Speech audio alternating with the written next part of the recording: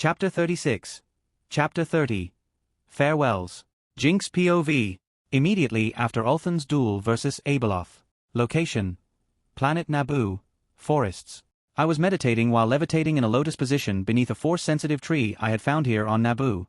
I had gone through many core shifts every century. A core shift is a necessary and natural process of an Aswang's life that causes us to change our personality and identity. My current personality is of, well, I'm a little trigger-happy and crazy at causing as much trouble and chaos wherever I go. My current name is Jinx, though that won't matter since I will have a new one in less than 80 years from now when my next core shift happens. I maintain all my knowledge and experiences though. I do have a Aswang-given name that represents me no matter what life or name I am currently living. The Aswang name I was given is more of a title or alias, but it does differentiate us from our numerous identities. Mine is Starwind. I was given this name due to my desire to explore the stars and travel the galaxy, free and full of adventure. Just like the wind is ever changing in where it goes, it is free and cannot be controlled. Just like me. I think it was 3,600 years ago, during the time of Vitiate. That was a life I would never forget. I am an Aswang, that is my race. We are shapeshifters, but we keep our race a secret from the rest of the galaxy. Those that do know of us call us changelings. But they are so few that our secret was kept safe, as there were many shape-shifting races in the galaxy, though none as potent as us. We can change into anything we have an biological understanding of their physiology. We don't want to be involved in their political stifes. We are among one of the most powerful races to exist throughout the entire galaxy.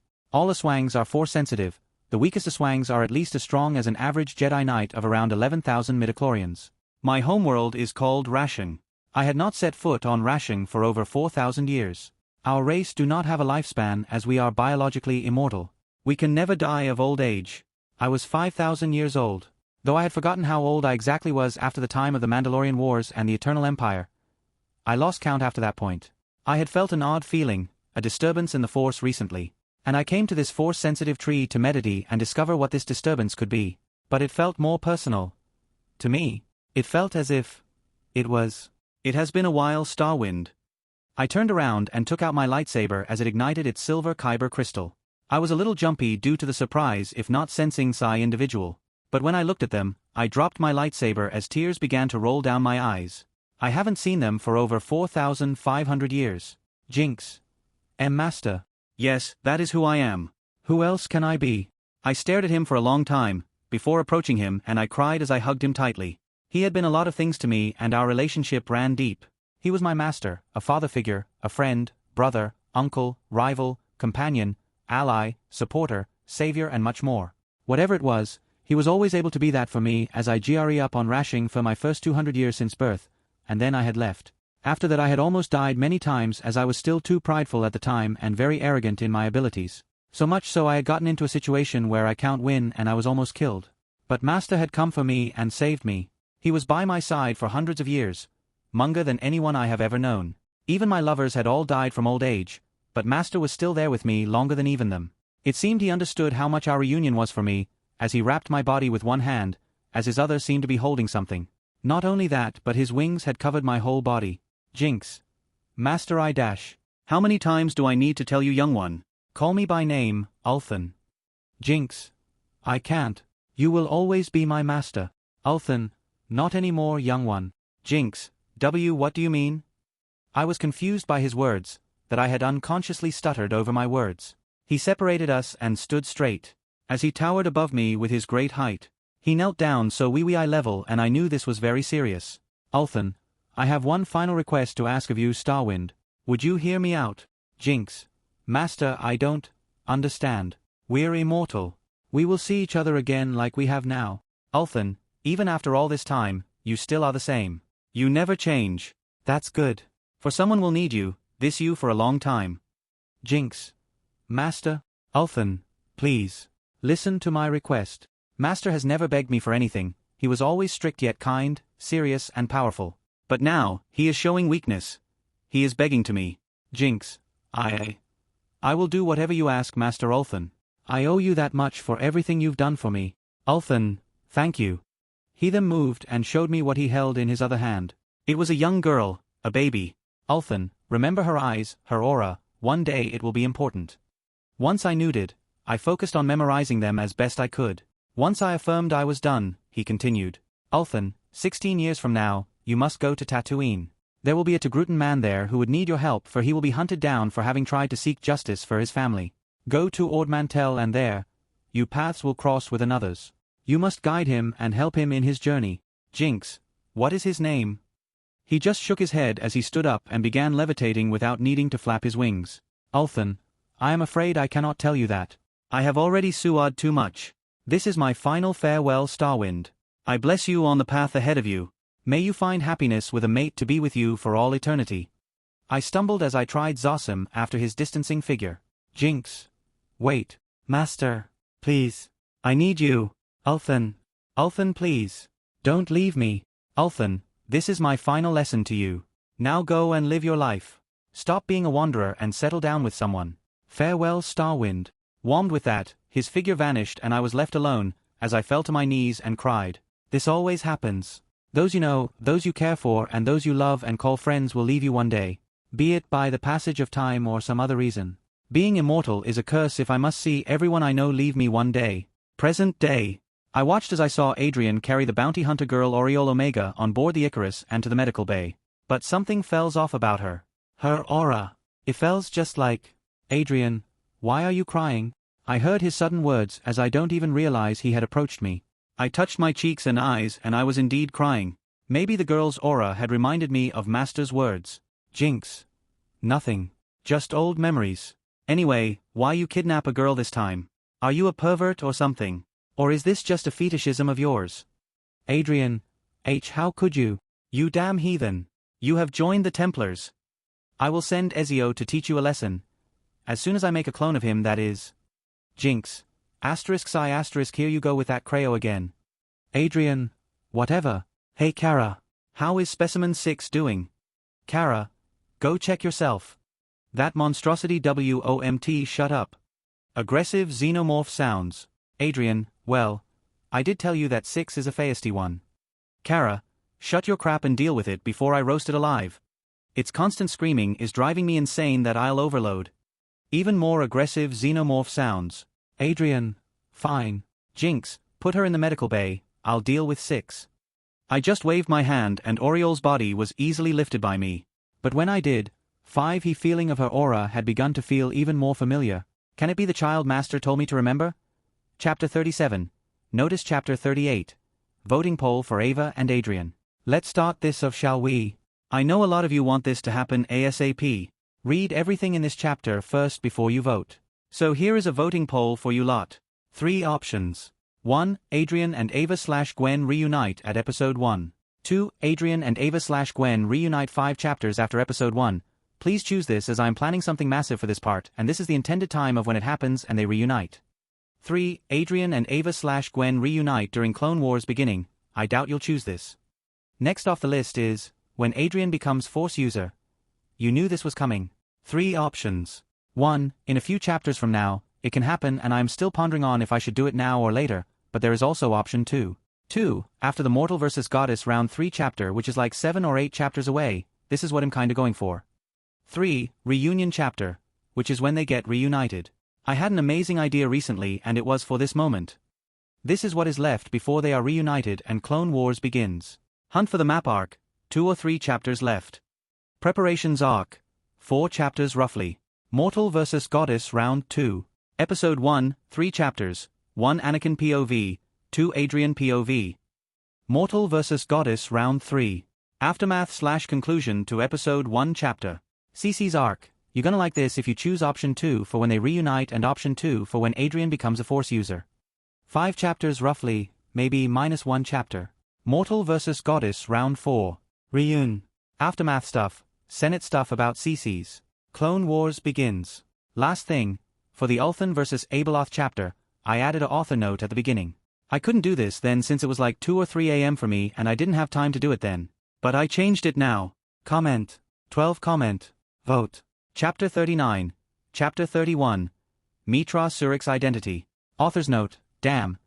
I'm researching over 300 pages on the Sith, Jedi and Jedi philosophies and dogmas to create my own one for the new Jedi Order MC is gonna have. It is hard AF.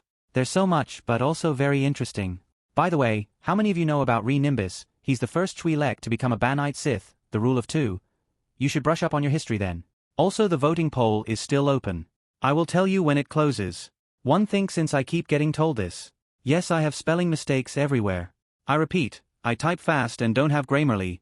Yet, I'm working on it. Also, stupid autocorrect keeps messing with me all the time.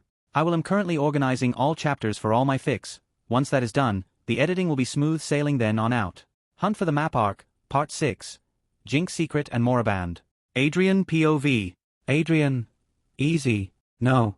Bad girl. Bad 6. Behave yourself. 6. After I had visited my dear and lovely xenomorph baby girl, Specimen 6. Yes, the exact same one from the Aliens vs Predator video game. She was and is the strongest xenomorph to ever exist. From when she was born inside the chest of the human in the Weyland laboratory, she was the most intelligent of her kind.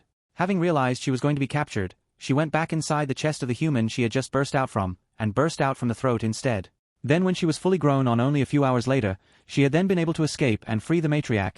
Xenomorph queen of 2,000 years old becomes an impress in name, not evolutionary rank. The matriarch was still a queen. Then, she went on and infiltrated various places and fought entire leguans of enemies of varying kinds and strength levels. Her final craziest feat was that she was able to fight and defeat not one, but 2 Yautja predator warriors at the same time. Furthermore, she had used a face hugger on one of them to create the abomination, half Yautja and half xenomorph hybrid. Also known as an Predalien. Upon the matriarch's death, Specimen 6 had then evolved from a drone into a Praetorian and then into a xenomorph queen. This only happens if there is no existing queen on the planet where a xenomorph hive exists. That will then mean the strongest and most capable of xenomorphs will attempt to become a queen via being exposed to royal jelly. And 6 was the lucky winner. Why am I saying all this? Because the 6 I have in front of me, who is currently trying to penetrate my armor with her natural weaponry but can't, is the exact same one as I had described, as well as in memories and experience. How did I do this? I used the Animus to create memories inside of her DNA cells, and I had also used my knowledge to make her into the most powerful xenomorph to ever exist. Even more powerful than a newborn, Big Chad, Crusher, Queen Mother, Rogue King, White Hybrid and Deacon. /N after Prometheus movie. In the comics it's revealed the Deacon continued to grow to the size of a mountain but could never move its body. I made her into the true, perfect organism. Since she has the intellect of the White Hybrid and the Queen Mother, she possessed the ability to speak and use telepathy. Her appearance is the same as any other drone xenomorph and how she was in-game. But soon she will evolve into a Queen Mother and give birth to my grandest army. She is completely loyal to me as I had programmed her to be within her DNA and memories. But she is quite rebellious since she is trying to use telepathy to communicate with others of her kind. I know this because I had used the Animus on her earlier, but left it for now. She needs a hive. So far she is the only one of her kind and as such she is highly aggressive to others and defensive of herself. I managed to calm her down by giving her a hallucinogenic version of the Queen Mother Royal Jelly. This was the highest form of Royal Jelly on the evolutionary list. /N I made image of classic family tree as it was intended. No Prometheus family tree. Image here. After calming 6 down, I went to go talk with Jinx. Time I got some answers. While I don't want to pry into the memories and past of someone I had come to call a friend since my past life, Gwen was the only real friend I could connect with. And now it was Jinx. We had built a good friendship over the last 7 months since we had first met each other and fought each other. Rough start, I know. But regardless, I need to know why she has a past that is so closely related with Mitra Surik. Mitra Surik had a lot about her. She was known as the Jedi Exile. But all her achievements I didn't care about. I cared about one thing. She can kill the Force. I need to know as much as I can.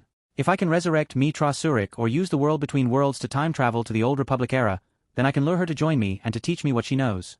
If not, then I'll just take her DNA and use the Animus to peer into her memories and learn the secret myself from inside the source. But, if I need to go with the option to resurrect her, I'll need to build Vader's castle on Mustafar with the help of Lord Momin's spirit within that cursed helmet of his. As I was in thought, I finally reached the laboratory which housed the medical bay which Oriole should be in.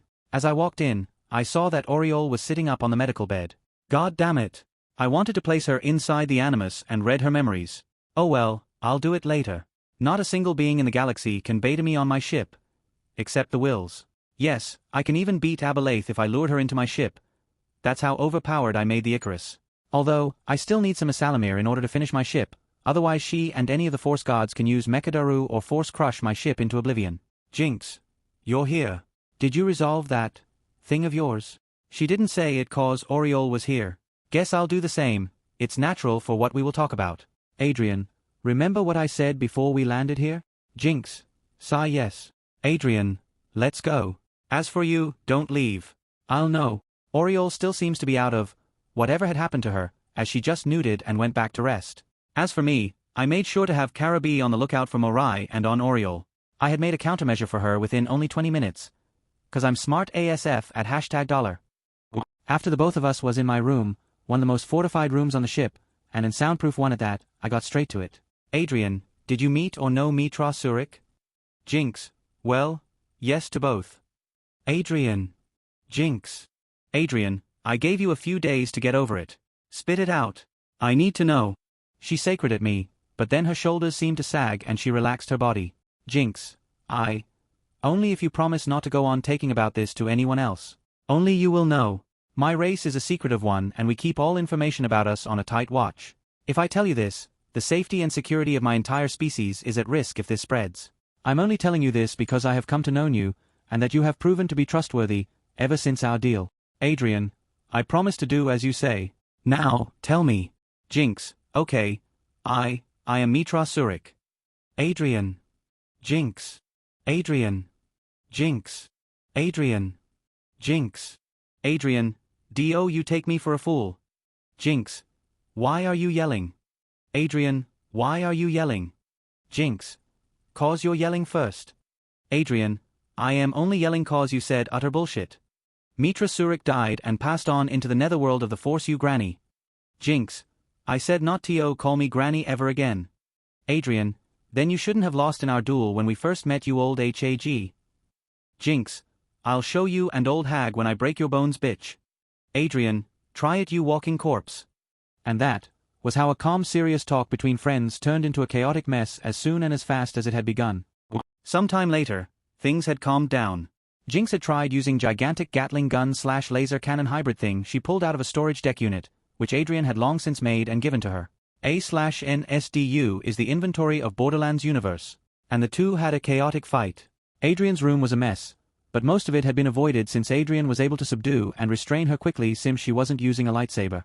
She said she preferred using guns than a lightsaber in this life. Yes, this life. She had went on to explain about her race called a Swangs and her homeworld ration. She said it was in the unknown regions but refused to reveal where exactly. She had also told about her race's biology and the process called core shift. That was how she became Mitra Surik.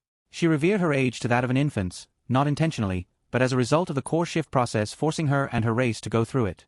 It matched up with what I know of Mitra Surik since she was given to the Jedi Order while as an infant. She didn't tell me in detail about her journey as Mitra Surik and as the exile.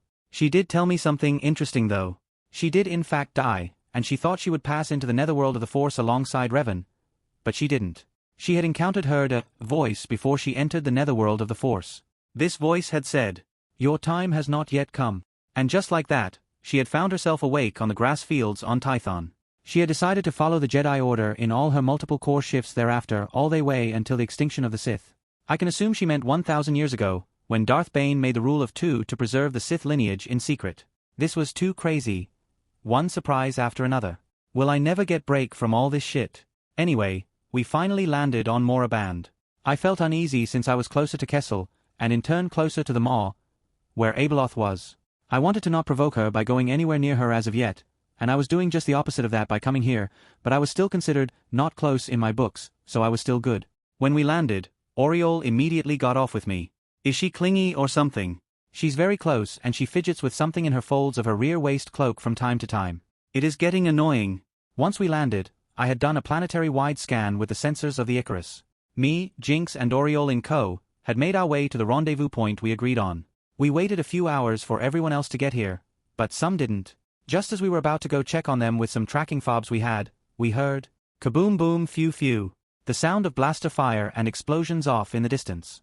All of the ones present had made an unspoken decision to head there immediately. I can only hope it isn't the spirits of the Sith, but only Sith worshippers and cultists. Little did I know that I would find something far worse during my time on Moraband. Something more sinister. Chapter 40, Chapter 32, Sith Temple of Moraband. Hunt for the Map Arc, Part 7. The Will's Decision and Regrets of the Past. Me, Jinx, Oriole, Bosk, Kronos, 327, Aura Singh, Anka and Bulduga, Twazi and Robinino. That was our current group. We had hurriedly made our way 8N the direction the tracking fobs had showed us the others were. We prepared for battle as woolly sounds of baster fire and explosions had increased. After a few more minutes we had arrived at the chaotic battlefield. Hundreds or maybe even thousands of Moraband Serpents had surrounded the other hunters. Cal Nerol, Jack Stone, Lats Razzie, Django, Cad Bane, Rocco Hardeen, Sugi and her group, Sixtat, Moralo Eval, Daron, Dagger and his team of 15 members. They were all surrounded by the thousands of Moraband Serpents and Sith worshippers. That didn't concern me. What did was the Serpents. They were tuned to the dark side. The Wills had conjoined them into a singular being in order to form a test for Yoda during the episode, Sacrifice. They had formed an illusion of the spirits of the ancient Sith. And in these numbers they can prove a threat. Jason, hey, 'bout damn time you guys showed up. Cal, yeah. I was stuck with fried gun-gone voice over here for the past 40 minutes. Jason, the fuck did you say I sound like? Cal, you heard me. Why do you need a voice changer anyway? It sounds like someone's dying. Jason, I'll show you who is dying. Django, shut up you two. Vent your anger on the enemies. Cal/Jason, indeed. Adrien, what's got those two in a tangle? Jack, the snakes are creating illusions of things they know about. Cal had an illusion of his father and Dagger had one of a Togrutan girl who may have been his deceased lover. Cal and Jason seemed to want to scold Jack for spilling their secrets but Jinx cut that short. Jinx, did they say unrelated to light or fire? Aura, what useless crap is that? Get over here and help us fight these things. Sugi, none that I noticed. Embo, my illusion was off a person I know was burned alive. When I mentioned it, they became very aggressive. Embo answered as he threw his hat outwards and it bisected the heads of dozens of snakes and circled back to him. The group I was with had already joined the battle but I didn't as I wanted to fight from a distance away from those snakes. Something about them gives me a bad feeling. Jinx, anyone have any cold-based means of offensive? She had joined in and her Gatling gun had began firing blue beams of frost. Courtesy of an upgrade by me to replicate most elements of the Borderlands games. Currently she was using the frost element from Borderlands 3. Lats. Why? Jinx, they are vulnerable to specific elements. It would be noticeable if you know about it, like I do, from the illusions. Use anything cold against them. Die for the Sith, AGHH. A Sith worshipper donned in black and red tinted robes had tried lunging me with a ceremonial dagger from behind me. I grabbed him from the throat with one hand. I wanted him alive to interrogate. That's when I realized something strange. His arm began molting? No, not molting, but something made of pure darkness slithered along his arm to mine. I snapped the Sith worshipper's neck and tried grabbing the moving darkness. It was then I realized it had two bright red eyes. Jinx. It can phase through you armor. Kill it. Without delay, my armor had begun to emit constant streams of white shimmering crystals, my body had been encased in ice like a statue, and me along with it. I heard some noises and saw both Jinx and Oriole looking at me with worry. They must have thought I was frozen in the ice. All that was frozen was my immediate surrounding. I could see that the Moraband Serpent had been completely encased in ice. I moved my body with only slight resistance, but I effortlessly broke free from my temporary ice prison. If Jinx was wary of these snakes, then so am I, and I sure as hell won't let it near me. The ice that was once around me had shattered like glass, including the frozen serpent. Adrien, what are these things? Jinx, they entrap you and lure you with temptations and illusions. When you have been seduced by it, or directly injected by its venom, anything can happen to you at that point depending on who you are. Adrien, what if it bit you? Jinx. Revan. She didn't need to say any more regarding her analogy. I know that Revan was once a Jedi but fell to the dark side and reverted back to both sides constantly in a back-and-forth game. I could be subjected to the same fate as he had been. Adrien, let's deal with these things then. I said as I took out dozens of Witcher blizzard bombs and threw them everywhere across the battlefield. The battle had been easy after I had helped to take care of the Moraband Serpent army with my blizzard bombs. The Sith worshippers were weaker than a primal tribe against a Beskar-armored Mandalorian. I and Cad Bane had quite the fun in torturing the ever-living hell out of a few of the captives. Jinx had used a mind trick in secret on some of them to speed things along. We all came with the same results. A Sith temple held an powerful ancient artifact. We were not able to get any infraction of what the artifact was, but we do know of its relative location. Jack, there's an temple-like structure to the west the time I was here. I didn't visit them back then but it should be a point of interest. Adrien, I bet all money Jot the client wants is here. Bane, I'll pass that bet. Jason, I'll take that bet. Come on blue skin, bet with us. Bane, unlike you, I don't want to lose my credits again. Django, back on track. We should decide how to coordinate everyone here. Bane, yeah, far too many deadweights if we go together. It'll give me a headache. Adrien, we should form up into 4 teams. The group leaders will be me, Django, Bane and Dagger. Bane, good choices. Django, yes. Dagger has his brigade of 15, it's best if he led his own guys. Better efficiency. And the 3 of us are natural leaders to take up this role. By who to assign between the 3 of us? Bane, there are almost 3 for every occupation here I see. Django and Adrien, The 3 of us had stared towards the others who were gathered away a ways from us resting. After some time and some discussions, we finally decided on the team members. Dagger and his crew of 15. 16 in total for Dagger's group. Cad Bane, Robinino, Aura Singh, Moralo Eval, Kronos, 327, Twazi, Daron, Kato Parasiti, Onka and Bulduga. 10 in total for Bane's group. Django Fett, Rocco Hardin, Sixtat, Sugi, Rumi Paramitha, Seripa, Embo and Marek. 8 in total for Django's group. Zero, me, Jinx, Oriol Omega, Cal Nerol, Jack Stone, Bosk, Lats Razzie. Mine had the least members of 7 members in total. I didn't really need any, but I do need some help in keeping the Moraband Serpents away from me. As I deal with them from a distance, I don't want to get close to those things. Upon hearing from Jinx I could fall to the dark side like Revan did. Kato disguised herself as one of the Sith worshippers. In the case things get dicey, it will help her blend in amongst them. Maybe even infiltrate their ranks if needed. The Sith temple wants too far away from us, so we didn't talk a lot and just traveled as fast as we could so we could get off this blasted planet. I did ask Jack about the runes of Bloodborne and if they can be replicated. Turns out they can. Cuckoo. Oh, Abeloth. You are so fucked now. Jack has shown me how to inscribe one rune, and I had done it instantly. It was too easy with my perfect edict memory. The rune GE showed me was rejection.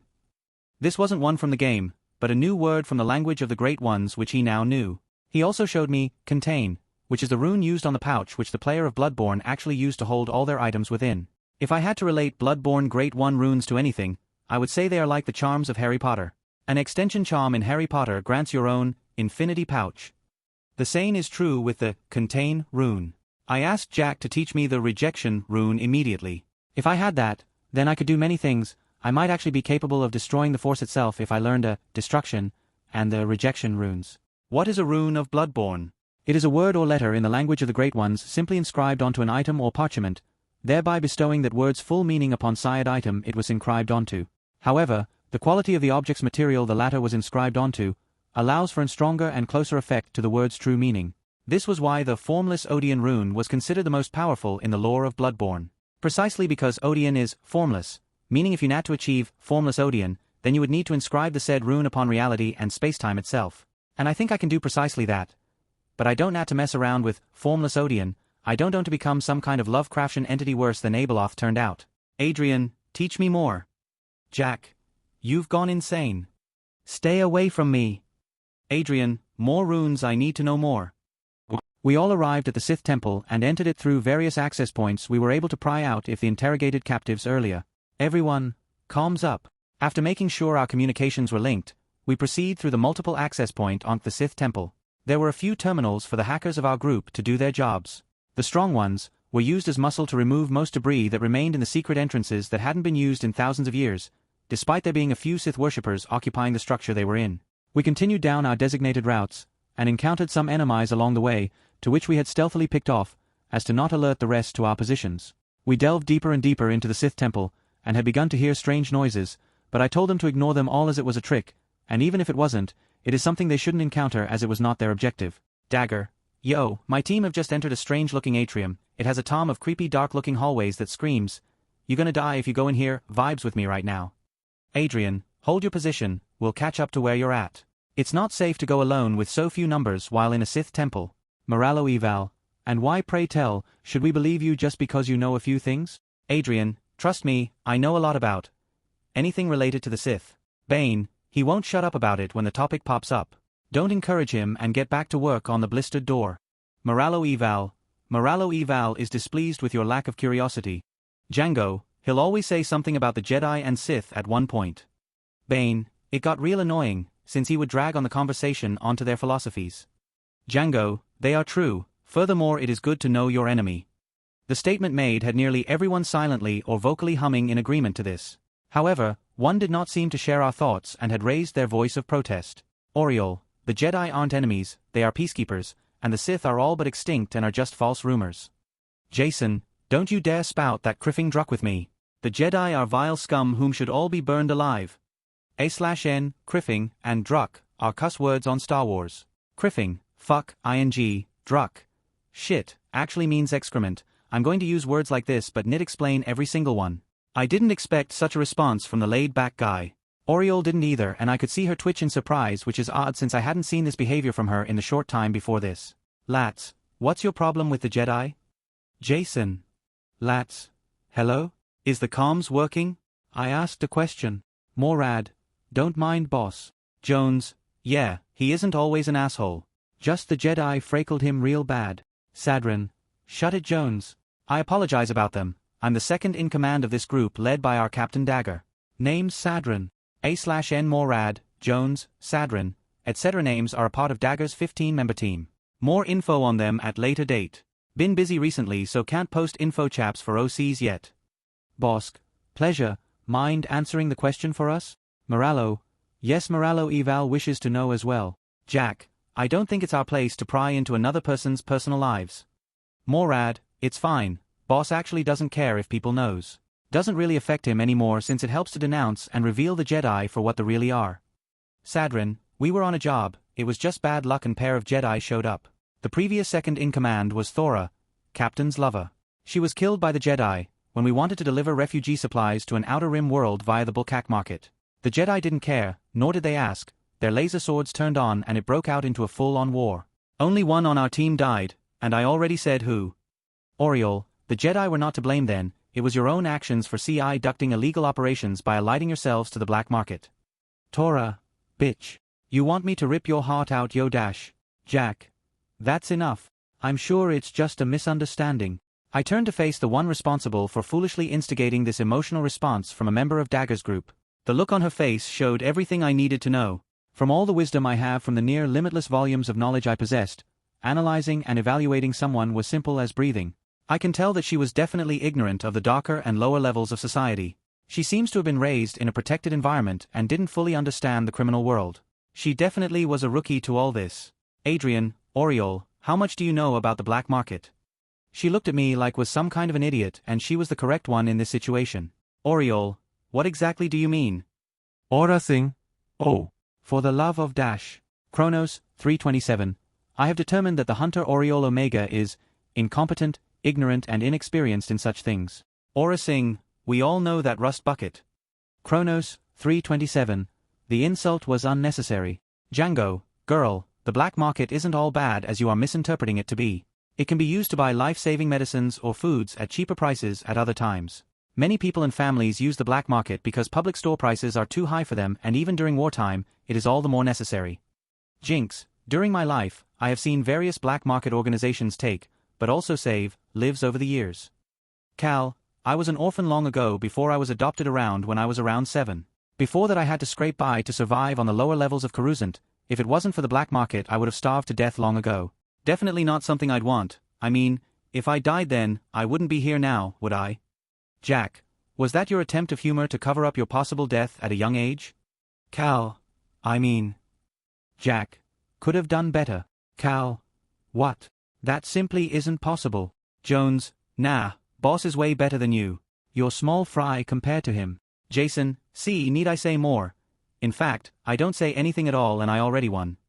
Jinx leaned in and whispered to me from the side to not let the two listen in over the comms. Jinx, they aren't going to get on well with each other.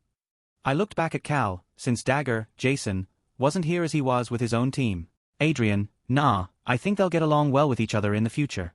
Just watch, they'll be the best of friends in no time. Cal and Jason, and oh, we won't. Whoops, seems like my comms were on, my bad. Jinx, doesn't sound like it to me. Adrien, to me it does.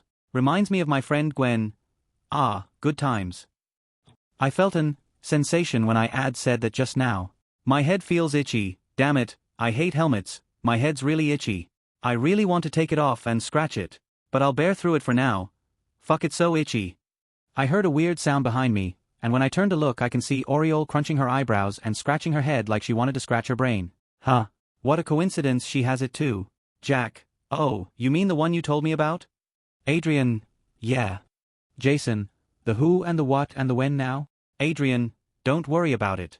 Anyway, now that we revealed the black market also has an positive effect on the galaxy.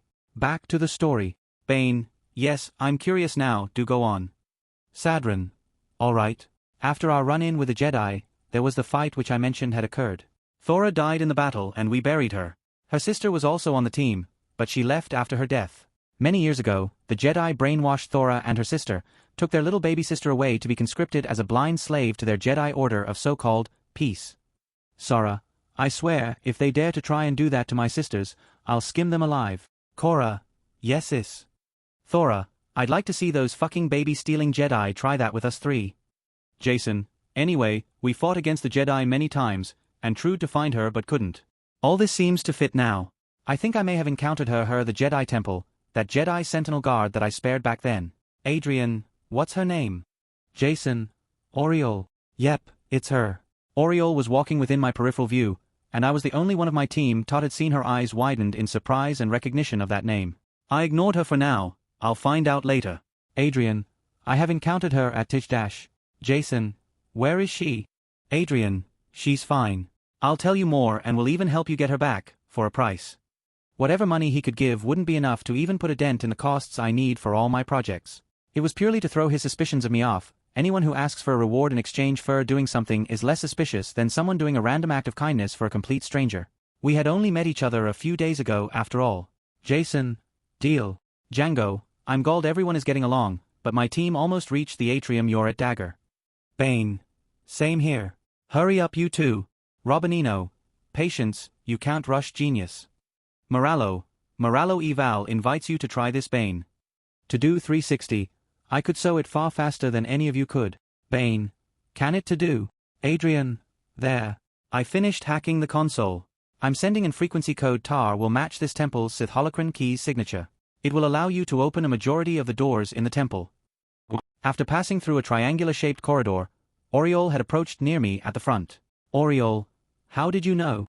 Adrien, doesn't matter now does it? When I turned to glimpse at her, I could see she was staring back at me with an expression that left no room for denial. Sigh. Adrien, Sith holocrons acts as keys within these Sith temples. I had to learn these things to do prior preparations before my assault on the Jedi Temple on Coruscant. Oriole was trying to say something, but she herself looked confused. By the time she finally stopped gasping her mouth open and close, she had finally muttered out a response of thanks of any answering her question. We finally met up with all the other groups at the atrium and the numerous corridors that led deeper within this dark place. We all had a break and made a temporary perimeter. After our short break, we continued onwards and we all headed down 4 different tunnels, each group going down one of the 4. Sixtat POV. Why the frack do I have to follow that BSTARD Zer0's words? He told Django what to do, and he told me Todd in turn, we is still the same as Zer0 indirectly ordering me around. I'll show him. Me and the others, Django's team, had went down one of these strange tunnels, aftera while we had to come to a halt. An armored, cloaked and masked figure stood in our way by a fair distance of roughly a dozen meters. Turn back or die. You will not have another chance. Only 11 may enter, and none of you are worthy. Turn back. Django seemed to realize the danger this individual possessed, but Sixtat did not, as he thought this figure was just another Sith worshipper, just a more experienced, skilled and higher rank member. Sixtat was partially right, but also so very wrong. Django, let's go. Zer0 warned us of potential Sith ghosts appearing here.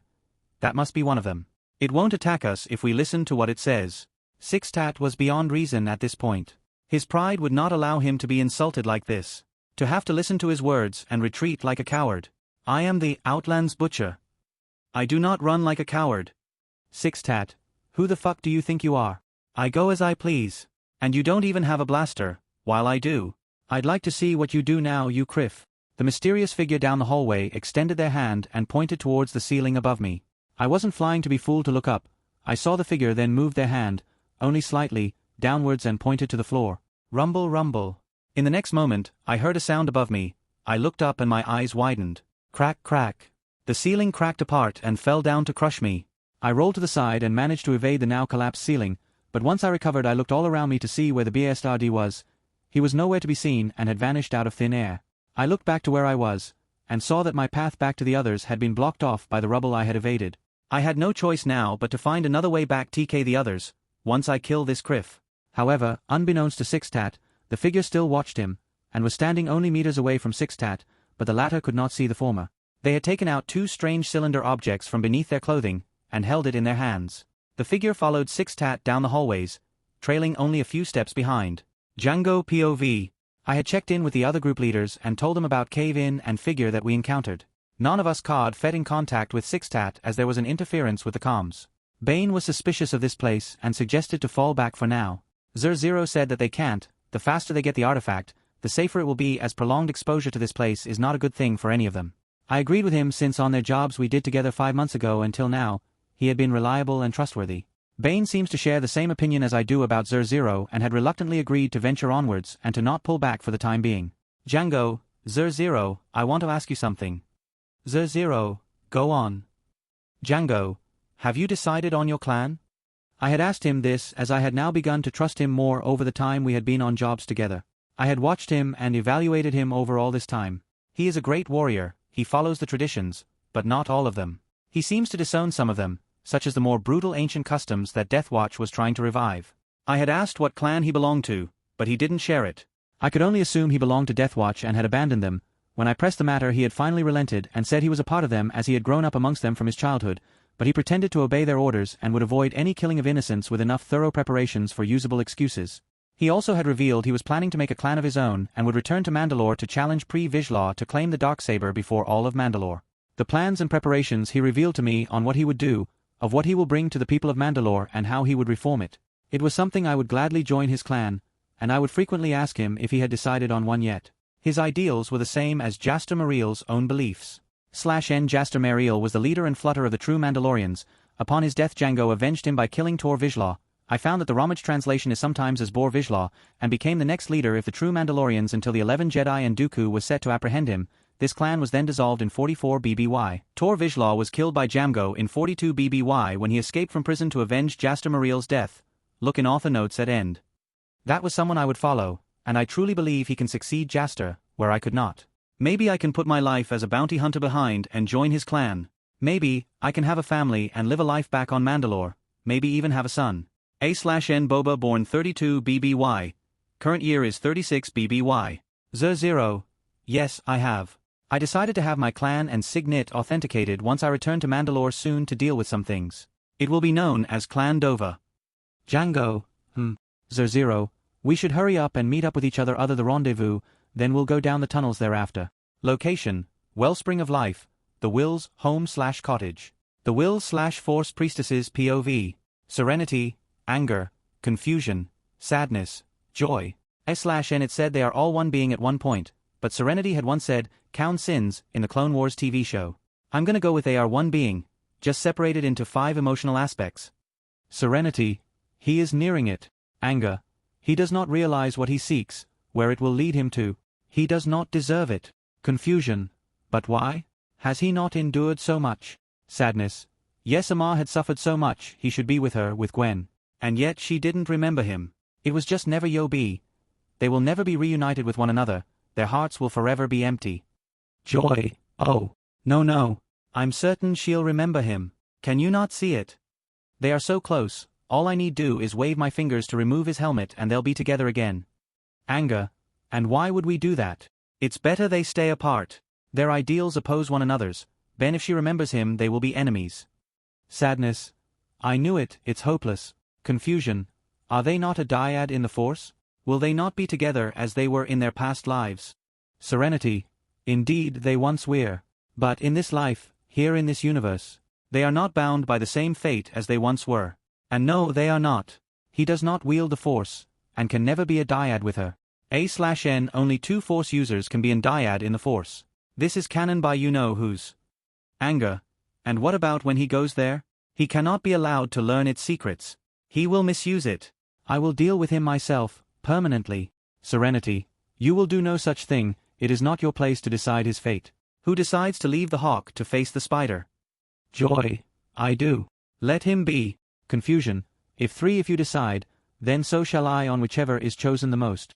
Sadness, succeed or fail, he will still hold on to his Desaper, let him try. Serenity, I have also made my choice. It is decided. The hawk will face the spider, none of us will interfere. Anger, you have no idea what will happen. What he will do if he knows. Mark my words. Sixtat POV. I kept walking these damn freaking endless hallways for hours. Sixtat, when will it end? I finally approached a large dark stone door. It had numerous figures, one of an old woman with twin braided hair, and man with skin like charred stone, one with a strange white mask with a hole where their mouth was, one that was an old man in smooth pristine armor, another wearing full-bodied armor with two plated pauldrons on both shoulders. There was also an engraving that depicted the image of the very same figure I had seen, and above them all was a strange winged being.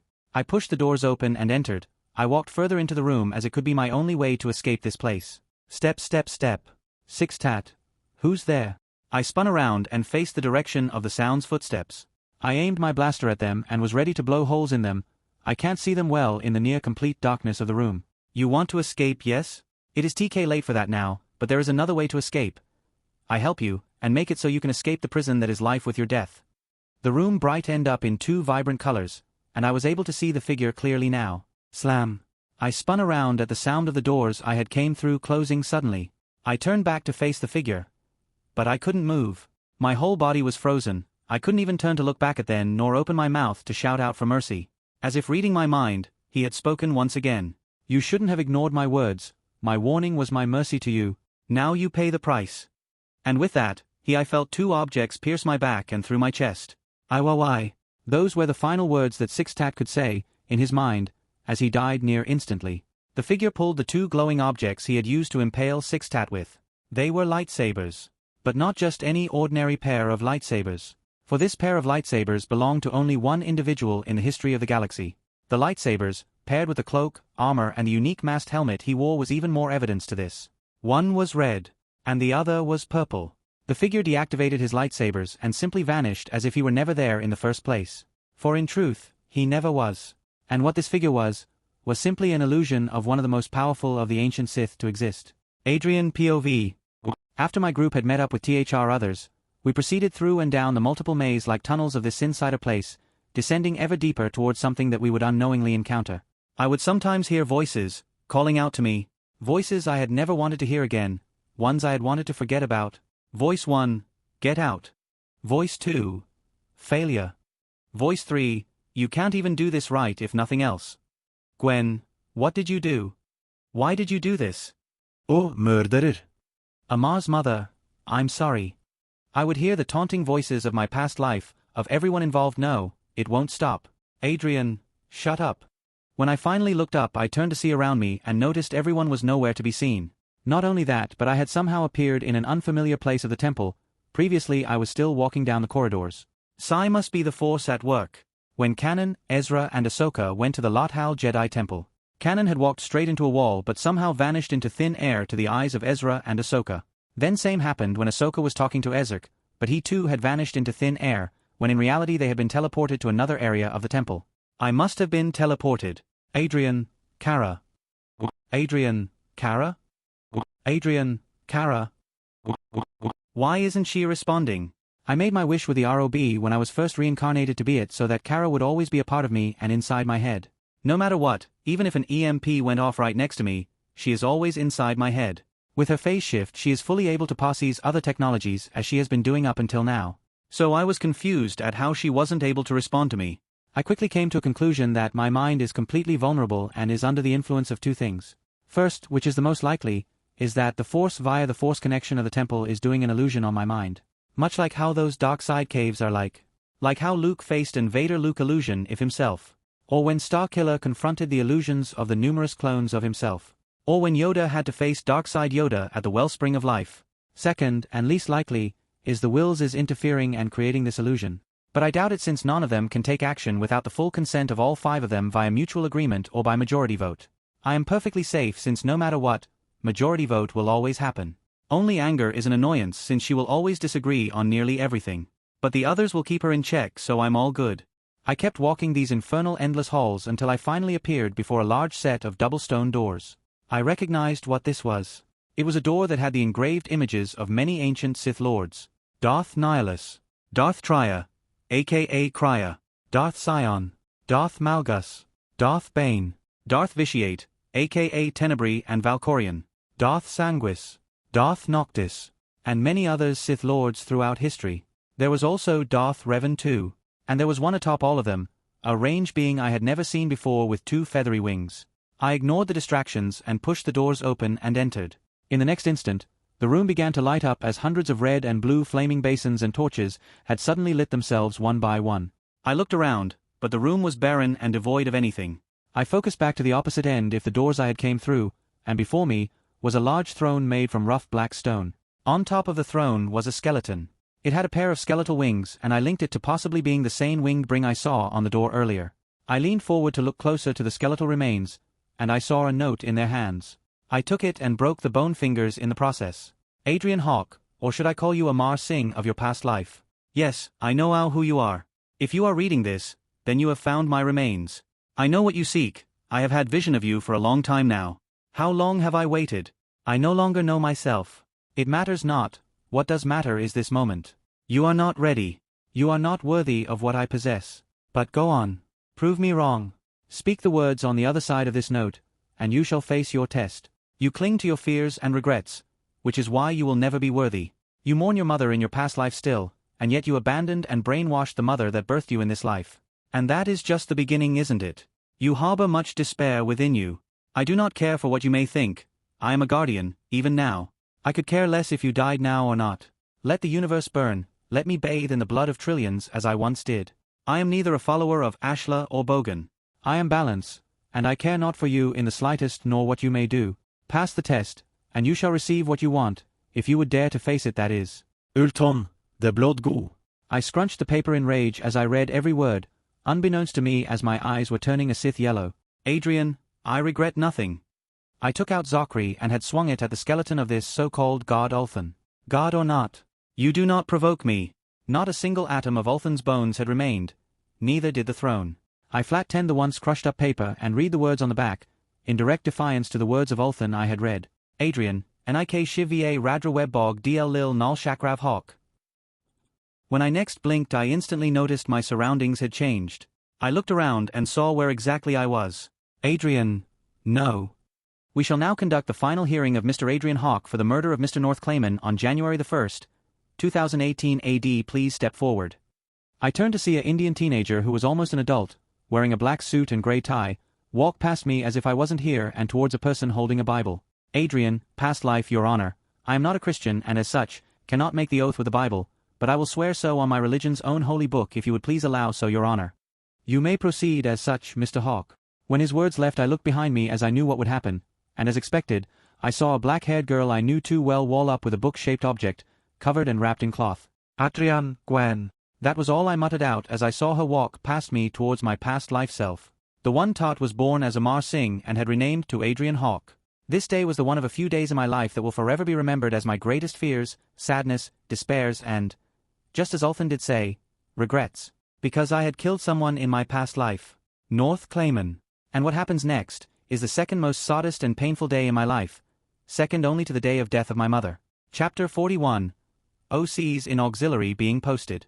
I am posting all the OC characters in respective chapters in the Auxiliary in upcoming days. They are easy to do, but annoying to format and sort out. So keep an eye out for the OC chapters in upcoming days. The first one is already posted of Sarah Stone. Chapter 42. Bonus Chapter 3. Soulmate's First Date. This chapter contains some religious standpoints and views.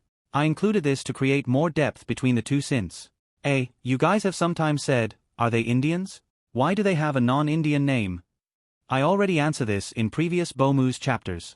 Amar Singh changed his name to Adrian Hawke. Amar/Adrian is Sikh and Indian, while Gwen is Christian and British. And also on what creed they are. Psychohoter just involves more heavily on Adrian since he is MC and is Sikh, so some paragraphs on Sikhism and Indian culture to create character background. This is from what any of you can go around and ask about or search on internet, as to give 100% evidence and no personal alterations on my religious view. Sorry for the note, but I wanted to make this clear before I get spammed with comments in my notifications. If you don't like this chapter and what I mentioned, I will completely delete and redo this chapter if necessary if a majority had problems with it, which I hope not. P.S. I should mention this. Earlier in this fuck I said that Naga Sado was the first ever Sith Lord. Technically he is, but he wasn't the first Sith. He measly was the first galaxy-wide known Sith Lord due to his infamous role in causing the Great Hyperspace War. Just thought I should clear that up just in case. Gwen, Amar. Adrien. Gwen, Amar. Adrien. Asterisk grumbles asterisk. Gwen, Amar. Adrien. Asterisk grumbling intensifies asterisk. Gwen, Amar. Adrien. What? Gwen. Adrien. I turned to look away from her as she didn't respond, and I returned to do more important matters. Just when I thought I can work on peace. Gwen. Adrien. What? I stopped what I was doing and turned to glare at her with a seriously frustrated expression. Gwen looked at me a little surprised at first, clearly not expecting my reaction to be so intense as I clearly exceeded her expectations of what she imagined in her mind.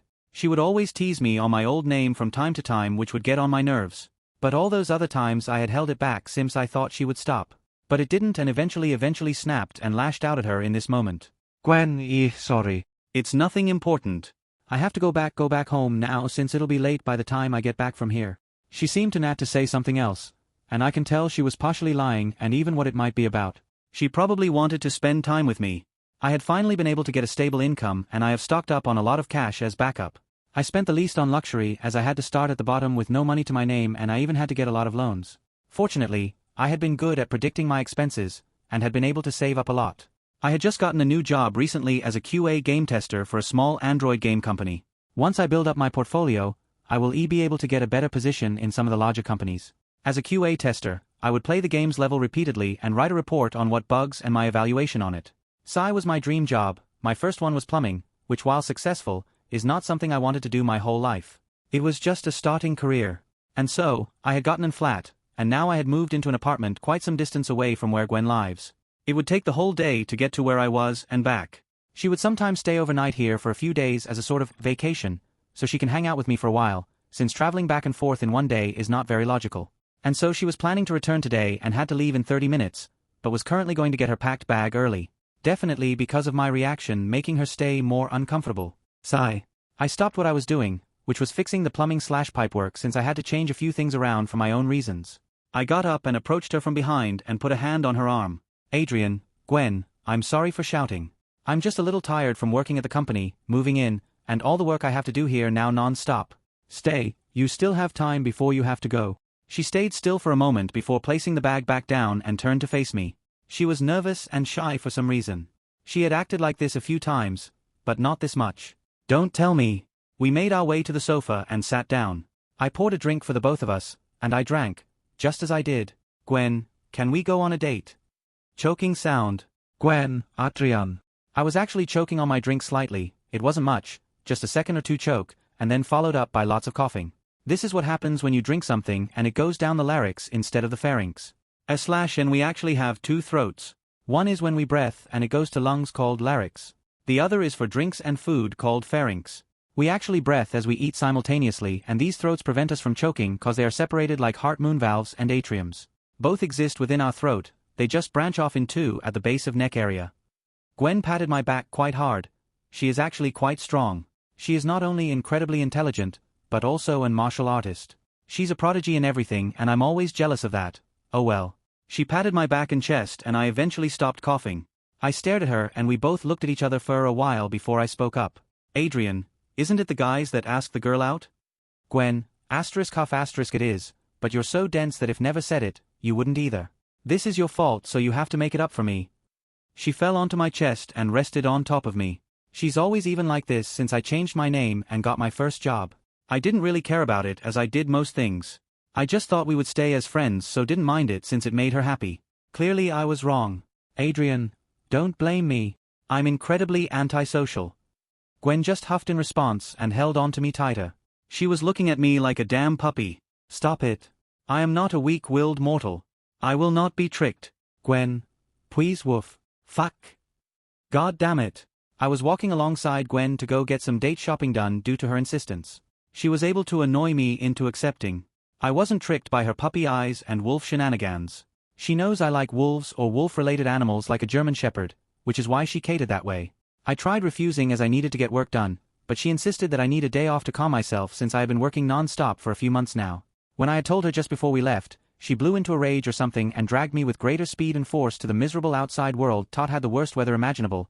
A sunny day. I prefer rain. Don't ask why. But I will tell you it's not cause of my depressive and negative life experiences.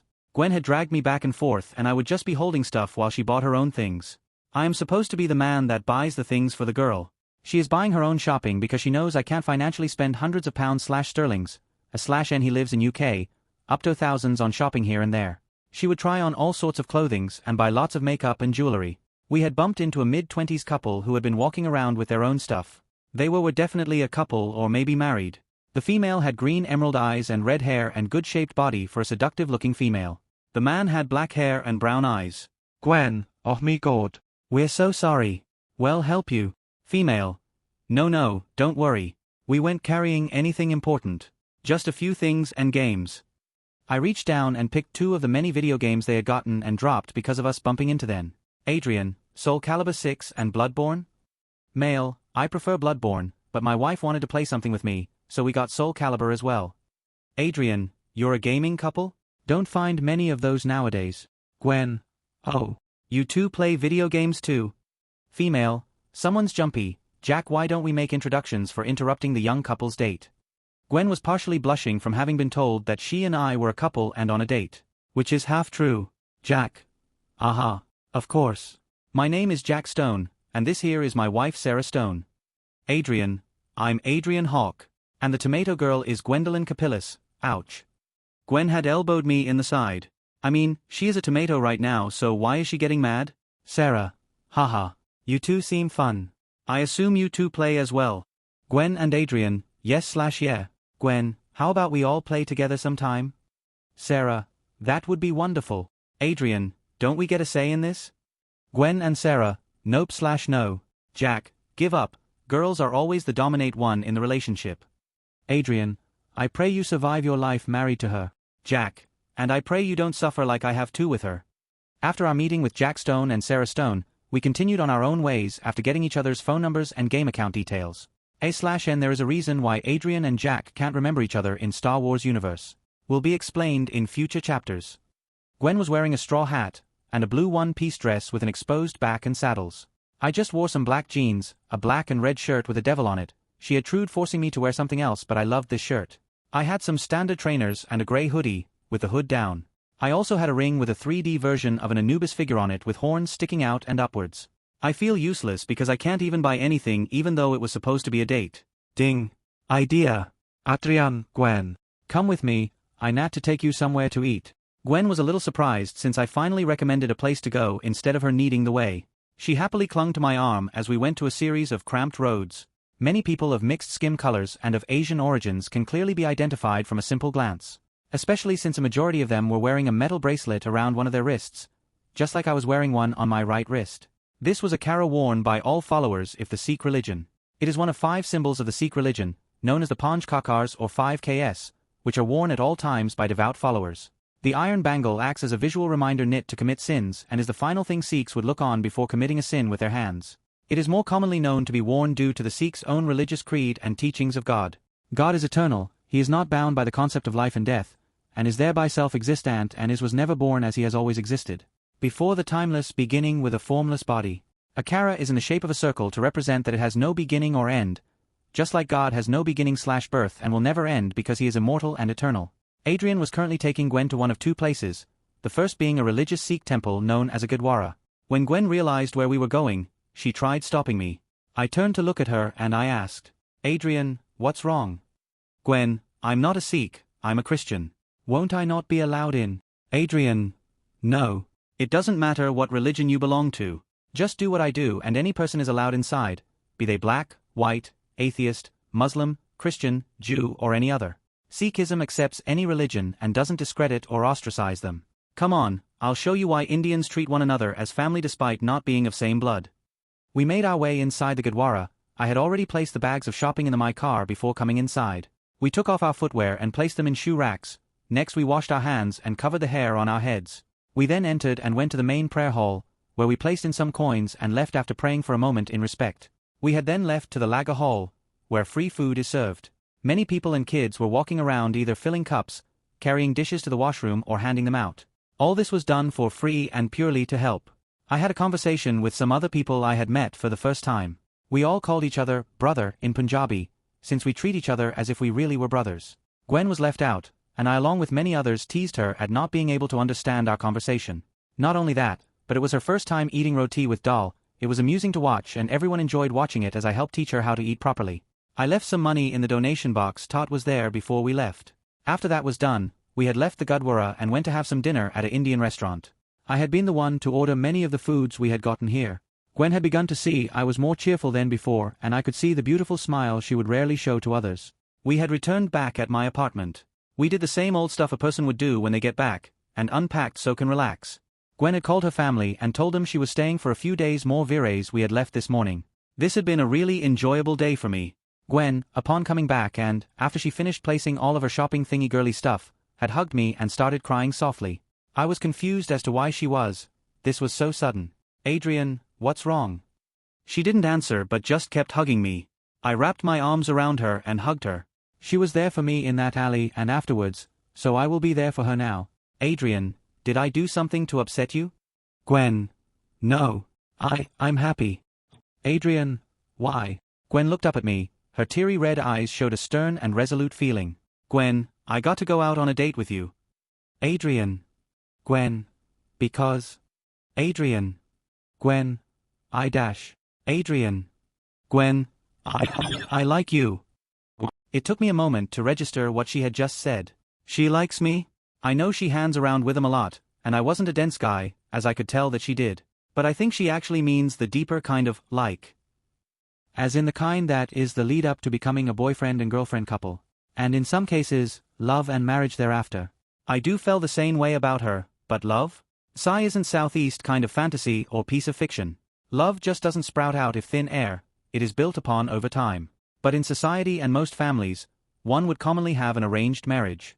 If that is the case, they would have to get to know each other and bond each other over a period of time before they accept the marriage and have sex. But if I was going to trust someone, then it is to the person I know I can trust. Gwen. If not her, then who? She has always been my friend and didn't push me away as a strange person, since she herself has the same experience as she had told me. And I do feel happy when I am with her. But, Adrien, Gwen. I could feel her grasp on my shirt tighten and her expression stiffen. She must like me a lot, and if I were to reject her, it may cause her much sadness. Adrien, I like you too. Gwen. Adrien, wait. I don't know if you want to be my girlfriend and enter a relationship, but I think it would be too fast if we did. After all, how would it work out?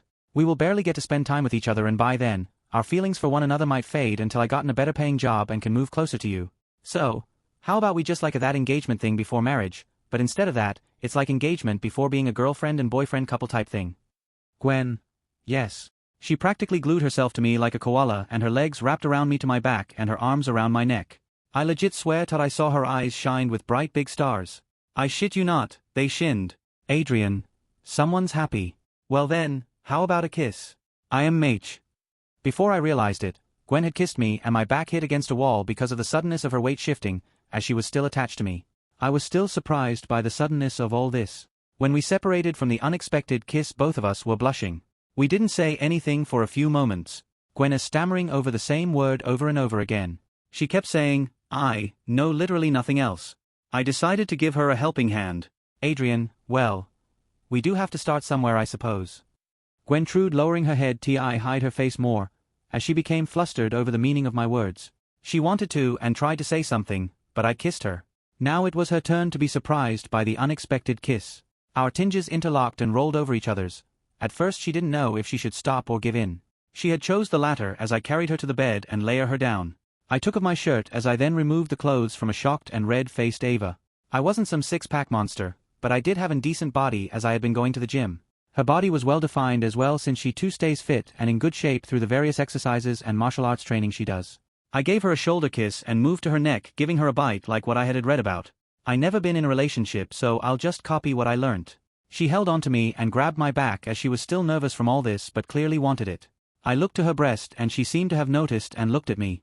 I swear, she could quite literally be the literal definition of the color red at this point.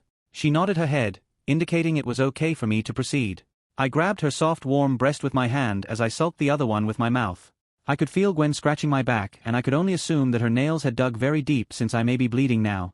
Gwen seemed to have realized and was a little shaken and filled with fear and guilt of harm long me. Gwen, I am sorry. Adrien, my, you're a feisty one, aren't you? How about for some punishment? She had no clue what I meant and was going to make it clear as to why she was apologizing. But soon she realized I was joking and fully understand her, but chose to ignore it and continued on with our little session, as her eyes went wide at what I had done next.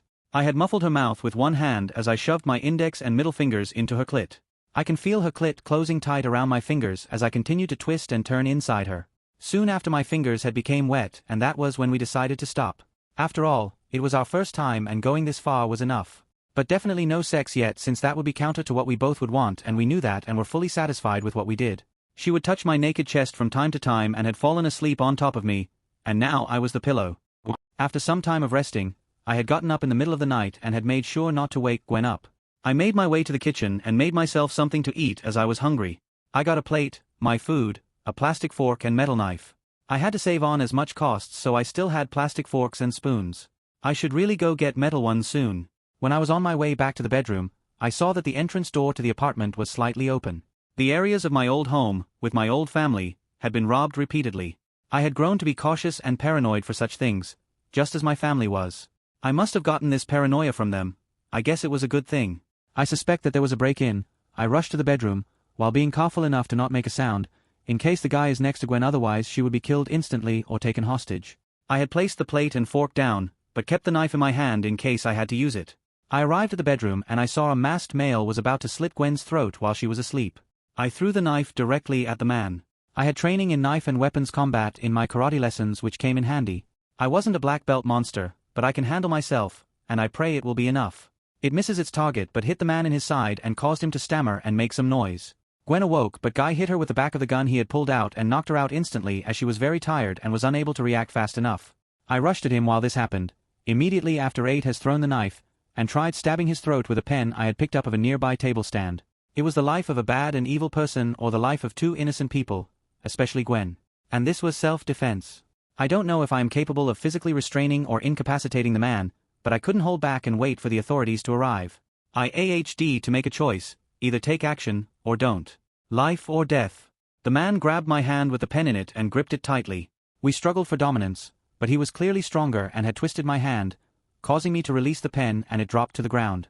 I grabbed a clock on the side and smashed it into the side of his head, but he blocked that as well. I used my free hand to go for a punch, but feinted it and reached to pull the knife out of his side and slashed at his arm. The man tried firing his gun, but I used my elbow to knock it out of his hand. The man tackles me to the ground. The man grabbed the knife, fell out off my hand. He tried stabbing me, but I grabbed his hands with my own and tried resisting.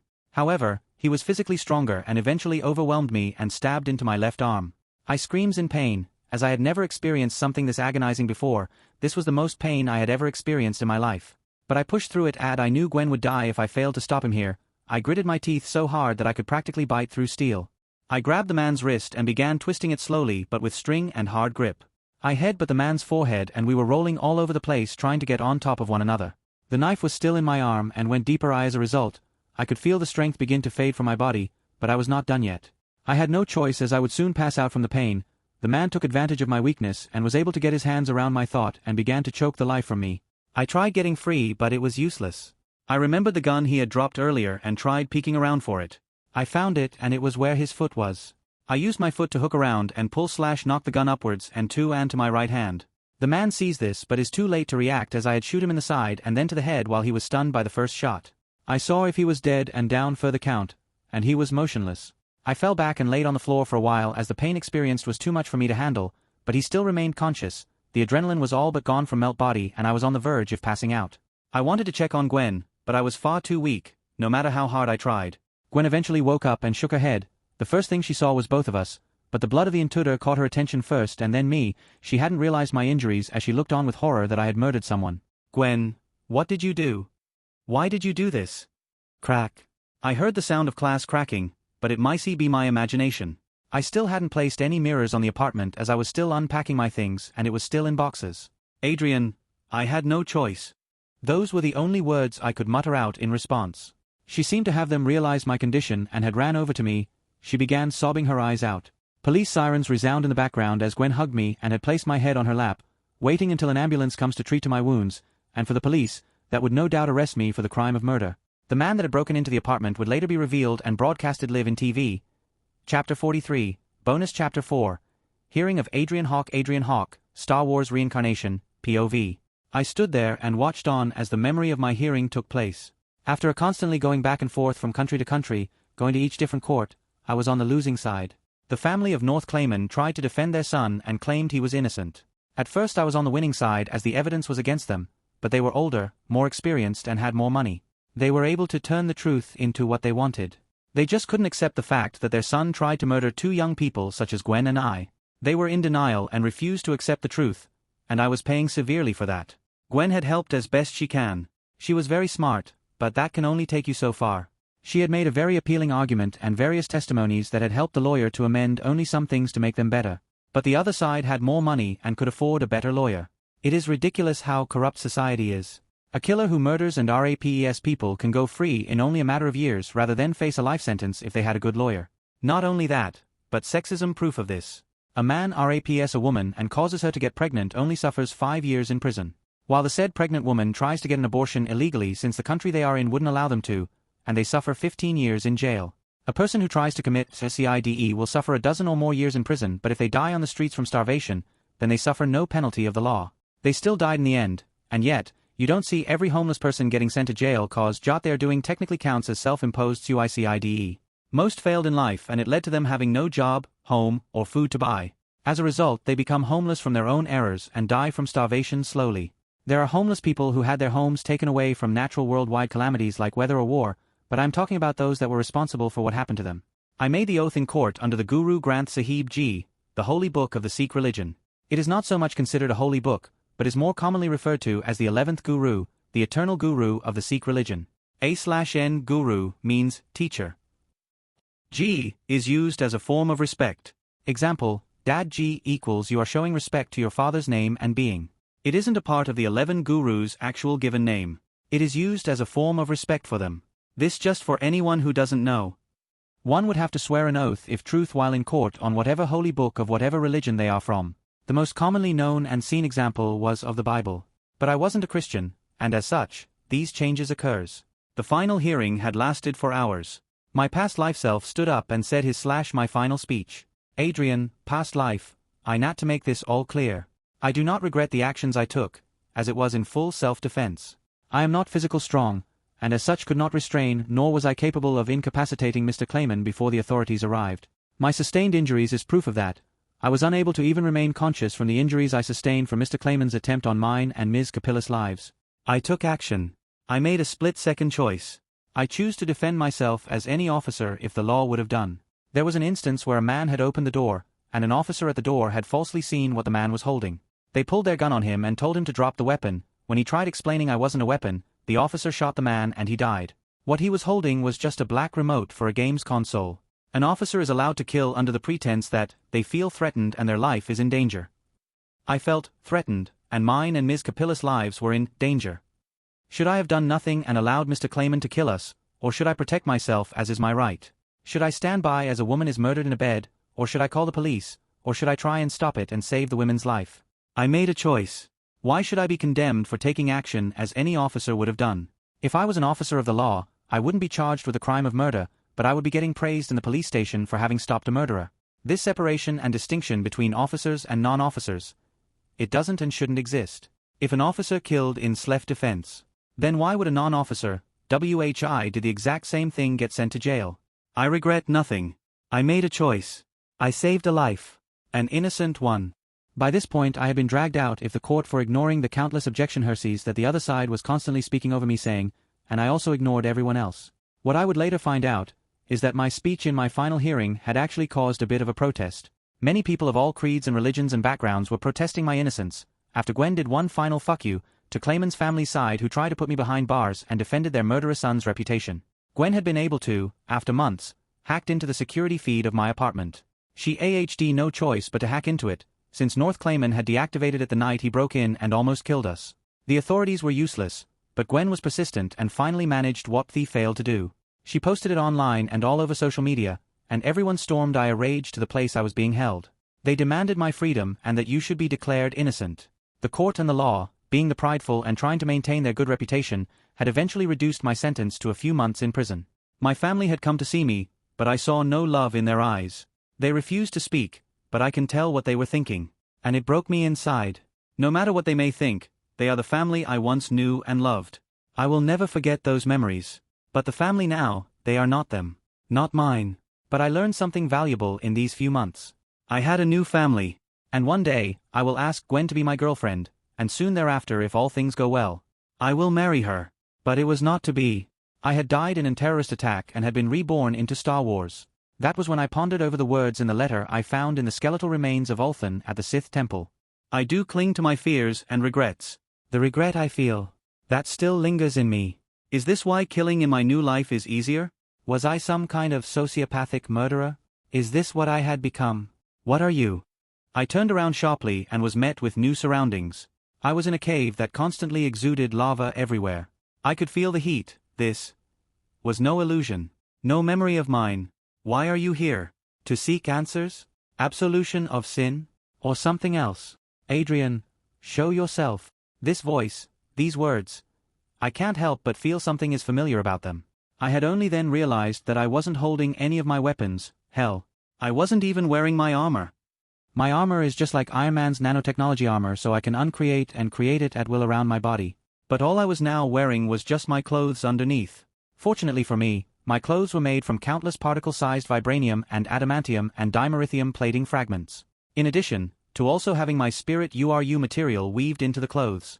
It also had threads made from pure and raw spirit ichor weaved the threads also that my magical abilities of the Nutsister and Nightbrother magics can be enhanced and flow like conduit through said clothing. My clothes did not gleam like metal, despite what it was made from, but instead looked like normal, yet high-end quality materials. I can change its appearance to whatever I wanted. Mostly I changed it to casual clothing and such, but in its original form, it was noble clothing in white color. The noble clothing form is its main form since when I reveal myself to the galaxy, I will need to look the part of the head if Cerberus so that Cerberus and myself doesn't lose face. S/N image of main form noble clothing, the two white ones is the undershirt and cloak, the third gray image is casual fine clothes he likes. He also has normal earth clothes too, no image for that yet though. I didn't bother changing its appearance as I was too wary of my new surroundings. I had no idea how I lost my armor or weapons, but I wasn't defenseless. I hate using this since I don't own to reveal my trump cards, since the Force gods may, and most likely are, watching me and would see my trump cards. I don't care if the ones see my abilities. But Abeloth's a different case. I still have my bloodbending, augmentation, storage space inventory, knowledge of multiple worlds, a string regeneration factor, 7499 midichlorians to allow for partial use of Force Foresight and Force Precognition, Spider-Man abilities, multiple bodily enhancements, and mind protection so I am more resist to mental influences. In addition, over time, my equipment would return to me in some way, though it's unknown how, but it will happen and I will stumble across it. I made my way deeper and deeper into the cave system, completely on guard and focused on whatever opponent may appear. And just as predicted, multiple insectoid flying bugs swarmed me. I avoided using my bloodbending unless necessary. Besides, these guys were small fries. I simply weaved back and forth, side to side and rolled away from their attacks. They would spit buckets of lava from their mouths at me or trude to garb into my body. But a single punch from me had been able to kill them. I has scaled back since the later inside their bodies would cover me if I punched them with full force to cause their bodies to explode. While I would be able to heal from something like this, why would I need to if I can avoid it? I made my way further and filled the lava lake. It was all I can do until I figure out why I was brought here. But that is when it dawned on me. Adrien, fuck. I muttered to myself having realized where I was. Those insectoid flying bugs, they are from Mustafar. They were lava nymphs. I was in one of the most dangerous places I hadn't wished to have been without my weapons and armor. You seek something lost in yourself, do you not?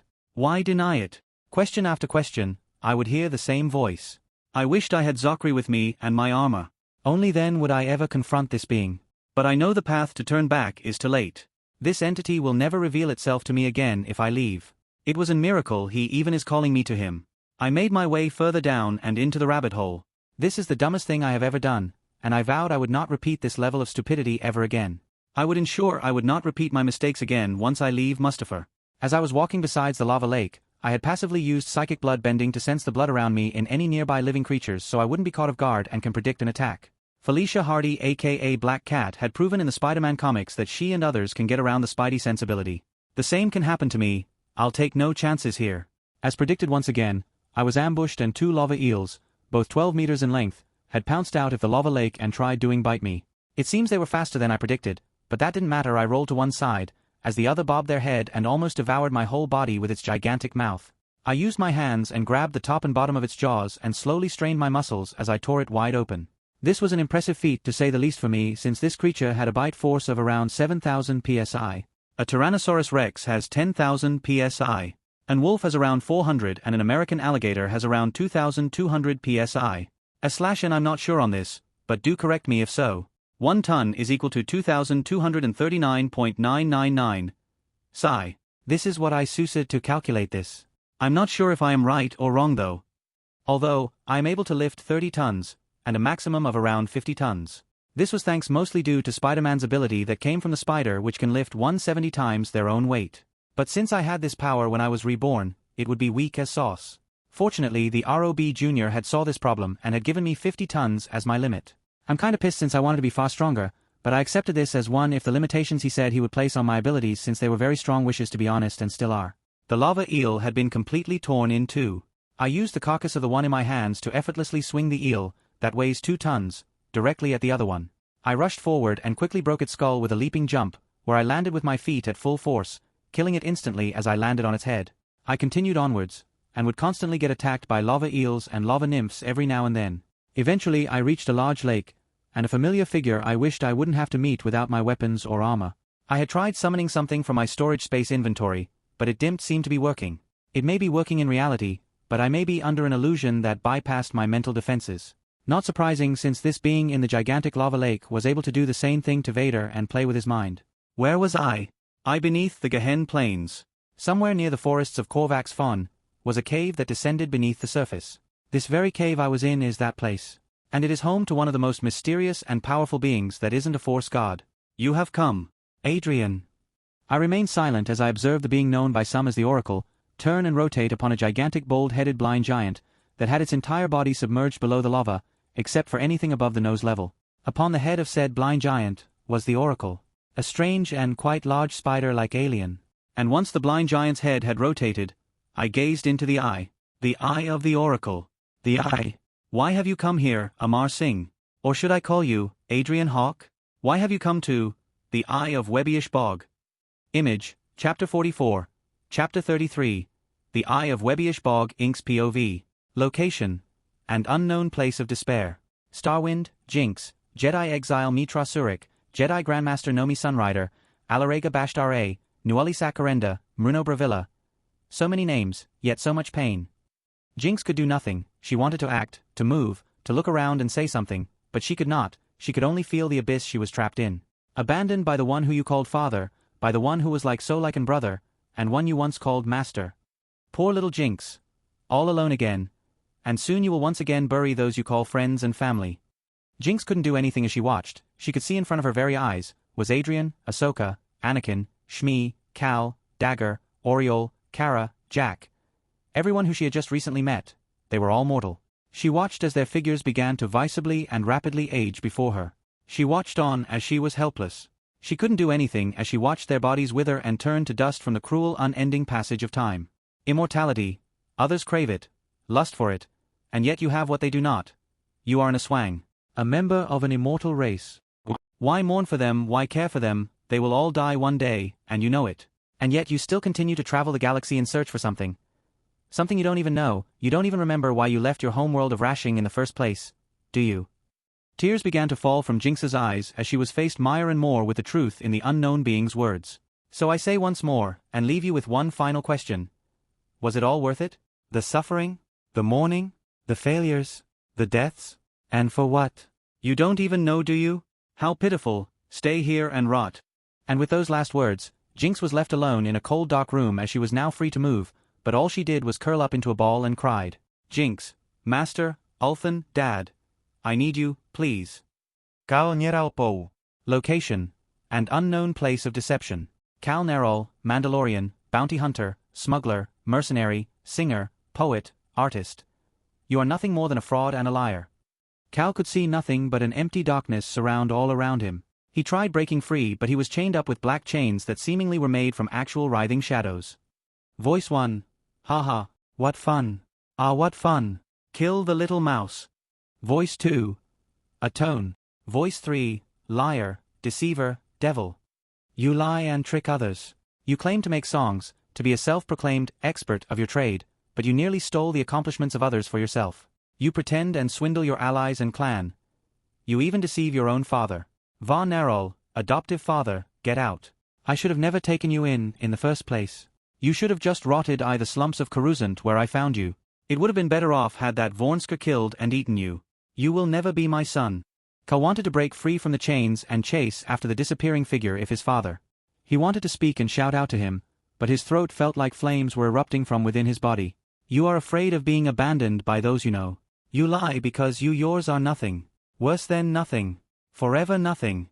You deceive others to boast your reputation in some vain attempt to prove yourself worthy of being in Mandalorian. These you call friends, family. But if they knew you for what you truly were, a deceitful trickster, an amateur, a lair, they would abandon you in a heartbeat. Zero, Jinx, Dagger, Jack, your clan, your adoptive father. Huh? Even your own biological parents didn't nat you. You were nothing more than a failure at birth and will always be so. You will be forgotten and no one will even remember your name. You will forever live in the shadows of others. But fret not, child. For I will forgive you. Let your sin be cleansed. With fire. Cal's body had suddenly been caught ablaze from nowhere, the once void-filled space, now filled with bright flames as Cal screamed in unbearable pain and agony as he felt his very soul burn. Ha ha ha. What fun. What fun. Jack Stone POV. Location. And unknown place of grief. I found myself in a space devoid of all light. I was made aware, instantly, of my surroundings. I don't hesitate to transform, as blood erupted from my body and my flesh peeled away and fell off my body. As it just drifted off into the space I found myself in, I had transformed into my Great One form. It was a humanoid version of the moon presence, Flora. A/N image here. No gravity, no light other than the countless stars in the background surrounded me, the cold vacuum of space. I was not on Moraband anymore, but someplace else. Ready are we, worm? Good. I heard a voice and turned to face it, but I saw only an human contrary to what I had imagined them to be. One I know very well. How else could I not? It was me. I was beyond confused, but I readied myself nonetheless to face this illusion. This is no illusion, Jack Stone. Jack, how do you know me? What is this place? Does it matter where we are? We are in a place of which you abandoned your wife and yet to be born child. You abandoned them and you are now here. Jack, I did not abandon them. It was not my choice. I was taken from them. Your excuses are irrelevant. Your lies are meaningless to me. They are dead, while you are not. Dead. And no. It can't be. Jack. You can't possibly know that. The past life copy of me pointed towards me. I turned around and saw a red-haired and enraged-eyed woman. Sarah Stone. My wife. And in her arms was an 8-year-old girl. Sarah, why did you leave us? Girl, why did you abandon me, Papa? Sarah, was we not enough for you? Was I not enough for you? Girl, what about me, Papa? Do you hate me? Do you want me to die again? I tried to speak but my throat was sealed shut. I tried touching it and realized, I no mouth. Where did it go? It just vanished like it never existed. Sarah, don't worry, darling daughter. Mother will make it all better. Come. Hug Mama. Sarah took the girl into her embrace, and both their heads rested in line with each other's, side to side touching. But my eyes widened and I tried to move but couldn't.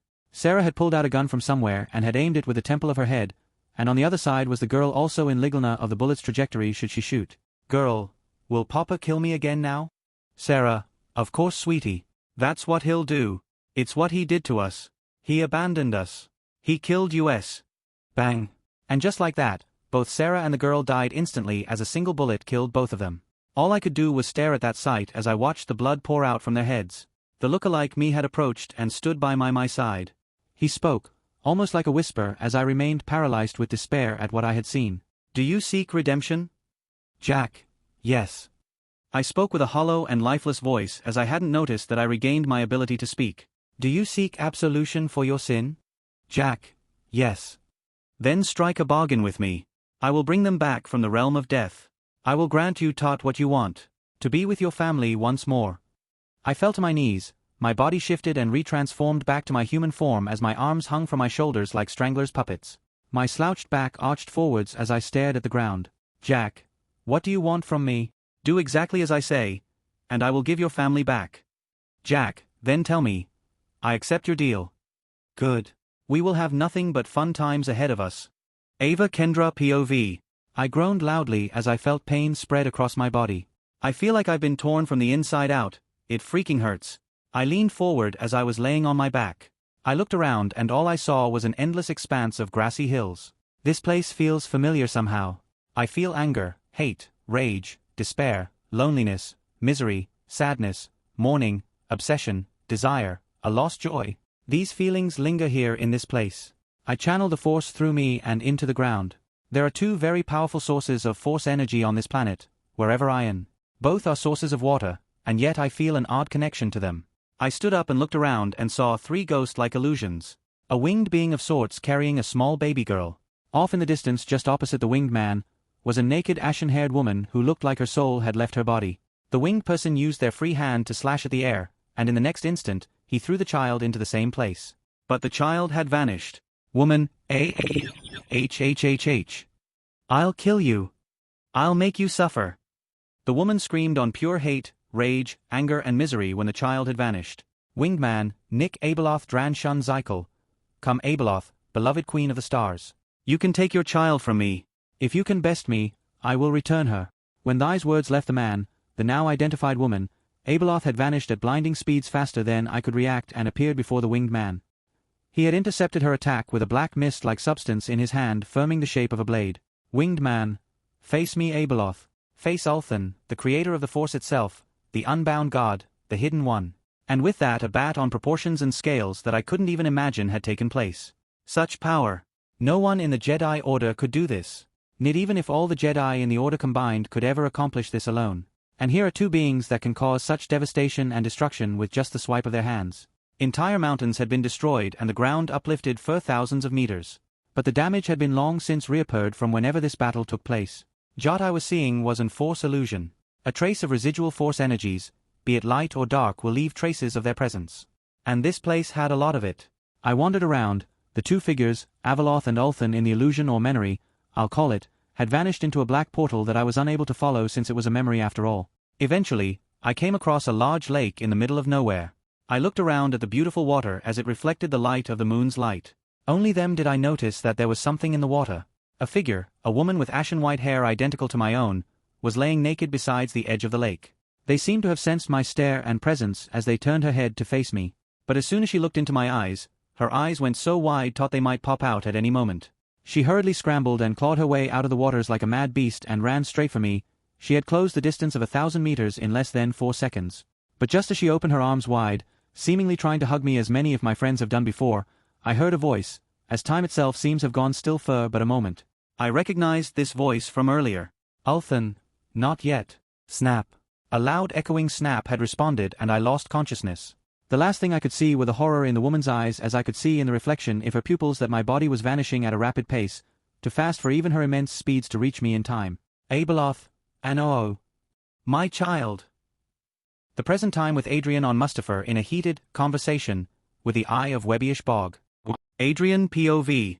I had been fighting against a literal army of lava nymphs and lava eels this entire time since I first confronted the Eye of Webbyish Bog. An eel had closed its jaws around my leg and I could feel the teeth sink in. I gritted my teeth as I raised my hand and plunged deep into its skull, crushing its brains in my hands from the inside. A nymph took advantage of this to spit a gouts of lava at my face. My eyes were burned away with mist of my face as I roared through the pain.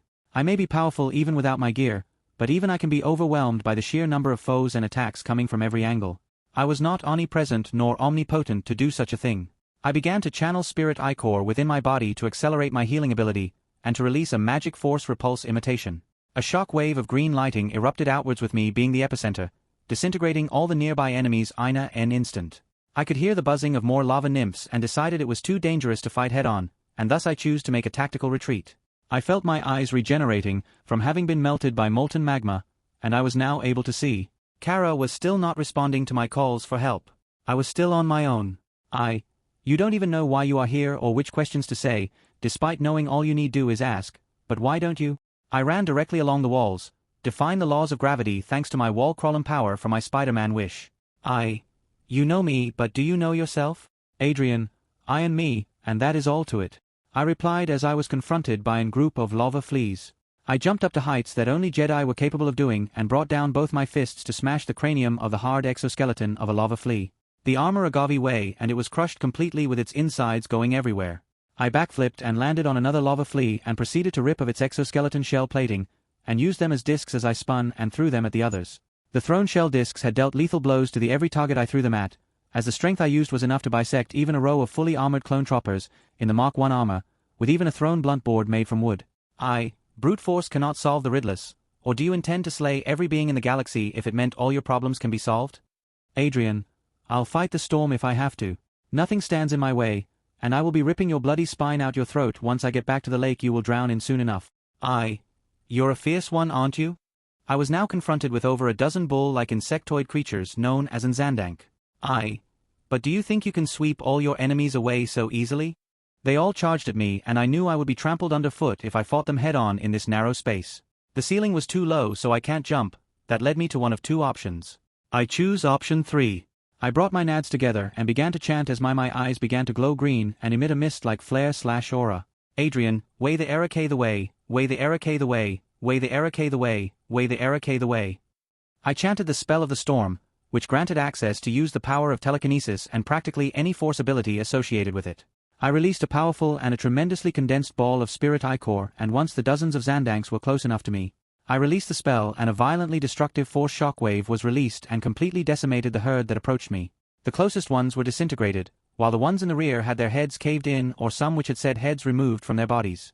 Adrien, I won't sweep my enemies away. I'll destroy them. Can you do the same for the gods? Adrien, they are no gods. Are they? Or is it that you simply cannot accept the truth, that they are gods and you will forever remain immortal? I made my way through the cave network, searching for a way back to the eye of Webbyish Bog. You think I don't know what you know, but do you even know what you have? Adrien, I have what I need. Do you now? Then why are you here? Adrien. You think you are someone special? That you were chosen to be reincarnated out of the infinite beings of the endless sea of stars? And for what? To save the galaxy? To create everlasting peace? To restore Mandalore to its former glory? I came across a crossroads. There were two ways to go as the tunnel branches into two. If you could choose? If you could be with her again? Would you take it? I choose to go down the left tunnel and thus, pressed onwards. What you want to know? Or what do you need to know? Do you even know what you need? What you want? I was stopped in my tracks by two Rogwart beasts. Or do you already know what you have to become? Darth Vader breathing sounds. Adrien, I will not become like Vader, nor will Anakin. I will not let that happen, it will not happen ever.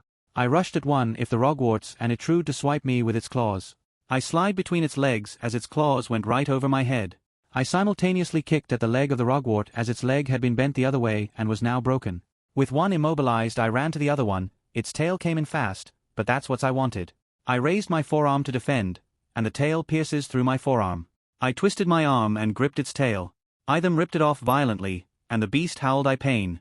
I felt an attack coming from the one behind me, but I don't care as I would survive it and needed to deal with one of them or else I won't win this fight unless I resort to more desperate means. I lunged forwards and I used the sharp end of the tail I had torn off to pierce through its heart. A she skull would be far too protected thanks to its skeletal durability. As my tail weapon pierced the heart of the Rogwart, the first one behind me had torn its way through my stomach with its claws as I was impaled on them. I coughed blood from the attack, but I didn't use my blood bending as my bodily augmentations and enhancements provided many benefits. Most important one in this scenario being that any injuries we'll receive will not bleed, thus I won't experience blood loss. I reached my hands behind me and grabbed its head, and used all my strength to tear of its head before it even realized what had happened. We collapsed to the ground, and I got up with minimal pain as if I just received a simple punch to the gut tot wasn't much. My healing factor had already begun to heal my injuries as I continued onwards.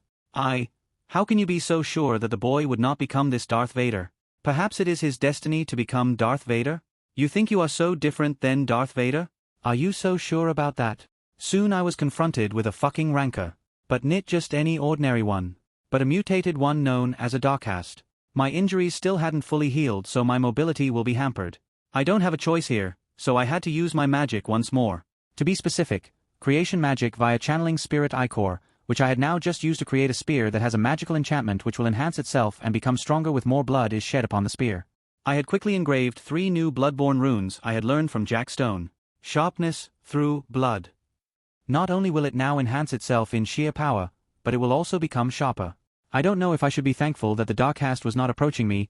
It was probably the final hurdle that stood in the way of me reaching the eye of Webbyish Bog.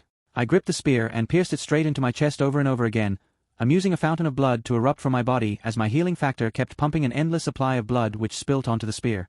Once I felt enough blood had empowered my spear, I hurled it with all my might at the head of the Darkcast. What resulted was an explosion which caused multiple volcanoes on the surface of Mustafar to awaken and erupt in flames. The Darkcast's head and entire upper torso, along with the wall behind it, had been completely erased from existence with no trace it ever existed. The spear was naturally temporary, as if I used more of the magic, I would tire greatly. Not even my unfathomable endurance and regeneration can help restore. The more powerful the spell or enchantment, the greater the cost would be. I approached the wall and jumped down. If there was anything remained to face me, then I would be forced to use my blood bending and reveal it to the ones or Abeloth who may be watching. I approached the eye, uncaring that I walked straight into the lava as I could feel the lava burn my skin and flesh to the bone as I approached the eye of Webbyish Bog. Adrien, speak. Why am I here? What is the artifact that Sidious is looking for? Where is it? Are you even sure you are here at all? What Darth Sidious is looking for? Or what you are looking for? Where is it? Or do you mean to ask me when is it? Or what it even is? If you do not know what you're looking for, then how will you know when you found it? Adrien, I could care less. I will shower the galaxy if I must to fund whatever it is. And I'll start with you, right here. If you will not relinquish it, then I will pry it off your corpse. Ha ha ha ha ha. The blind giant lifted its body from the lava, and raised its 2 palms and unbleached them. But what I saw had surprised me. You came to me for answers. I gave you only questions. I leave you with 2 more. I approached the left palm, which held an identical replica to the one in its right palm, and took it in my hand. Do you think you passed this test? Or did you fail it? I turned to walk away as I exited the lava lake. Only the bones of my feet remained as all of its flesh and skin had been completely melted off. My regeneration had already begun to undo the damage alongside being empowered by my spirit ichor I was channeling to boost its effects. And who is Adrian Hawke? I stopped in my tracks. Adrien, I am death.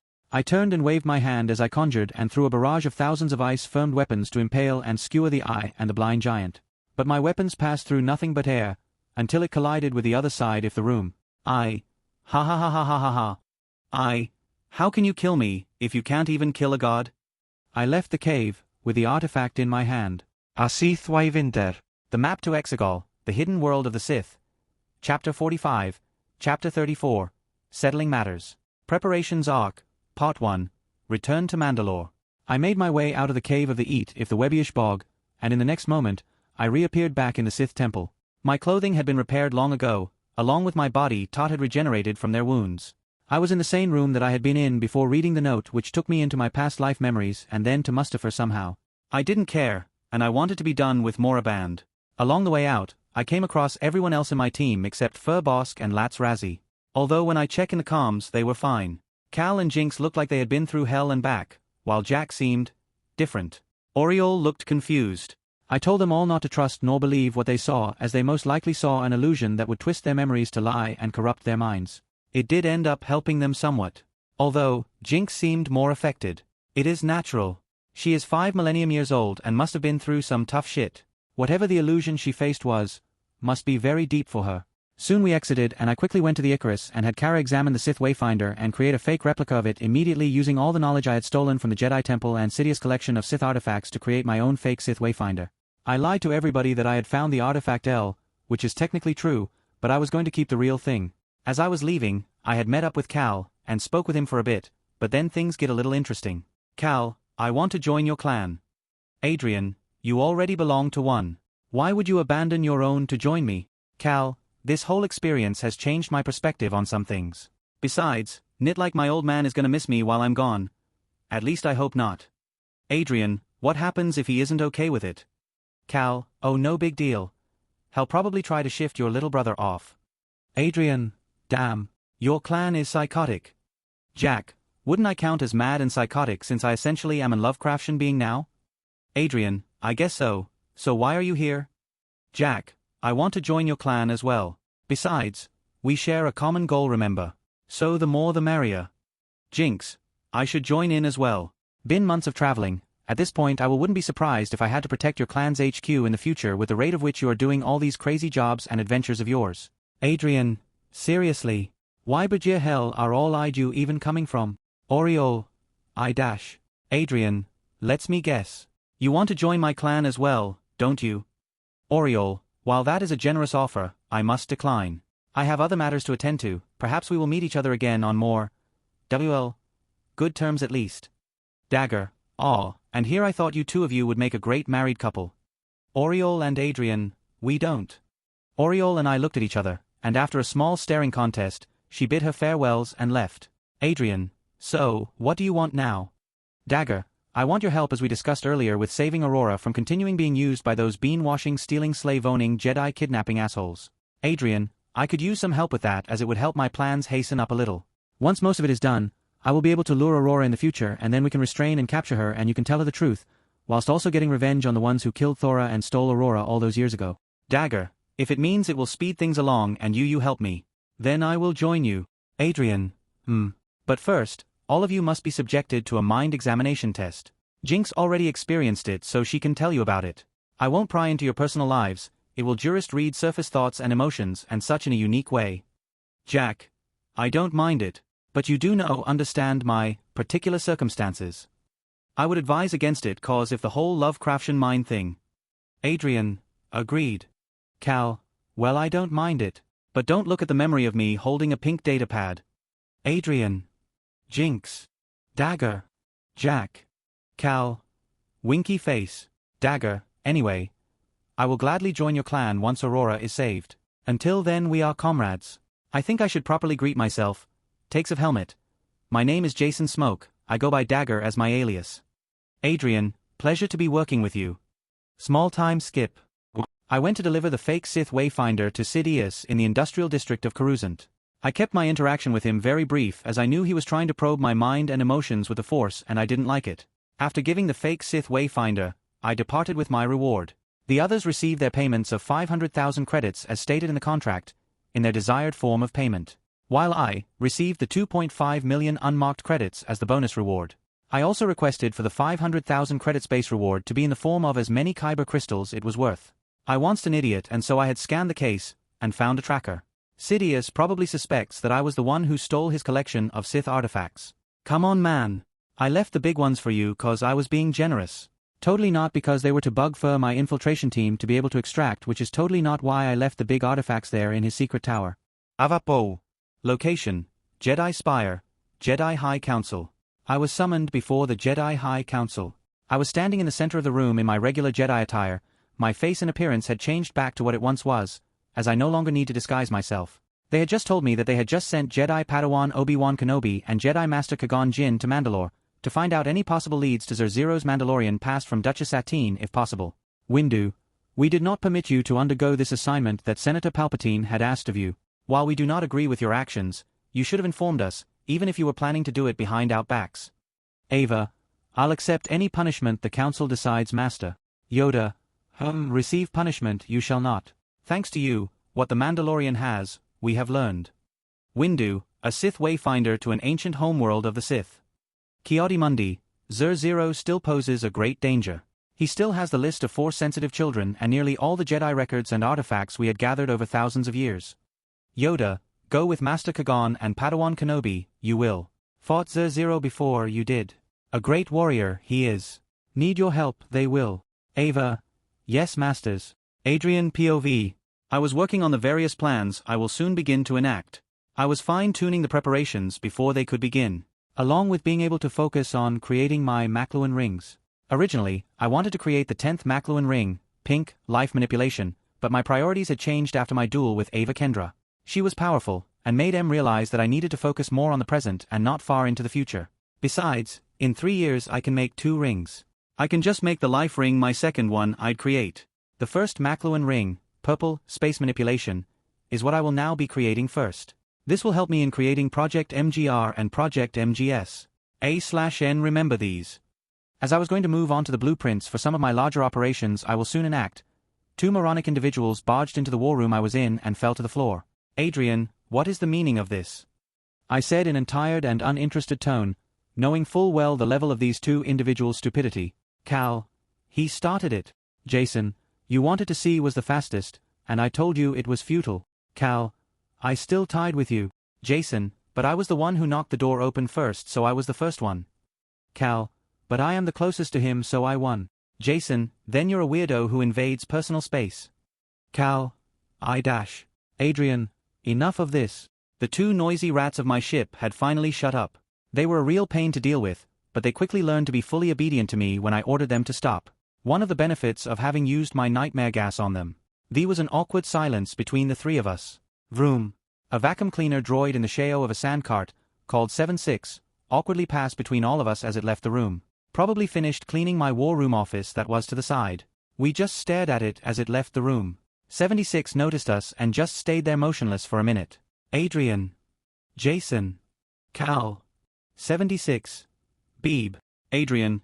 Get out of here or I'll scrap you. 76. Beeb. Vroom. And like that, 76 sped off faster than the Flash can say, I'm outta here. Before actually running away. /NOC created by Palauspor 76. I want to be a vacuum cleaner in the shape of a sandcart that passes at awkward times. Legit what he said. Cal. Clear's throw to hem, anyway we dash. Jason. We wanted to see who could tell you first dash. Cal. Oi. I was speaking. Jason. And. Cal. Never mind. Crying face. Jason. Anyway, Kara told us to tell you that she is now focusing 99.995% or whatever of herself to completing the main projects of yours taught you'll soon begin. Cal. Oh. Also, that AI Orphelion will be replacing her temporarily until she had completed what she has to do. I hum in agreement and immediately made a whistling sound from my mouth. A trapdoor opens up from underneath both of Cal and Jason and they screamed, not again, as they fell. The trapdoor leads to my recently enveloped xenomorph Praetorian, Specimen 6 Royal Jelly Chambers. If any of those two lands on an egg, then the thousands of face-huggers, ovomorph eggs, will latch themselves to their faces. But I'm sure they'll be fine. Maybe. Who cares? Shortly after that, I heard a slightly familiar voice, but one I haven't heard very often since it was always Kara's voice. Orphelion. Master Hawke? Am I interrupting something important? Adrian. No, you are not. Why have you contacted me? Orphelion, on a Yautja, Falcon drone surveillance feed that was on Mandalore, showed that 3 Jedi have arrived and are now meeting with Duchess Satine Kryze. I knew the Jedi would go to Mandalore to find clues that can link back to my identity or past, but I made sure since my childhood and time on Mandalore to erase all traces of my past and even my existence so noon would ever find out a single damn thing about me. I had even had to mind wipe my Mandalorian family, that I never even existed and that my Mandalorian mother had miscarried. I feel guilty at having to do it, but I question if it was necessary. But I ignored my doubt. Of course it was. They are safe, even now. It should be Obi-Wan and Kagan who want to meet with Satine since it had only been a few tears since the Mandalorian Coville War happened and the whole Obi-Wan and Satine romance bodyguard mission had happened. They'll be fresh in each other's minds. Of course the Jedi would send a familiar pair of faces to meet Satine to get intel on me. But, Adrian, Orphelion, who are the 3 Jedi that are on Mandalore right now? Orphelion brought up a trio of holographic images showing them. But when I saw the third, I immediately ran to the command room, whist ignoring Orphelion telling me their names. Ava Kendra. Shit. If she is on Mandalore with her godlike connection to the Force, then she would easily be able to find my family on Mandalore. I need to get to them first. Hopefully I will get there in time. Adrian. Orphelion. Plot a course to Mandalore. I arrived at the command room in no time and brought up all my Yautja Falcon drones and the surveillance feeds on all of them. I watched everything Todd happened at X3 speeds, because I could, and with my enhanced mind, could still hear and see everything as if it was at normal speeds. My ISU Mass Effect Halo hyperdrives couldn't get me to Mandalore instantly. If I wanted to upgrade them to the point of instant teleportation, then I need the first McLuhan ring, space manipulation, in order to enhance them and upgrade their capabilities. I watched everything since when Obi-Wan had just met with Satine, and Ava had arrived at the palace. Creators Ticho UGH Test Chapter 46. Chapter 36. Terror. Preparations Arc. Part 2. Terror. General POV. Obi-Wan. I'm not accusing you of anything. Satine. I told you before and I will say it again. Mandalore is neutral and this mercenary, Zer-Zero, is not one of us. Obi-Wan and the Duchess Satine were in a heated argument that had been going on for a while now. Jedi Padawan Obi-Wan Kenobi, Jedi Master Kagan Jinn, Duchess of Mandalore Satine Kryze, and Prime Minister Amek were all in the throne room. Obi-Wan. B-. Kajin stepped forward and interrupted his Padawan before another argument broke out and wasted even more time on uselessly going back and forth all day. Kagon. But what my Padawan was trying to say was that this mercenary Zer-Zero wears Mandalorian armor. Could this individual be a remnant from the Civil Wars years ago? Amek, we had exiled them to our moon Concordia after the Civil War had ended. I have received reports that they had killed each other off with the barbaric warrior traditions by now. Satine, Prime Minister Amek is right. Zer-Zero could just be one of the many that didn't participate in the fighting or had simply found and pillaged the Beskar armor from Concordia. But my sources have told me nothing of him. Kagon, couldn't he have just changed his name and his armor's design at some point to what they are now? Amek, if they are a Mandalorian, then they wouldn't. It is a part of our tradition. If I was this Zer-Zero, and I was born on Mandalore as a Mandalorian, if I grew up keeping my actual face and name a secret, like what he had done, I wouldn't change my name unless it was recorded in our databases. That way we would confirm the deeds I would have done, and give credit to me on my alias.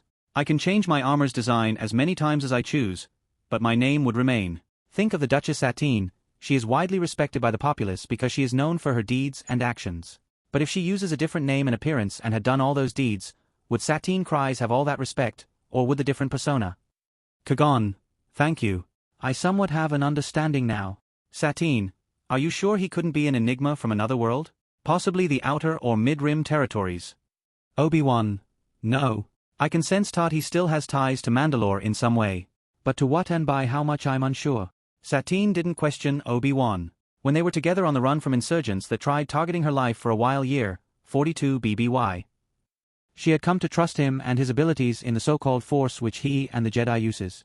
Despite her behavior and attitude she shows towards him, it was just how their relationship was, and deep down they still hold feelings for one another, even if they don't fully realize it.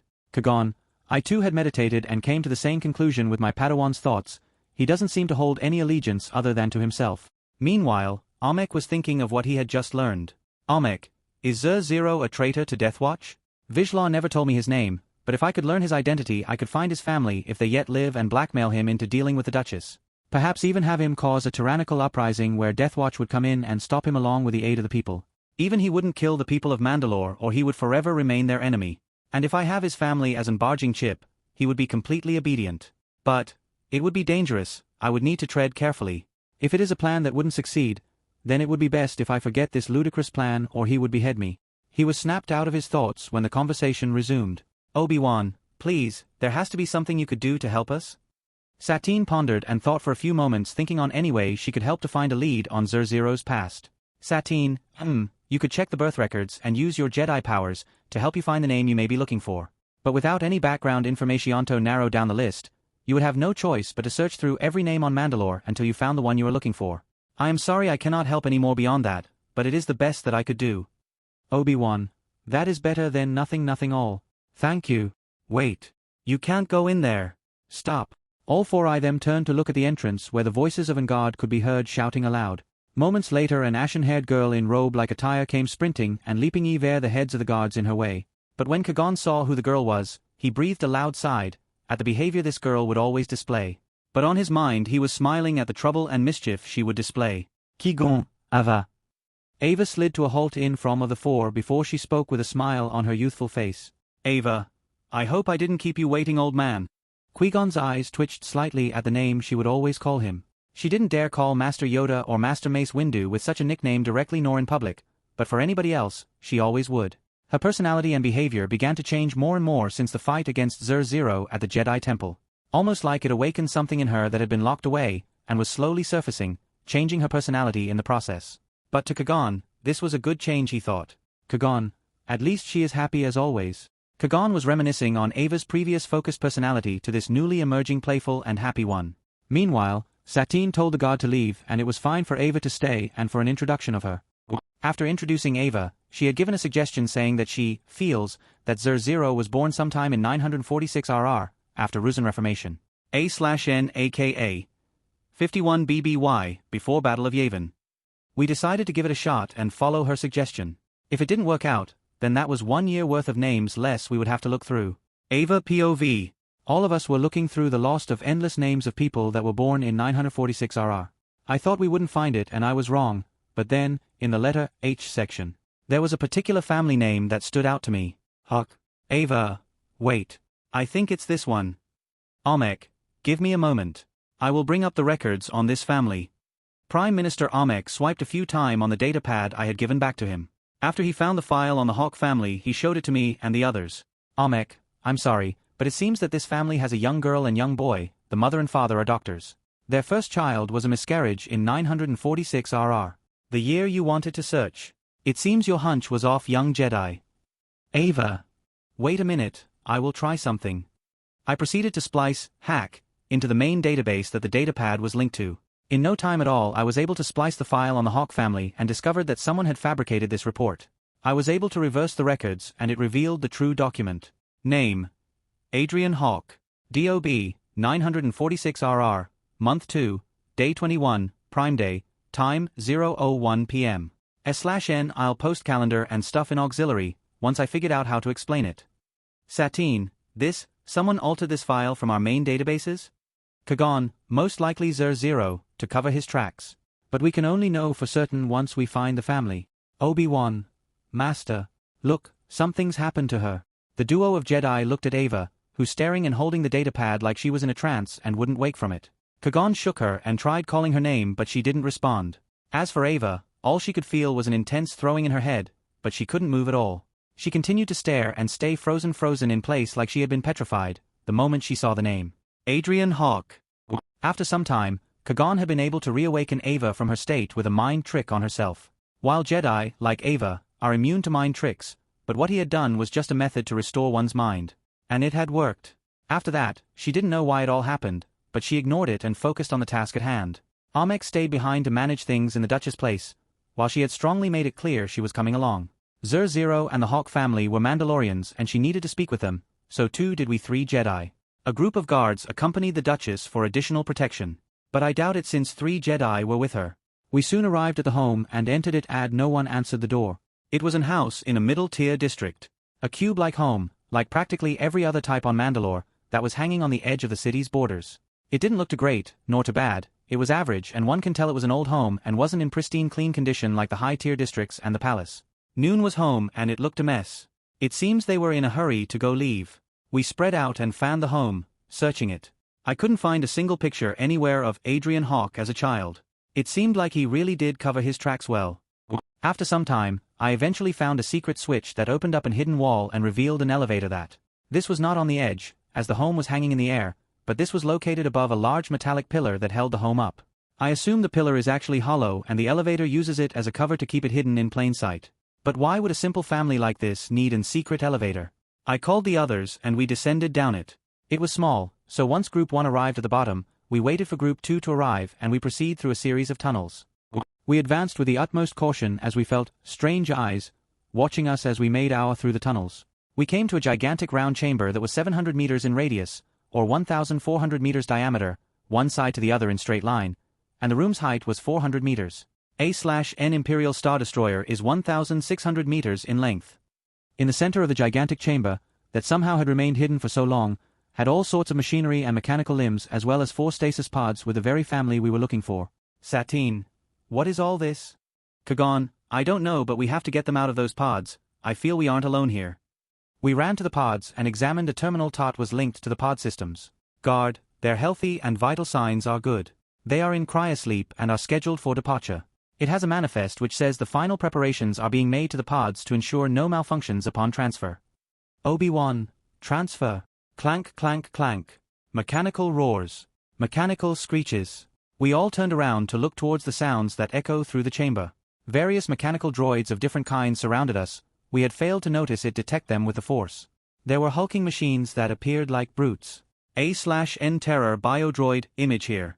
There was various humanoid armored individuals, but they moved strongly, almost as if they weren't alive in the first place.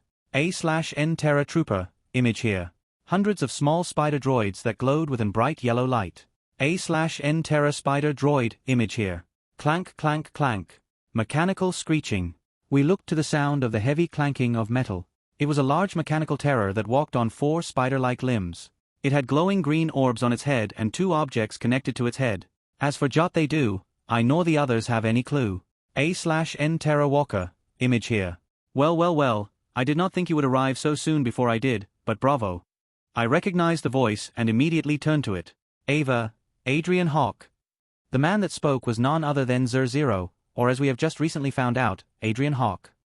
He tilted his head upwards for me to continue my explanation as he moved his arms behind his back, acting like he was amused, and trying to play dumb that I was telling the truth.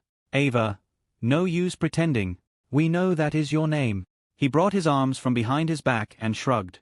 Adrian, oh well. It was worth a shot. Most idiots just say, what? Or who? When questioned. That is ridiculously moronic since that just confirms it and sounds like the person is lying.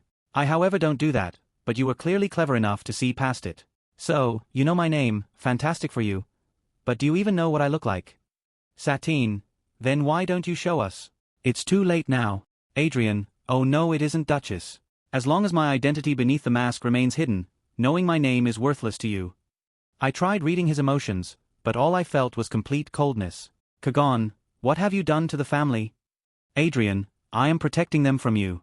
What else? Obi-Wan, from us? You ate kidnapping them. Your own family.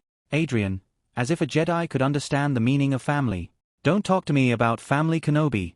When you Jedi have no heart and soul to feel the emotions of love and what it means to sacrifice for it.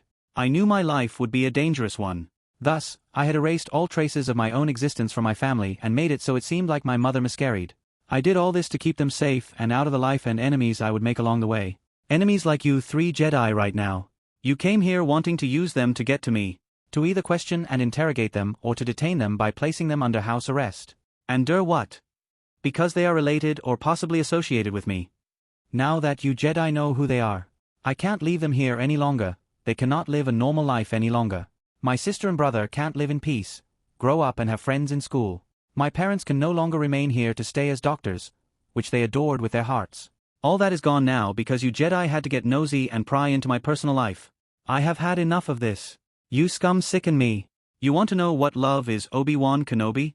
Duchess Satine cries. I will show you. Kill them all. Let none of them leave alive with what they know. Chapter 47, Chapter 37. Mortal vs. Goddess Round 2 Flashback to Adrian POV. I had just arrived on Mandalore in the last hour. I was going to rush to my family, but I had Force Vision. Yes, Force Vision, you heard right. Force Visions come naturally to Force Sensitives, but it isn't impossible for non-Force Sensitives such as myself to receive a Force Vision. And when a non-Force Sensitive receives a Force Vision, it should never be ignored. What I had seen on my Force Vision was a very large muscular man that could go toe-to-toe with Savage Opress or Dirge in an 1-versus-1 fist fight. He was strapped to a medical table inside of a laboratory somewhere below ground. He was screaming and roaring in pain as his body was injected and experimented on. Using what I saw in my Force Vision, I had Sherlock Holmes the ever-living shit into finding him and the laboratory. When I broke through the front door, I killed everybody in my path. Why? Because while I was reaching here, I had seen on the records that all the scientists here wanted to create a clone of Mandalore the Ultimate. How they received his DNA was beyond me, but now it was mine. Not only that, but all these scientists had experimented on children, and for that all of them will die. While I was killing the scientists and Greenhorn guards, I had my terror army that consisted of the various terror-type enemies from the Force Unleashed 2 video game. Even Starcolor had difficulty penetrative the defenses of the Terror Walker. And so, while I was still on Mandalore, shortly after I was recruited by Deathwatch, I had created underground facility where my ship the Icarus was originally built. I also made it into a sort of bunker and had my terror army created here so that they can protect my family should anyone discover their relation to me. They were currently being placed in stasis pods for their own safety. I will then transport them to a secure location before I unfreeze them. I had just found the man who I was able to identify by his alias as Tank. A/NOC created by Tonka Jewel.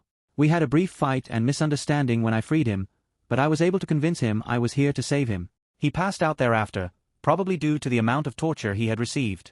I used my waypoint teleportation device, the same one I used back on Lothal when I retrieved the Heart of the Wills, the unique Kyber crystal and the world between worlds portal and murals.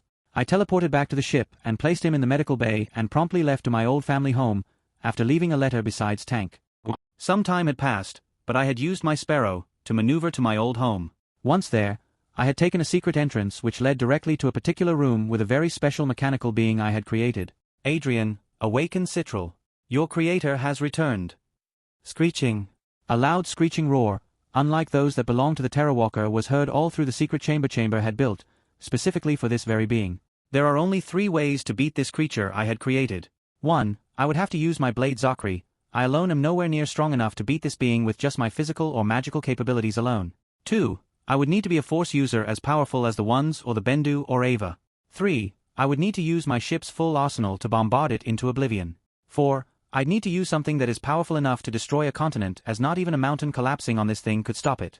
2 bright orange eyes gazed back, from within the darkness, at my own. This is one of my greatest marvels. It may not compare to large-scale sewer weapons I will one day build, but as of now, this is the most versatile weapon I have created thus far. Adrien, I have a task for you. Citral. High-pitched roaring. I had gone to where my family and the intruders were. When I had arrived, we had a conversation as my terror army surround them. I had grown impatient and ordered my terror army to attack. Obi-Wan was fighting against a few of terror biodroids. The guards and Satine fought against the dozens of terror troopers and hundreds of terror spider droids. Kagan was busy fighting against a terror walker, while I had engaged combat with Ava Kendra once again. This time, I didn't have Zachary with me, but was using my old vibroblade I used to use before creating Zachary. I fired multiple shots from my shoulder plasmacasters at the occasional guard, but Ava would always move in the way to block the shot. Unlike last time, I was dominating the battle as every swing I did had repelled her attacks completely and she would always stagger back from each swing I dealt. She quickly adapted and was able to use this to her advantage. Everything she was pushed back by me, she would spin in the direction she was repelled in, and gained momentum to swing her white saber with even greater strength and speed. The only downside was that it was predictable. She used her unique white force lighting, but I was completely immune to it now, unlike last time. This time I was fully prepared to fight a celestial, which was exactly what she was. I swing right to left to right, down up down, spin down around slash from above, kick, rolling slash, backstep slash. Just as she went in to punish my backstepping slash with her own, I had parried it in a way that she would stumble past me, allowing for me to be on her exposed side. I dropped my vibroblade as I brought my right arm in a motion like I was going to backhand strike her with my fist. She must have thought so too, which was what I wanted. Fwing. Slash.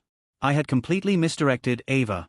She thought I was going to strike her with my fist, but I had actually extended my Yautja wrist blades and slashed at her throat. She dropped to her knees as she was wide-eyed and stared at blood thatvid spilled to the floor. I myself was slightly surprised but not a lot. I AHD already seen her blood when I collected a sample of it back on Coruscant. But this time I saw it clearly, all if it glowed a white ethereal color almost like plasma energy in liquid form. Ava was holding her slashed throat with both hands, trying to stop the blood. Adrien, you should never have fought me. When I am prepared for my enemy, I never lose. I didn't delight in the suffering of others unless they truly deserved it. And so, I grabbed her white saber and pierced her heart with it from the back. She slumped forward and fell to the floor devoid of life. I deactivated the white saber and placed it on my belt. I made my way to the terminal and input some commands as the battle continued all around me. Some shots were fired at me, but they did nothing to my armor. The stasis pods containing my family had begun to move and a large section of the chamber's walls had opened up.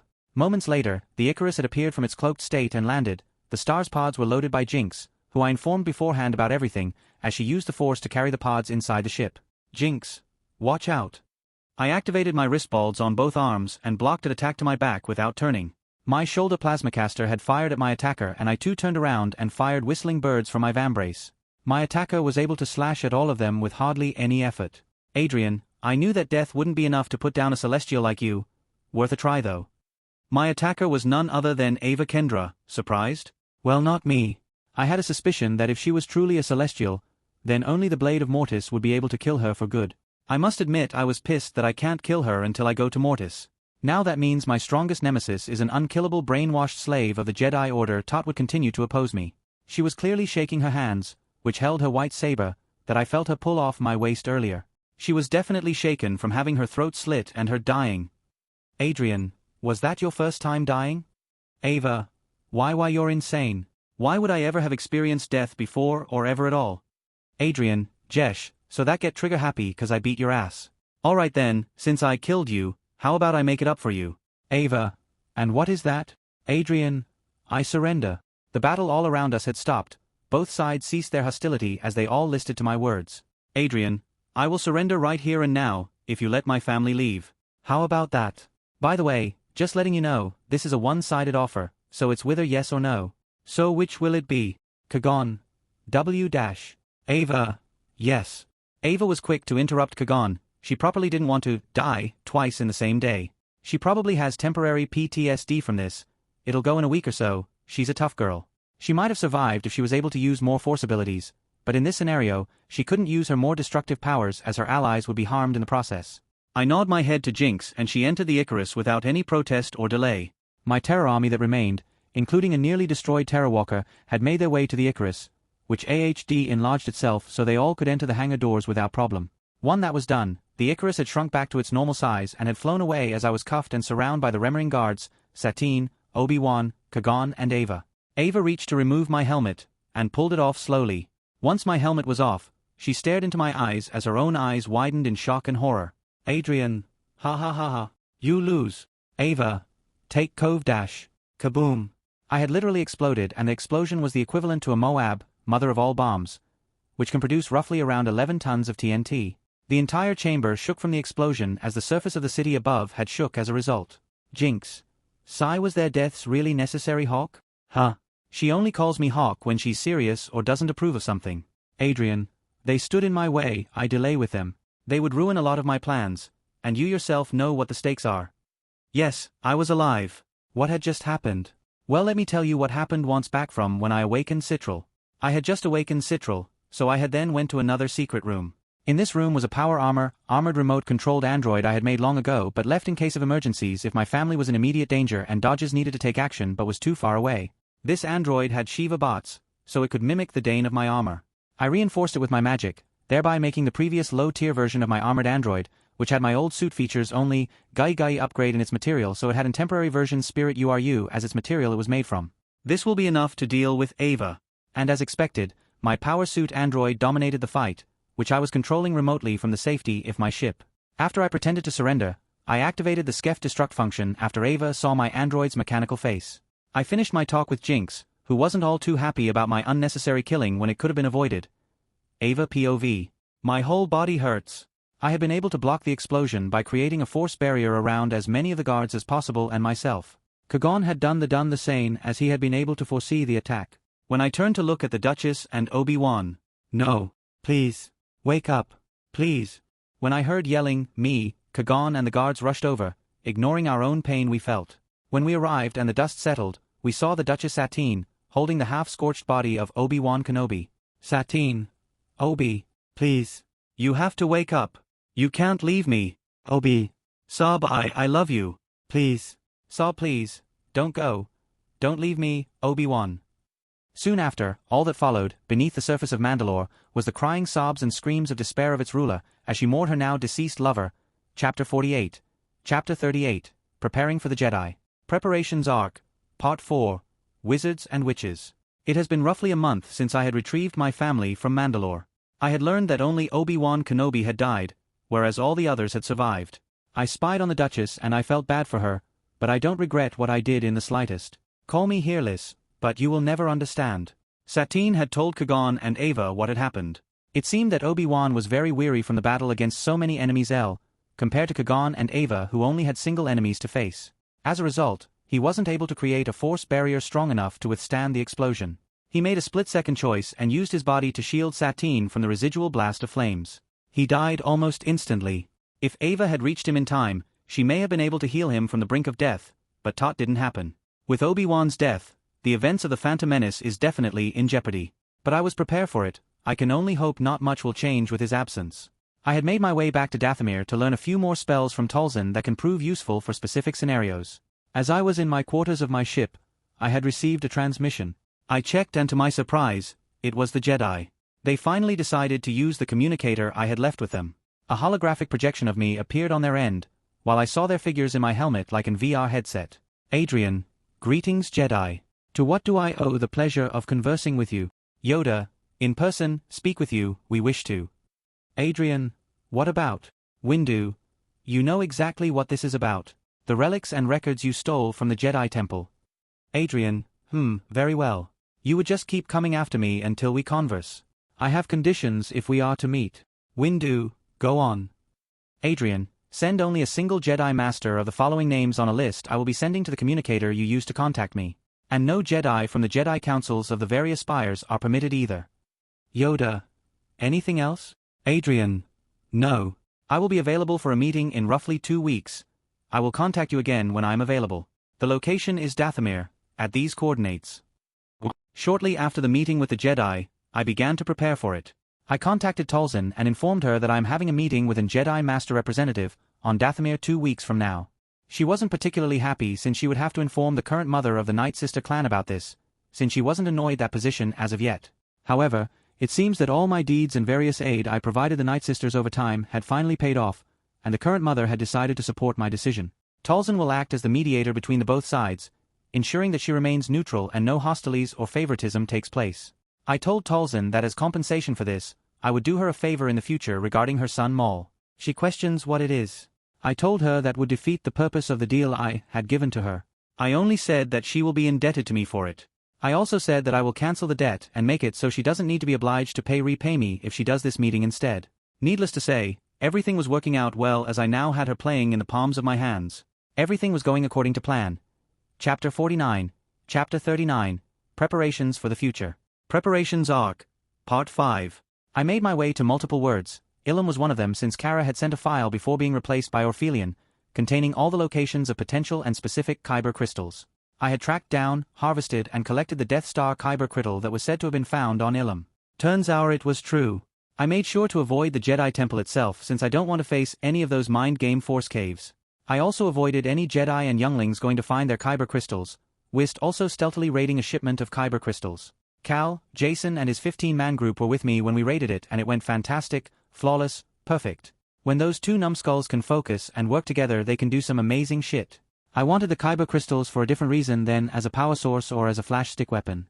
Kyber crystals are used by the Chiss Ascendancy to record hyperspace travel in the unknown regions.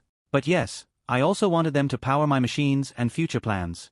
I had locates and gone to my droid manufacturing facility which I had raided and refurbished to build his own version, from a separatist droid factory. I made it seem like a full-scale EMP pulse was being emitted passively from an unseen and re-emerged wildlife native species of the planet. It was the perfect cover story as they never bothered to come here. I did this to multiple words in a short amount of time but delayed the transmissions so it didn't seem odd that their facilities were suddenly disappearing frontier communications. I deployed my terror army I had with me since Mandalore to be the labor force at the droid facilities I now own as to oversee and increase production rates of units if various types and models I have planned. I made my way to Rakata Prime. You can probably guess where this is going. When I wished for Starways knowledge from ROB Jr., he had nerfed it to the point I would know a lot of things, all the basic, advanced and masters of fields of study. But things like how to use the Force, locations of secretly artifacts and homeworlds and such were not included. Only what I knew from Earth about said secrets was all I knew. And so I went to the Rakata for the one thing I wanted to know the most. How to create and Starforge. However, the Rakata of today are nothing but savages. But that didn't matter as all I needed was some of their DNA and to plug it into the Animus and boom bada-boom. I can learn how to create a Satorforge from the very ones who made it thousands of years ago. A/N if you know Animus lore of Assassin's Creed. Then you will know how it works which I won't explain unless necessary in the future. Once I did exactly that, I had transferred all the knowledge they possessed into my brain, which I'll admit was a lot, and hurt like hell. I transferred the knowledge of my own modified Starforge plans from my mind to Kara and had her begin construction of my first plan. Phase 1. The Starforge. I had more of my on standby loyal AIS, that definitely won't betray me, unlike a certain army human wiping machines. Those AIS would help Kara construct the Starforge, but first, she has to create an army of droids to help her as the labor force before she can even begin construction of the Starforge. The Starforge has the ability to create unlimited spaceships for free with only dark side force energy and the power of the sun, made by Rakata people. But mine will be altered, as I won't use dark side energies, but I will use the Heart of the Wills to serve as a replacement. I had also recruited and dominated multiple Killiks as well, using the Apple of Eden on their hive mind. All this was done in my personal solar system which I had found a long time ago as the true HQ of many of my operations and plans, within the unknown regions. I had used some Force-sensitive children, which I had temporarily kidnapped from the Chiss Ascendancy, as I had disguised myself as a Chiss officer at the time. I used them to locate and guide me through hyperspace travel through the unknown regions to find a solar system with multiple worlds and suns for me to use in my future projects and plans. Jinx wasn't well versed in traveling the unknown regions by using the Force, unlike the Chiss Force-sensitive children, so I had to use them instead of getting her help. After I had set up everything I needed to do, I decided to go complete an bounty job to assassinate and rogue bounty hunter. I was bored since all I have to do is wait, so I just did some jobs with Cal, Jason, Jinx and Jake while I waited for the Jedi meeting. The 2 weeks have passed. I had arrived on Dathomir to meet with Talzin. Jake, Jason, Cal and Jinx were somewhere else on my orders. Adrien, Elder Talzin. A pleasure to meet you as always. Has the Jedi arrived or am I the first one here? Talzin, no, you are the first to arrive. Please, follow, I will show you to the room the meeting will take place in. You can wait there while I greet the soon-to-be-arriving Jedi Master. Adrien, then lead the way, Elder Tolzin. I followed Tolzin to a room that was different and less ornate than the one that Anakin and Obi-Wan meet Tolzin in when they wanted to learn about Savage Opress whereabouts. I waited for some time and had some of the refreshments that the Night Sisters provided. Some time later, the door opened and Tolzin entered the room, Hole bringing the Jedi representative. I had some ideas who they might be, and I was looking forward to meeting her. They entered and I saw her standing before me in some unique Jedi Master attire. The Jedi I met was none other than Master F.A. PFFFFFT. That ain't Master Fay. Ava. Surprised to see me? What Adrien did not know was prior to the battle on Mandalore, Ava had passed all the trials necessary to become a Jedi Knight or Jedi Master from the rank of Padawan. All except for one. And Adrien had helped her. Prior to their most recent encounter, she has already passed the trial of skill, trial of courage, trial of the flesh, trial of insight. But back on Mandalore, Adrien had unknowingly helped her to pass the trial of the spirit. Chapter 50, Chapter 40, Yin and Yang. Preparations Arc, Part 6. Two Sides of an Coin. Ava POV. Flashback scene, 2 weeks ago, as soon as Hawke transmission stopped. I was summoned before the Jedi Council only an hour ago. I had been a part of their discussions for a while now. They had been arguing on who to send since Sir Zero, but now revealed to be Adrian Hawke, had given a list of Jedi Masters that were not to be allowed to come to the meeting. On that list it included only one Padawan was not allowed. Naturally it was me, Padawan Ava Kendra. The strongest and most experienced Jedi Masters were not allowed to go, leaving only newly promoted Jedi Masters or ones that were not capable of fighting even to the 10th the strength that Hawke can. But then, Master PLO Kun said something that shocked me still for the entirety of the following conversation. PLO Noon, I propose making young Ava the representative for this meeting. Shock T. It is very rare to skip the rank of Knight and become a Master from being an Padawan. But could you explain more about what you are suggesting? PLO Kun, Sir Zero or Hawke, had said that only a Jedi Master of the Jedi Order can go to the meeting. He never said anything about Jedi Masters that have either been exiled or left the Order on their own free will, and returning to the Order to act as a representative for this meeting. Kiadi Mundi. So you are saying that we make her into a Master, and she either leaves or we exile her, and then she would be able to go to the meeting as our representative. She is the only one that has fought him one-on-one and been able to put up an even fight against him. Yoda, well deserved, the rank of Master she is, agree with this idea, I do. Windu, I also agree with this plan. She has already passed all her trials, and just recently she has passed the trial of the spirit when facing Sir Zero. Kendra, this is an important mission the Council is tasking you with. We won't exile you as you do not deserve that, even if it is a part of this plan. You must capture or somehow find out the location of all the artifacts, books and the Force-sensitive list at all costs. So you understand the gravity of this mission? Ava. Yes, Master. I let out a small shout as I had come back to reality from the sudden question being directed towards me. Yoda, be careful you must, on Dathomir, powerful witches the Night Sisters are. Meet with in the past I did. Well, it did not go. Have hatred and hostility, towards the Jedi the do. Ava, I will be cautious when with them Master Yoda. Flashback, entering the solar system of Dathomir. She then returns her mind back to the present and prepares to exit hyperspace. She had traveled along the Hydian Way hyperspace lane and left it when she was near Dathomir. After landing, she sensed many individuals nearby and were surrounding there. The figures revealed themselves and held bows with purple plasma arrows drawn and aimed at me, while others held blades of many shapes. These are the Night Sisters? Nightister. Stop. Hand over the lightsaber, Jedi. Without voicing a word of protest, I gave them my lightsaber to them. I had then been guided until I met a taller woman in more intricate clothing. Tolzin, welcome Master Jedi. We have been expecting you. I am Tolzin, Elder of the Night Sister clan. Ava, greetings, Elder Tolzin. My name is Master Ava Kendra, I am in your care. Tolzin, yes, you are, please, follow me so that we may beige in. I followed Tolzin to the meeting room and as she entered, I followed behind her. When I did, I saw Adrian Hawke. He must be surprised to see me, hee. Why don't I mess with him as a little payback? Ava, surprised to see me? He immediately stood up and glared at me through his Mandalorian helmet.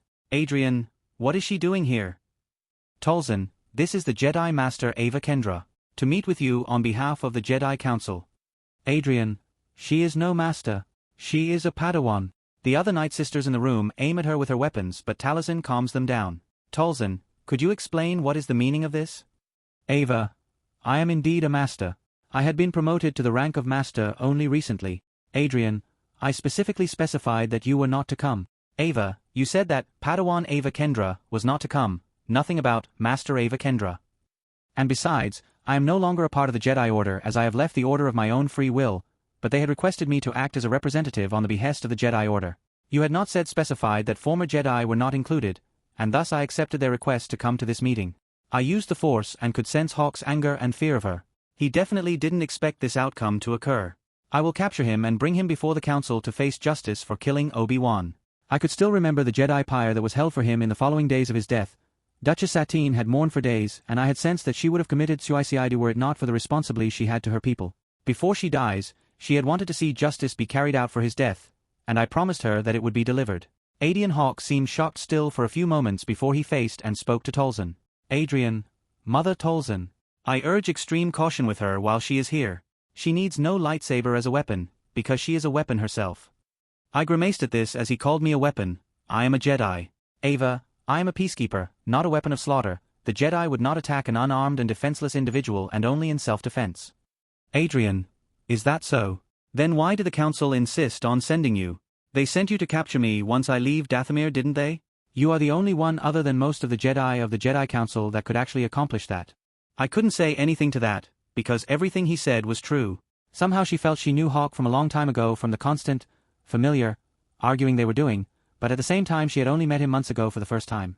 Tolzin, now then, can we begin the talks? I see nothing wrong in what Master Kendra had said regarding her being a representative of the Jedi Order. Adrian, sigh very well. I will allow it. Let's begin.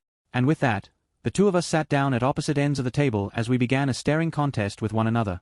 Neither of us spoke for a full 5 minutes until I had enough and broke the silence. Ava, are you going to show your face? Adrian, no, I will not. Ava, why? Adrian, I don't want to be hunted down even when I take off my helmet to relax. It will get very stuffy and uncomfortable. My head itches nearly all the time and taking it off without being dismembered by Jedi is the best time of my life. Maybe I should ask Dagger about that head scratcher he has built in his helmet? Was it Model 3000 or something? Seriously? That's his reason? And he is just ignoring me like I don't even exist. Rude. Ava, why are you bounty hunter? Adrian, I need to earn money and a lot of reputation on my name. Ava, why? Adrian, so no one challenges me in the future. Ava, why were you on Ord Mantell since that incident? Adrian, of course you would ask that. I was on a bounty hunting in Mail to Gruta who attempted to kill Jabba the Hutt. A bounty was placed on his head and I tracked him down to Ord Mantell. Ava, why did Abeloth attack you? I had never felt such hate and killing intent from anybody before. And right now, it felt like thousands of blades was ready to cut me to pieces, and I truly believed that would happen. I wanted to touch my throat, as I felt it itch. I had gotten this feeling for the following week since the time on Mandalore. I had died for the first time on Mandalore and I had my consciousness leave my body for a moment. I had met with a black-haired girl. When I asked who she was, she replied, Gwen. And just like that, I returned to my body and my wound had healed. That was truly a terrifying experience. And I could feel that it might happen at any given moment, if I even dared to move. Adrian, where did you learn that name? His voice was silent like a whisper, but I could hear it loud and clear. Ava, I saw an illusion of her and another person with wings, fighting her on a grassy plain. He called her Abeloth and he was called Ulthan. I was scared at what might happen if I didn't reply to him, and so I did so unconsciously. I could sense confusion from him but then a feeling of realization a moment later. The feeling of my imminent death had faded away like it was never there to begin with. Adrian, I don't know why she wanted to kill me. She just showed up and plunged my heart with her hand. I was able to recover and survive as she vanished having thought I was dead. It was difficult to tell if he was lying or not, but I did feel he was mostly telling the truth, so I didn't press for any more details. I doubt he would give me any more. Ava, why did you raid the Jedi Temple? Adrian, I did it for a very good reason. To destroy the Sith shrine beneath your temple on behalf of someone who hired me. Strange. He is telling the truth completely? What Ava did not know was that Tolzin had hired Adrian to destroy the Sith altar. Adrian told Tolzin to hire him, even though he was going to do it regardless, so that when he was questioned about why he attacked the temple, he would be able to tell this reason and get away in situations like right now, since he was telling the truth. Ava, what do you intend to do with the Force-sensitive list? Adrian, for a good cause that the Jedi would agree with. He was telling the truth again. I continued to ask question after question, and he would answer then or give brief ones or wouldn't even say anything to all. Eventually, I asked a personal question I myself wanted to know as I had read the history of Mandalore. Mostly about its past rulers like Mandalore the Ultimate. Ava, what do you intend to do in the future? Do you want to rule Mandalore? What would you do if you did rule? Adrien. Ho ho. Why do you ask that? Ava. Because you are a Mandalorian. Your people holds hostile relationships with the Jedi and are war-mongering criminals. I don't actually think all Mandalorians are war-mongering. Duchess Satine is one of them along with Prime Minister Almec and the many Mandalorians I had previously met. But I could sense that he understood what I meant. Adrien, we are going there, are we? Okay then. Your Jedi Order are nothing but brainwashing kidnappers. You steal children away from their parents without the child's consent or decision. The child is not even old enough to know that they will abandon their family, forget them, will never know nor care if they died in a war since they never knew them to begin with. Your Jedi cult are no different from the Sith. You are only one side of the coin. The Force is both light and dark. One cannot exist without the other. The Jedi knew this. They train to learn both ways of the Force and live in perfect balance with the coldness of space and the warmth of the sun. You need both heat and cold to survive. If your body gets too cold, then you will die because you are not warm enough. If you are too warm, then you will be burned to ashes or fall dead on the ground because you couldn't cool your body down. There is an opposite to everything. Poor and rich, weak and powerful, night and day, light and darkness, sun and the moon, water and fire, earth and wind, time and space, good and evil, male and female. There is always two sides to one coin. Always a beginning and an end. A hero and a villain. Your Jedi cult chooses only one side of the coin and rejected the other because it is the opposite of the Jedi side of the coin. The same for the Sith. A Sith can become a Jedi and a Jedi could become a Sith. Your Jedi cult have created more Sith than the Jedi ever had because you refuse to allow the Jedi to feel emotions of love, happiness, joy and empathy. This causes lust, desire, anger, jealousy, necessity, desperation, all because they weren't able to control their emotions from the beginning and were taught to be emotionless and controlled puppets. My people, Mandalorians, are no different. There are those that want to kill and spread war, but there are those who want to stop it and have peace. I simply want to have order for my people and ensure no more wars are started. Since Tar Vizslos's rule, he accomplished this. I want to do the same. By this point she was completely stunned by what he said that she forgot why she came here and began to have doubts about herself and the Jedi Order of what he said. She didn't know why, but she decided to have a drink from a cup that was not there before, as if it had appeared out of thin air, and drank it. She felt that the drink calmed her enough to make a decision of her own and decided that the talks have come to an end as she could no longer continue after taking in what he had just said. She had unconsciously stood up and left thereafter. Adrien POV. Moments after Ava had left. Talzin, you said what you thought about the Jedi, but can I ask what you think if the Sith? Adrien, the Jedi are better than the Sith since they are pacifists and actually try to bring order and balance, not realizing that as long as they continue to reject the dark side unlike the Jedi, then there will never be an end to the Sith. I will kill every Sith and reform the Jedi Order somehow into what the Jedi once was, or destroy it. I recommend that you try to ally yourself with the Jedi. You can still accomplish your goals of conquest even while not antagonizing the Jedi. In fact, the Jedi will serve as the perfect way to back up your claim of conquest if they agree you are a good ruler of the galaxy and don't cause it harm. Much like how the Jedi supports the Senate and the Republic. Talzin made a note to ponder on this in depth in the future. Talzin, what about her? Adrien, leave her be. Did you do exactly as I requested? Talzin, yes. She will never know unless she reads your mind. I nod my head at her words. I had made a type of spell tracker on her to know where, when and what she is doing at all times. I had done my speech to cause her to have doubts and lower her mental guard. Talzin had then filled the room with an invisible alchemical substance made from Night Sister magic and Sith alchemy to charm Ava into drinking the cup with the tracking liquid. Unlike a tracker that can be removed, this is permanent and will last until either I or she dies, as I had binded it with my own magics. I can now focus through one of my eyes to see what she is doing now and what she had done in the recent past. I can also read her thoughts, emotions and senses, just like how a Jedi was able to. However, this is riskier since she may be able to detect the other features of this new ability I have to spy on her, except seeing through the eye and hearing through her ears, which I can do as much as I want without being detected by her. I used the eye in one eye and I could see her prepare herself to ambush me. She had hidden her ship behind an asteroid in the solar system. I had anticipated this and decided to lure her to follow me to my Plan D trap site. The plans I had made for this meeting were many, but these were the main ones. Plan A. If the Jedi Council follows his plan perfectly, have Jedi Master drink a controlling liquid. That way he can have a Jedi Master as his personal slave and undercover puppet in the Jedi Order, while still having semi-conscious free will. Plan B. If Plan A does not work, then just proceed as nothing happened. Plan C. If he is captured, then during the transport have his newly created and upgraded terror army from the Star Forge in the last 2 weeks to attack the Jedi and free him, using an interdictor ship to pull them out of hyperspace travel along the Hydian way back to Coruscant. Plan D. If Padawan Ava comes alone on behalf of a Jedi Master as their representative, then use a tracking liquid to put inside her via by her drink. Then take her to trap site made to fight her specifically. Plan E.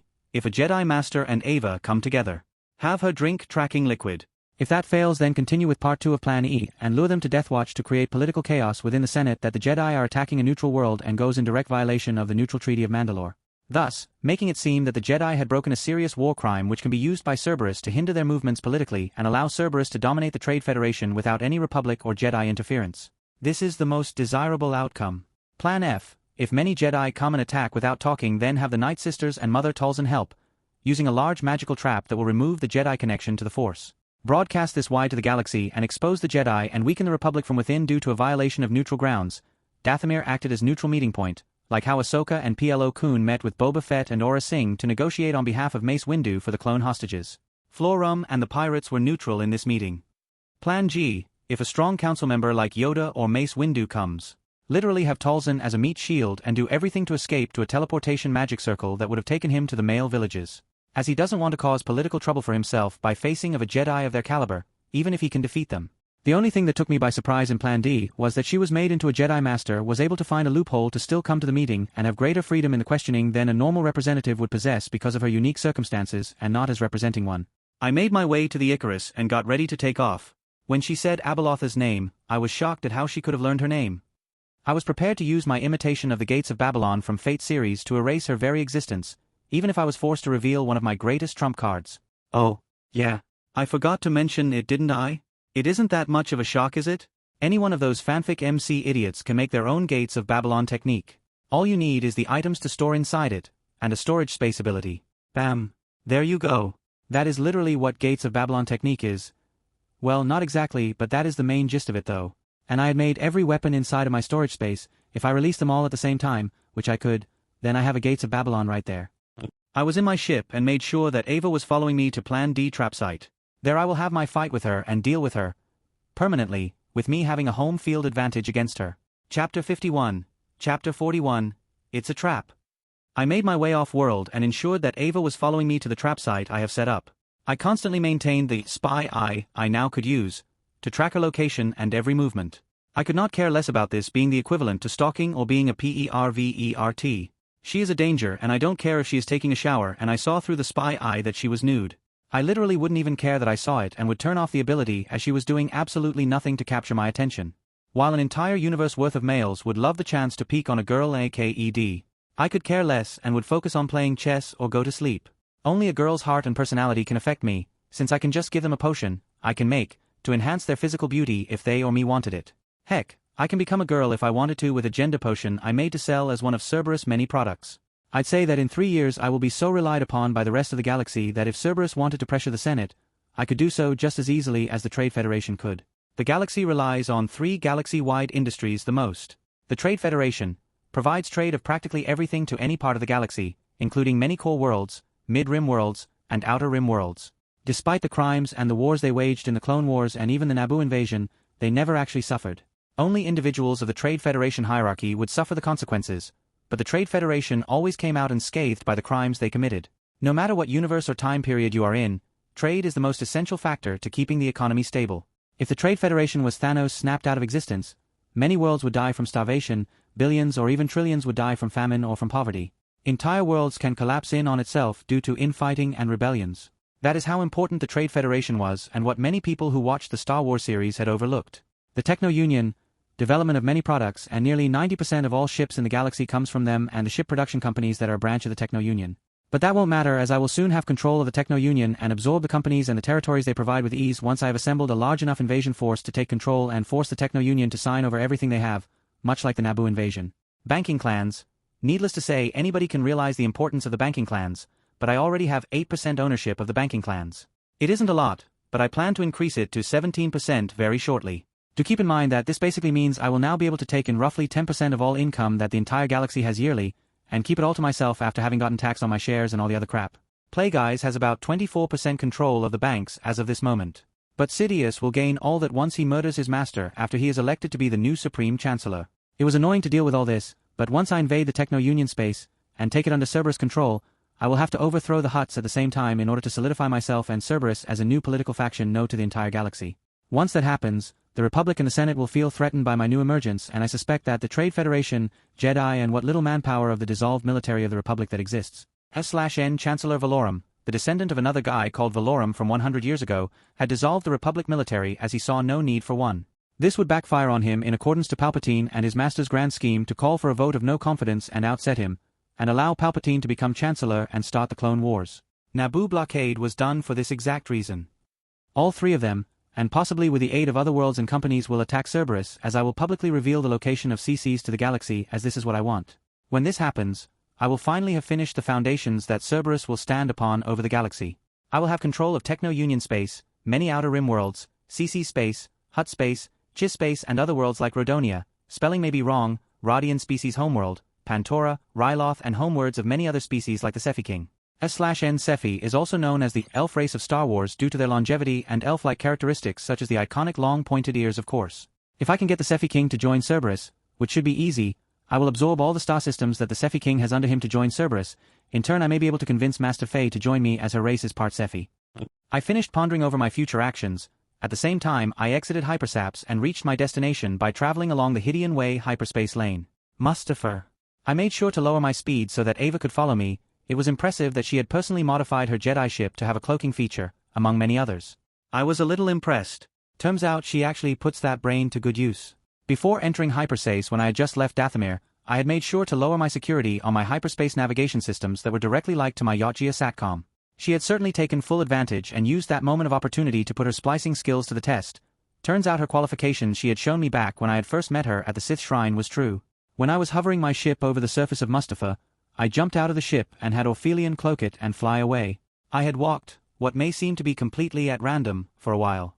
That was until I was able to see a crash site far in the distance. That was my destination. On my way to my objective, I had stopped as I heard the sounds of someone approaching. Stop right there. An all too familiar female voice resounded from behind a nearby rock that was ahead of me. They revealed themselves to be none other than... Surprise, surprise. Ava Kendra. She had her white saber activated and held at her side. Adrien. Well, I wasn't expecting you here at all. What brings you to this fine vacation resort world? Ava. Don't play with me. Your lies are as plain as day. What are you doing on such a twisted and evil planet like this? Adrien. You call it evil, I call it nothing. It is simple a planet, nothing more and nothing less. Dark side or light side, it makes no difference to me. A planet cannot be evil, its inhabitants are. But I'll humor you. I am here to collect my new training partner. Ava. What? She was so perplexed and confused by what I said that it was honestly hilarious as she lowered her lightsaber slightly as she tried to figure out the deeper meaning of what I had said. Since I was literally telling the truth, but she would never figure it out. Adrien. Never mind that. Are we gonna fight, or what? Because I prefer not to harm little girls. Ava.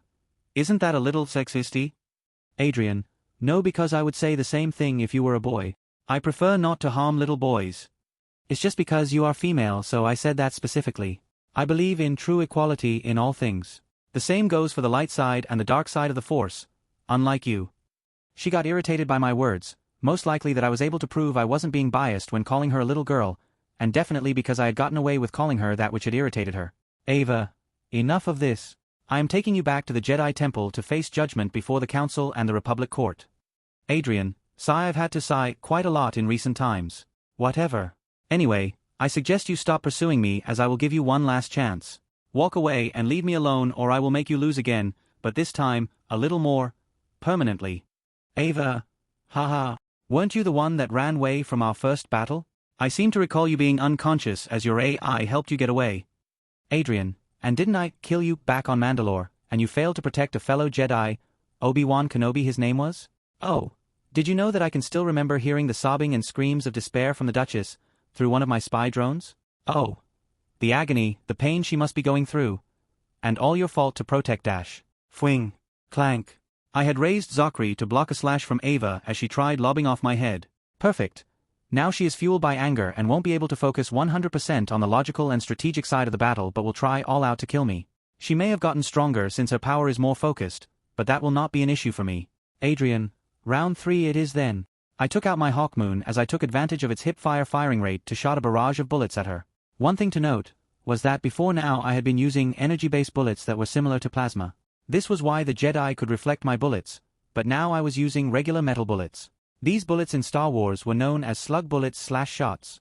When a Jedi tries using a lightsaber to block them, the bullet will melt upon contact with the lightsaber and the shrapnel inside will split and pierce the Jedi's body, as the lightsaber was unable to melt the insides of the bullet, as the shrapnel was protected by the outer casing of metal, which hadn't survived. Ava was severely hurt by this and her body was littered with shrapnel, but her wounds did not heal, which surprised her. Adrien, surprised? It is coated with the blood of Isalamari lizards. They are known to have evolved to counter the Vornska, their species' natural predators, that uses the Force to track and hunt down the Isalamari. The Isalamari evolved and developed a resistance to the Force, though not immune to it, helpful nonetheless. While I doubt this will be enough to kill you, it isn't supposed to, now. Cal, yippee-ki-yay, bombs away.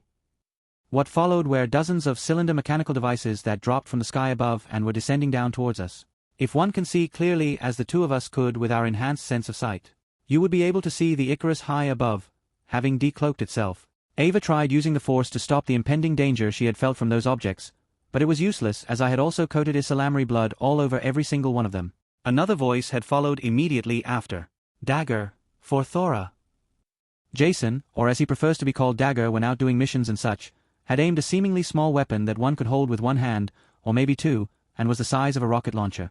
Unlike a rocket launcher, that was held and positioned on the Solider, this weapon was held at the front like a grenade launcher, or could be fitted into the Icarus, as it was right now. A laser beam had been fired from it, and it seemed like me and Ava would get caught in it. But the beam had shot the ground besides us, and large cracks formed throughout the ground in spiral-like design. If seen from a bird's eye view, one can see that a symbol had been drawn on the surface all around both me and Ava. Jack, Mukeshlar, collapse. Jack had spoken a word in the language of the Great Ones, and the symbols around us, etched into the ground, had lit up in a bright red color that glowed for a moment before turning to orange and a dim white hue, before suddenly, the ground beneath and all around us had collapsed. As we plummeted downwards into the now exposed chasm, the dozens of bombs prior had followed after us, and now, me, Ava and the dozens of bombs were all that remained in the underground and exposed cavern I had planned since the beginning. Tick. Tick. Tick. I always win. Boom X36 Chapter 52. Chapter 42. Mortal vs. Goddess Round 3 Preparations Arc. Part 7. Checkmate. Me and Ava fell rapidly, and further into the cavern I had prepared my trap. And massive explosion had occurred all around the both of us, but I was left unscathed, whereas the skin all over Ava was sizzling as if acid had been poured onto it. I would have ended up with the same charred and melted skin if it wasn't for my newly made 95% sham shield. Yep, the fucking shithole that is the 94% sham is nothing compared to what I had made, all thanks to my Starforge. Take that handsome Jack in your shitty BNK-3R bunker. I did what gamer nerds could only dream of. My sham shield has a 95% chance to absorb all damage and convert it into energy, but I was well aware that my shield's internal circuitry could overload, and so I made it have the unique feature to discharge it in two ways. One was to overpower and convert the energy into any of my other pieces of equipment to overcharge them. And the second was to release it in the form of a shockwave effect that would practically disintegrate anything that comes in contact with it. In short, I had replicated the Force repulsibility. Although if there isn't enough energy stored to release as a disintegrating shockwave, then it will just act like a force field dome around me. The former is what I had done, thus why Ava's skin was slowly vanishing off her body, but it seemed that wasn't enough as her skin began regenerating quite rapidly. We landed on our feet, and we wasted no time in talking, as she was clearly enraged, and yet her eyes were not turning orange or yellow. Interesting, she must have a great degree of control over her emotions if she is able to remain in balance with the Force. I jumped back and activated my thrusters to fly in order to avoid her dashing slash for my chest, while I also pulled out two guns and began firing upon her. These were different than my regular guns, as I have upgraded them and made two new ones essentially. In my left was Mercy, a gun that looks like the Malphason's hand cannon from Destiny. This gun is focused on raw damage, lethality, decent for rate and fire and radiation type elemental effects.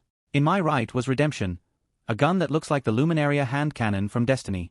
This gun is more focused on insanely fast fire rate, less damage, toggling between lethal and non-lethal modes, freezing and slag effects to incapacitate or weaken enemies, but is also used for killing. /N slag is an element from Borderlands that weakens enemies. Also, I will post new gear tomorrow as he has got a major upgrade to everything he has. I will post a separate gear chapter of what he has as of the current chapter, with a few items in the upcoming chapters and time skip. I fired bullet upon her, but she had realized quickly that my Redemption was the gun that was firing slug shots, and so she avoided reflecting the bullets I fired from Redemption and instead chose to dodge them. Meanwhile, my Mercy was firing concentrated energy shots of radiation. She tried closing the distance, but my Yautja shoulder cannons kept her at bay as she couldn't jump to reach me in the air without getting repelled back to where she came from by my shoulder cannons. As she was trying to figure out how to force me to the ground where I would no longer hold the advantage of the high ground. /n insert your memes here for the late Obi-Wan Kenobi, master troller who had the high ground once. I threw dozens of bombs varying in different types, from explosives, to a Seeker Swarm grenade from Mass Effect, to gravity bombs like what I used at the Jedi Temple, to even nightmare gas. She was able to protect herself for most of them, but even she can only take so much before being overwhelmed. After all, the force abilities she could use as of now against me were very limited as my armor was coated with Isalamri skin and blood, thus my armor was now more resistant to force abilities. She had been able to come up with a plan and use the force to manipulate the nightmare gas to change its course and surround me, obscuring my vision in the cloud of black gas. Ava had taken this chance to jump high into the air and swing her lightsaber at him, intending to deal damage to any part of his body. She felt her blade slash at something, but she couldn't use the force to see what it was as she was trying desperately to fight off the effects of the nightmare gas. Just then, she felt her arm sting, and realized she wasn't falling to the ground. In the next instant, the gas had seemingly been dispersed by a shockwave, and she was able to see what had stung her. It was a glowing orange blade covering his entire right forearm, which had pierced my right shoulder, and I was about to release my lightsaber, but I held strong and gripped it tight. /n Mass Effect Omni-Tool Blade. It is referred to Omni-Tool no matter what form it is as. Adrien, you thought I couldn't see you with that trick? I have X-ray and practically every type of vision in this helmet. Don't waste your time trying.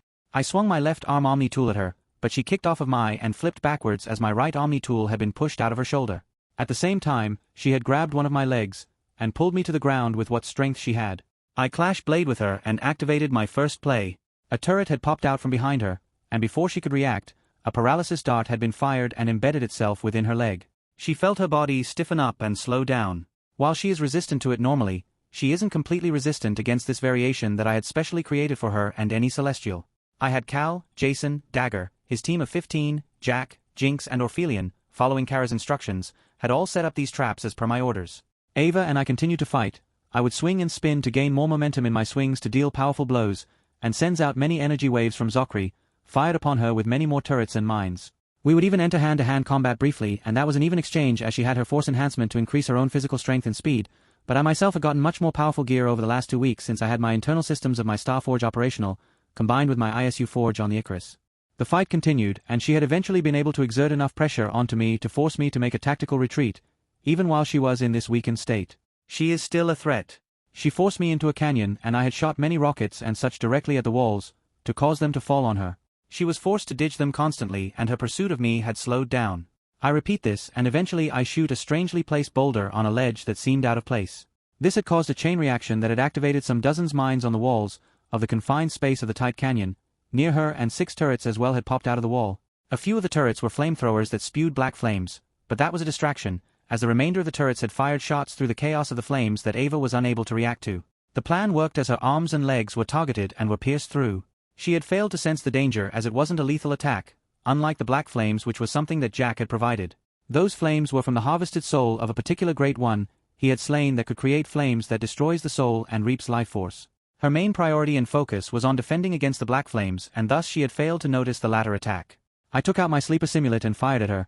The shot spit apart and moved erratically through the air with sharp acute or obtuse turns, and finally the now divided 8 shots had all pierced vital organs, dealing a lethal blow to her. 1 to the head, heart, nape, lung, kidney, stomach, and the last 2 on the spine. She was lifeless, once again, and gravity pulled her body downwards into the magma lake below.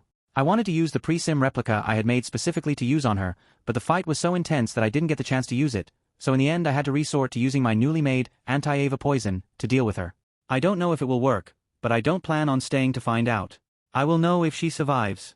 What Adrien didn't know was that the anti-Ava poison he had made, and submerged all his weapons in preparation for this fight, was that his poison was far more capable than he imagined. Anti-Ava poison, created with the blood of Ava Kendra, and using the Carhill rune, Bloodborne, of un-/anti, along with Jinx, Starwind, channeling her unique power, Mitra Surik's ability, to kill the Force. If this is able to kill Ava, as of this moment, is entirely unknown, but it is capable of harming Ava Kendra, the Wills and Ulthan. Back with Adrien, he had just flown out and made it back to the surface of Mustafar. He felt slightly guilty at having to kill the brainwashed girl, but he had little choice. She was a danger to him and an anomalous factor. He begins to actually come to the theory that Ava might be a reincarnated individual. It wouldn't be impossible since he himself and Jack Stone are reincarnated from Earth, so Ava could have been too. But why didn't she remember anything of her past life if she had failed to notice the references to Earth he had kept saying here and there whenever they would encounter one another? A. She has had her mind wiped and was reincarnated without her past life memories. B. She was just an anomaly and isn't from Earth. After a while of traveling from here to there, I finally reached the crash site of a ship I had seen earlier. I approached the ship and searched around carefully, since the ship would collapse into a lava lake it was hanging above off at any given moment. I used my scanners, and found a rather specific droid with a Arthur-specific name that belonged to a rather specific Sith Lord. Yes, indeed. This droid was none other than negative 47 Hong Kong dollars that belonged to Darth Revan. I simply stored it inside of my storage space, and downloaded the data from the ship's terminals and made my way onto the solid ground once again. I saw the Icarus approaching me, and I flew up to it, intending on leaving as soon as possible from this planet. But I will one day return here to create Vader's castle with the help of Lord Momin's Sith spirit I still had trapped within his helmet, inside my inventory space. As I boarded the ship, two little devils latched themselves onto my face. How the hell they were able to reach my full standing height was unknown to me, but their screams quickly made me sigh in relief that my helmet would not be covered in pesos again. Ani besoka, da. Yor safe. Sigh. Adrien, of course I am, now get off me. Ani/Soka, no. This is a pain. But around the corner was a middle-aged woman who had a smile on her face as she walked away after a few moments. Chapter 53, Chapter 43, The Price for Immortality. Preparations Arc, Part 8. Zap Zap. Jinx. No. Adrien. Yes. Jinx. No. Adrien. Yes. Jinx. No. Adrien. Y-. Jinx. Say another word, and so help me I will cut up as many things as I can before you are able to restrain me. Adrien. Fine. Only because I know you would do it and I don't want to waste my time making everything again, even though it'd take me around an hour. I don't know why you are so insistent on not wanting to come. Jinx. That place is vile. I will not go near it, nor set foot on it. And you aren't taking the Icarus with you. You will have to take the dropship and that's the end of it. The air around us quaked as she released a force-infused shout, before storming off and out of the room to continue training and teaching Ani and Sokka. She had made it quite clear that the two kids, by still frozen family, Shmi and the others will not accompany me to the surface of the world I am going to. Yes, I still hadn't released my current life's family from their sleep in carbonite. I just couldn't face them. I was still. I don't know what I am feeling. I think I am just anxious and nervous to face them after all this time, to tell them that I am their son and that I brainwashed them into forgetting about me and that they cannot return to their normal lives on Mandalore, but must live on CCs from now on for their own security and safety. I decided to make my way to the dropship and I grabbed a certain map, and took it with me. Once I was in my dropship, I connected the map with 4 tethers and I proceeded through hyperspace into the unknown regions. Once I was out of hyperspace, I could see a large cloud of red mist blocking my path forward. I entered the mist and everything was going fine until a large tentacle tried to wrap around my ship. I activated my ship's disintegration shockwave feature, and the tentacle was almost completely erased from existence. I had the dropship go on autopilot while I loaded a special bullet in my Whisperer of the Worm sniper rifle, and made my way to the airlock. I tethered myself to a capel as the ship moved through the red mist. Orphelion. Warning. Unknown element. Armor compromised. Exposed to 2% of unknown element. I heard the safety net of my armor activate and seal of any gaps in it.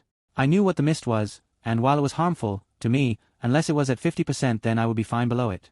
I waited until I saw a limb of the creature and fired as soon as I had an opening.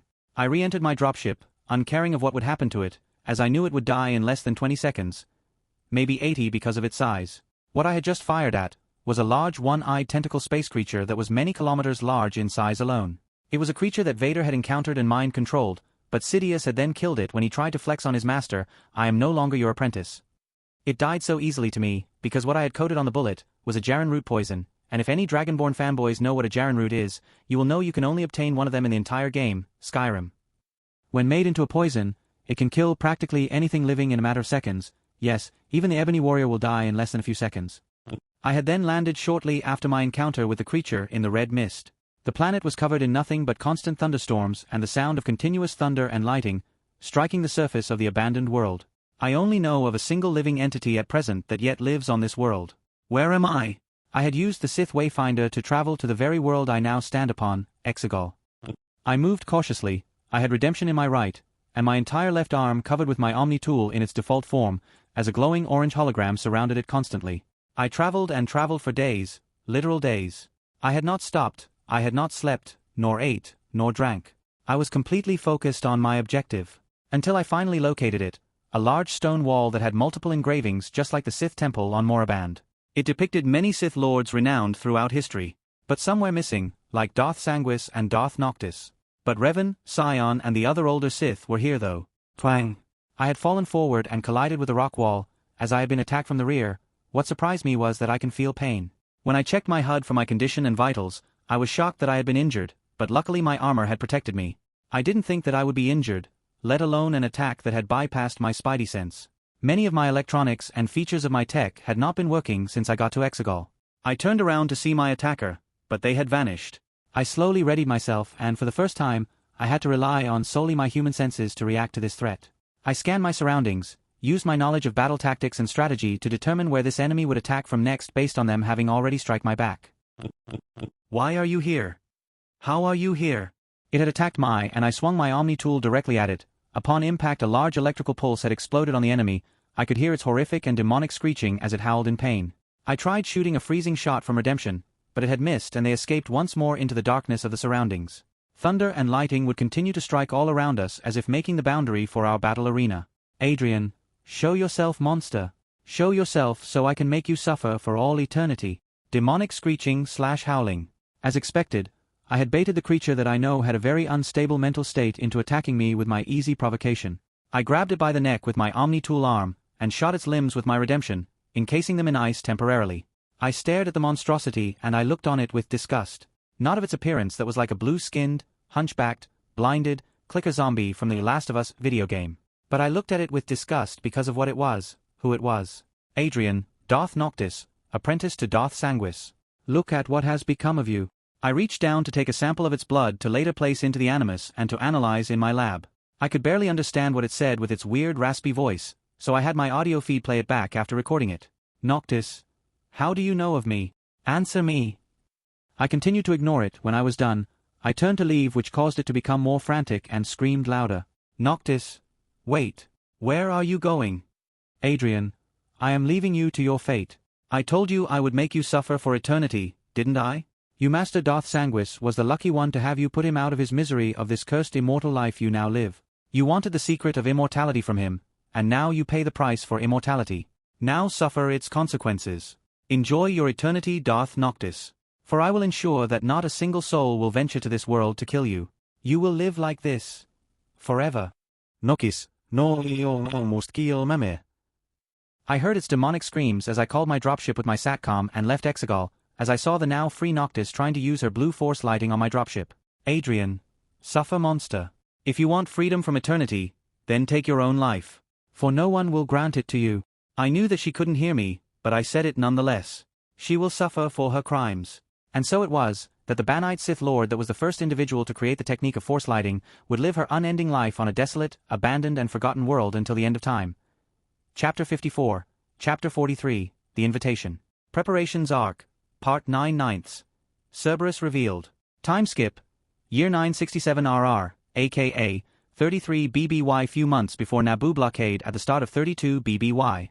A/N no known specific date for Naboo blockade, only the year 32 BBY. Time skip is from 36 BBY to 33 BBY equals over 3 years, time skip. Ava POV. I was with all the Jedi Council members, and Master Kagan as we watched what unfolded before us. Chancellor Valorum and the entire Senate, even Duchess Satine was here, though she looked to be in a sorry state ever since Padawan Obi-Wan Kenobi's death that day. Everyone was here to witness what was happening in person. Cerberus had gained a great deal of reputation over the past 3 years. There haven't been many sightings of Zero aka Adrian Hawke since my last encounter with him on Mustafar. But now he had come out of the shadows and revealed that he was the elusive man, and the true head of Cerberus all along. He had kept his identity a secret for all this time. And now his grand reveal had shocked the galaxy. Mon Mothma, this will not stand. You have no reason to encroach on the territory of other worlds unprovoked without cause. Senator after senator began arguing and challenging against a holographic projection of Adrian Hawke. Even if the elusive man aka him had a seat in the Senate, he would have been arrested by the Republic and the entire Jedi Order the moment he would have landed on Coruscant, which is why he wasn't here in person. Adrien, you are accusing me of the siege of various worlds, and yet where is your proof? I have made alliances with these worlds, and we have come together and have declared to defect from the Republic. The murmurs of nearly every senator present gasped when they heard this. But just then, one of the platforms had hovered forward and caught the attention of the entire Senate, a Mun from the banking clan, and Senator Palpatine had a weird expression on their faces. It was one of concern and worry. I could probably guess the reason for that. The individual that was on the platform was the Sephi King Alaric, and the ruler of the world Dustra. He had the loyalty and the territory of the Al-Klelish, Bordii, Kftain, Gedon, Terra, Region, Dustra, Tirfan and the token systems among many more. Alaric was a beloved and well-respected king of both his people and those he rules over. Master Yoda showed a face of concern when Alaric had come forward. /N Alaric and Yoda were close friends for 200 years. Alaric forced Yoda to kill him by accidentally deflecting a blaster bolt in order to cause a massive uprising of all his subjects to view the Republic as enemies and would rally behind his death and support the CIS during the Clone Wars. Legends. Alaric. What Mr. Hawke says is true. I have chosen to give him my support on my own volition. Windu. Is what he's saying true? I turned to look at Master Yoda and Windu, and so too did all the Jedi around us. Yoda. Lie, he would not. Know him very well, the King of Thustra, I do. The talks continued for a while. Eventually Anaconda Far, the senator of Radia, had also announced that they withdraw from the Galactic Republic and join Cerberus' growing faction. /N Anaconda Far is the Uncle Ono that Padme calls. The new representative and Queen of Naboo, who looked quite young to me, had showed a surprised and shocked face for but a moment, but I did notice that the handmaiden wasn't able to hide it so well and looked like she would shout aloud. I ignored it and focused back to the meeting. Adrien, we all have decided to defect from the Republic as we realize the failures it brings. Cerberus has been able to help the unfortunate worlds that are enslaved such as the Twi'leks of Ryloth, those who cannot defend themselves like the Togruta of Shirley, and many more in need. I helped them all with what I had. I provide protection, security, medical and humanitarian aid. While the Republic had failed to help these worlds, despite there not being a single large-scale conflict since nearly 1,000 years ago. And yet look at the state of the galaxy. Peace. Can you call what is happening in the galaxy peace and prosperity? No, and so anyone who wishes to join Cerberus are welcome to. But we will no longer help any world still a part of the Republic. Chancellor Valorum, this is treachery against the Republic and will not stand. Adrien, if that is what you think, then I invite you to come to the homeworld and main headquarters of Cerberus, and where I am currently residing. Come to CC's, and I will wait for your armies. If you defeat me, then Cerberus and all its assets will belong to the Republic and the Senate to do with as they please. But from this day forth, we all waited for the next words to leave the mouth of one of the most powerful and influential people throughout the galaxy. Adrien, I hereby announce my ambition and goals. I wish to bring true peace to this divided galaxy. Let this be known as my declaration of war. After a millennium of peace, battle will soon engulf the galaxy unless Hawke and Cerberus is stopped. Unless the Republic can display their power and superiority, war may once again emerge throughout the galaxy. What followed was utter and complete chaos in the Senate. A majority didn't want to fight Cerberus after all the things they were known for. The galaxy was just as dependent and reliant on Cerberus as it was with the Trade Federation. The necessity on Cerberus and the things they produce has ensured that a great many worlds that were not independent could not go to against Cerberus, else they would suffer the price for it and would receive no help from them. And so, before the meeting had begun, more than 72 solar systems had already joined Cerberus, and that number had increased well past a few hundred by the time the Senate talks had ended. The Radian, Twi'lek, Togruta, Sephi, Arcanian, Ratataki, Kathar, Pantoran, Zeltran, Zobruk, Mirilan, Miraluka, Bothan, Voss, Thelin, Nautilin, Ekani, humans and many more races had joined Cerberus today. In the days that followed, I along with the Jedi Order had mobilized along with the Republic Army, or what there was left of it, and made our way to CC's to deal with Cerberus before they plunged the galaxy into a period of war and death. As this was all happening, the chaos that Adrien had caused with his grand reveal across the galaxy and his war declaration had weakened Abeloth's prison, the Maw, once more. She had tried to escape, but yet again she was stopped by the son and the daughter in their spirit forms as the fanged god and winged goddess. But Abeloth had achieved what she had wanted to accomplish. It was not for her to escape, but to obtain a puppet that she knew Adrien would need to face one day. And so, she had used her power of both sides of the Force to empower this individual, strengthening them, changing them into someone that would counter everything Adrien had at his disposal. That's something which Adrien would need to obtain if he is to cement his rule in its entirety. The Dark Saber. And its current bearer, Abeloth's new puppet, Chapter 55, Chapter 44, Storm over CC's. Reunion Arc, Part 1, The Arrival. It has been 3 years since I had last made contact with the galaxy, as I had only stayed in my private solar system in the Yunnan regions where my Starforge was located, and CC's in the bottom left regions of the galactic map. I have been able to create the 1st and 10th Makluan rings, purple, space manipulation, and pink, life manipulation, and used them in many of my projects. Mainly subject Zer-0, which will be completed by today. I have also made the Apocalypse X gene to possess other beings, but I hadn't put inside of my body. Why? Because I only have one chance to use it since I made this X gene quite unique, as in it would revert into a blank X gene after a set time period, that way I can give myself another X gene power instead. Unfortunately, I can't get the OP ones from Marvel since the ROB Jr. had once again nerfed my wish when he had granted it. He had removed the majority of the broken mutant powers, like Franklin Richards, Molecule Man and so on.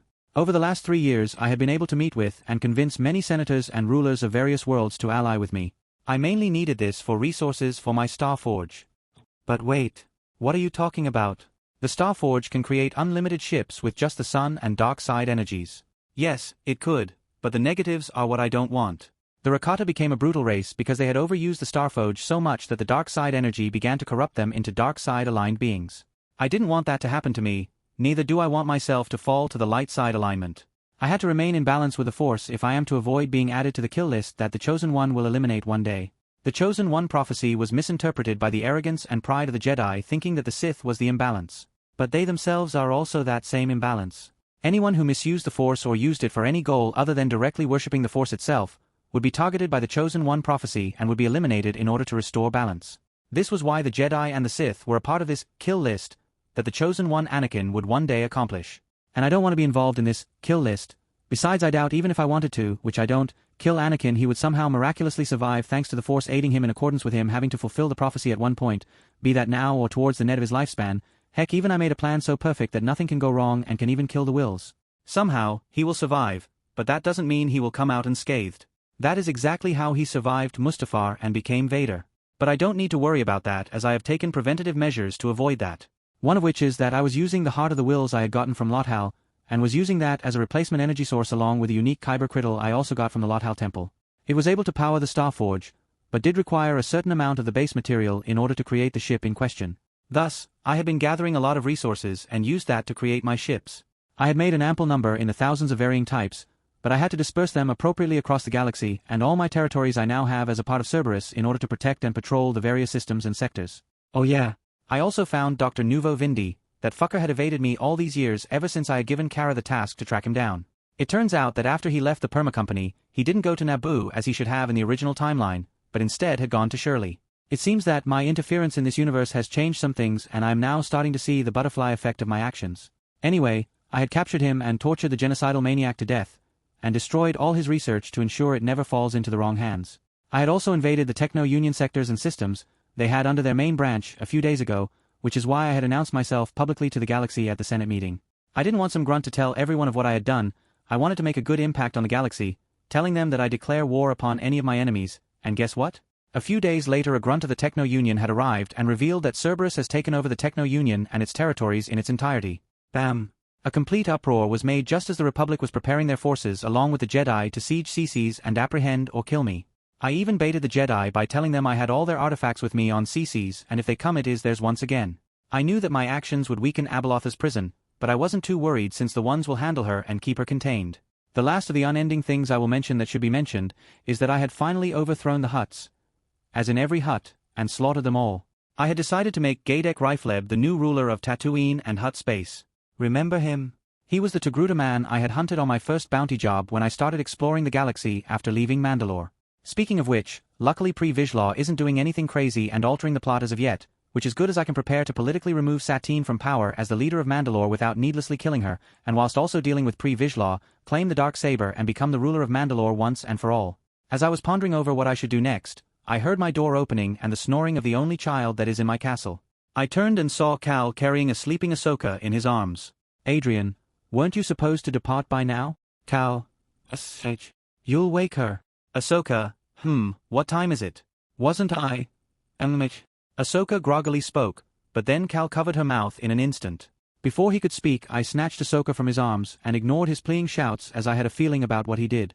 Adrien, Sokka, Ahsoka, yes daddy. Adrien, if you tell dad what you were doing with Cal, then I will give you your favorite treat. Her eyes shined brighter than the stars and had formed hearts in them, meanwhile Cal on his hands and knees while begging for forgiveness. Ahsoka, I was watching 50 Shades of Grey. Now it was my turn to cover her mouth after I had shoved her face with a small golden sweet ball, as I just didn't want to hear the last word that came from her mouth. I'll erase the memories of that movie from her later. As for a certain someone. Adrien, and where do you think you are going? You had your chance to leave CC's when I told you to, now I'll dash. Kara. Attention. Incoming fleet exiting hyperspace. Republic forces have arrived. All personnel get to battle stations. I repeat. Incoming fleet X-. It seems they have arrived a little early. I was hoping that Subject Zer-0 would be completed by now. I checked the Bacta tank in the center of the room I was in and it had said 99.9998% completed. 100% fusions completed. Awaiting Heart of the Wills to be merged. 0% Heart of the Wills. Merging process completed. Status inactive. I guess it's time to finish it off. The remaining 0.0002% will be done while it is merging with the Heart of the Wills. Not like it will change anything. I turned to face Cal, who had stopped as he realized I wouldn't deal with him as of now. But I definitely won't forget this. I shouldn't have trusted him with a child in the first place. Oh well. Adrien, take Ahsoka and Shmi away and to Starforge Station now. Take the MGR-1 Malawian Kwacha unit. Cal. Right. I gave him Ahsoka and he turned and ran to get Shmi and would leave Cece's as soon as possible. He was assigned to keep them safe until the conflict has ended. I made my way to a terminal in the next room which I accessed and Kara displayed everything that was happening. I observed the Republic forces enter the solar system and came face to face with my own blockade. Once I saw the opposing fleet arrive, I had all the information displayed before me as I also prepared a series of plans to counter them, on the spot. Attacking side, Republic and Trade Federation and Jedi forces. Republic cruiser, destroyer class, sometimes cruiser class as flagships, X-25.